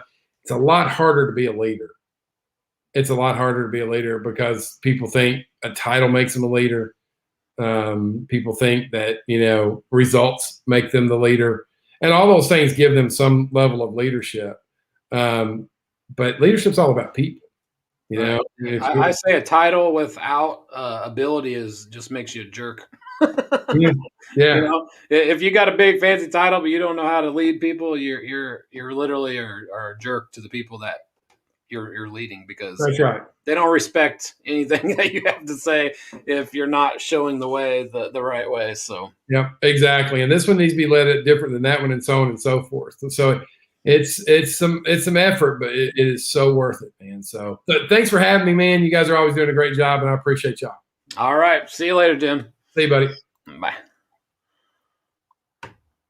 All right, everybody. I hope you guys took notes there and going to go get those evaluations for your teams because, like Tim said, it's a great way to start. So I'm going to bring on our next sponsor, and that is Michelle Vaughn, and she is building a great team over there at Paradise. So I'm going to bring her on. Hey, Mitch, how are you? Hey, welcome back to the world. I know. I'm slowly but surely getting there.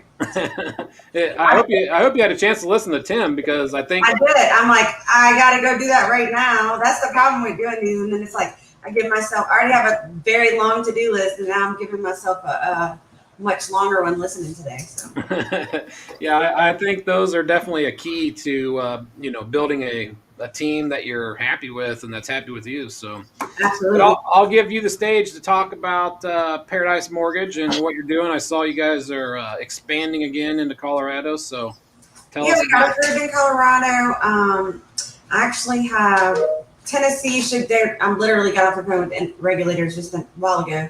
Said today, latest tomorrow, Tennessee should be active. We have Texas pending in Florida. So I'm excited about all the growth. It's really funny. It's funny because I was thinking about I made my first hire this week a year ago. Wow. Yeah. And so now we have 15 people on payroll. We've been going through some of the big things that I've learned is not doing the disc profiles, learning how to make sure that you have people in the right positions. That does take time though to learn your employees and what, I always find out what do they think they're successful at versus what I think they're successful at. So because it's sometimes not always the same thing. So right. Just digging in deep. The numbers, it's so funny because I was resonating exactly what he was saying is because the numbers don't really matter. It matters to me, but because you got to stay a profitable business. But to me, the biggest thing is growing people, growing families, teaching teaching people how to help other people. You know, that's what it's always been about for me.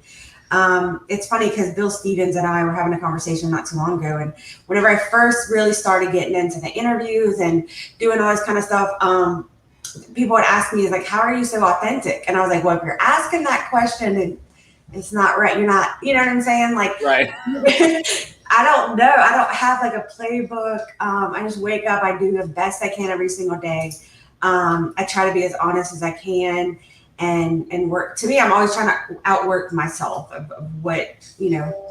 The other thing is, like, I'm a sucker for gaining knowledge. So, like, as the owner of a company who I believe is growing really fast, I'm the first one on all the you know, your trainings, and I'm the first one on my lenders trainings, and you know, that as much as I can, you know, because we get pulled in so many different directions, learning how to do that part is really important to me. It's the education of learning as much as you can, because the environment is constantly evolving. So, Right. but we have some great loan officers. Louisiana is, of course, our hub because that's where we are. I'm actually personally relocating to Texas at the end of this month.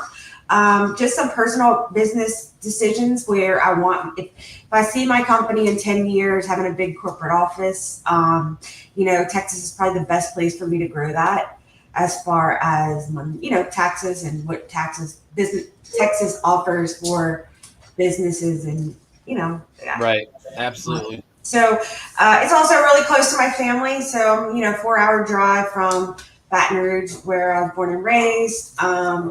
So, and it's kind of like, I was thinking, it's like in the middle of the country. So if we do expand more, kind of, you know, easy to get wherever we got to go. So we have lots of trips planned.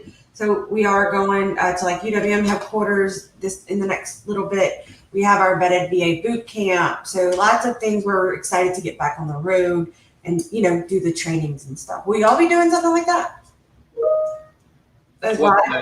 Not a virtual event? Do y'all have that on the map? I don't know. You know, this the virtual thing's going well, but I don't know. Eventually, I want to do something outside of the comfort zone. You know, yeah, that would be awesome. Do it. Put it on the goal list. Yeah, put up something. You know, it's a lot more work. Oh yeah. And it's going to be difficult, but it's definitely something we want to think about doing in the future for sure. Because, you know, I think we built a big following doing it virtually. And then everybody started doing it virtually because of COVID. So then, you know, it's kind of a... well, you and I were kind of on the same path. So I had always been homeschooling and work from home, and then Zoom. So Zoom was how I communicated. So I kind of took a little break this year when everybody else was always on Zoom. I kind of, you know, we were doing the weekly Zoom calls and stuff. So now I just kind of, but a lot of people are missing our Zoom call. So we may try to hook up with you guys on Mortflix and see if we can get something started weekly like we were doing before. Yeah, that'd be awesome, because I know those are valuable, and you know, people like to learn, and you know, we tried to make it easy, you know, with our virtual events, because my thing was with all the new loan officers, people can't shell out $3,000 to go across country and you know, get a hotel and get a, you know, airfare and, you know, be away. So, you know, we figured this is a way to bring it to people and bring value in a different way. Yeah, I agree. Well, that's, in my defense, is like, I don't have real vacations. They're all like mortgage vacations. Right. That's what I love doing that kind of stuff. Just because it's different when you get to, you know, meet somebody face to face. Right. But Well, yeah, we're excited. I do appreciate you helping us out, as you always do, with sponsoring the event, and I love seeing you guys grow. You know, like you said, it's been a year, and you guys are doing great things. And how many states are you going to be in now once the others are ready? Well, I've been open for 3 years, but this is the first year that I've had. This week was the first year I had an employee, so I was like, that's a lot. I've done a lot. So we are in Louisiana, Pennsylvania, Michigan, and Colorado. We are pending Tennessee, Texas, and Florida. Sorry, I still count on my hands sometimes. So we will be in 8 states in the next week or so. Those are all done. Like, we're just waiting on the so I think we'll hold off from there We still use Arrive, all the same things that I was doing before. I've grown with Arrive just like I grew with you and I grew with Mortflix. And so just working on expanding loan officers to where we can kind of get the loan officer in the right position to grow and expand their business. Because if I can teach them how to help homeowners, every single homeowner, I believe we help them use their house to be the best financial investment for their savings, for their benefit, for their families. And then if I can teach loan officers how to care and to utilize their home to make everyone have a little bit more financial freedom, that's my goal. So. Yes, and Marvin says hello.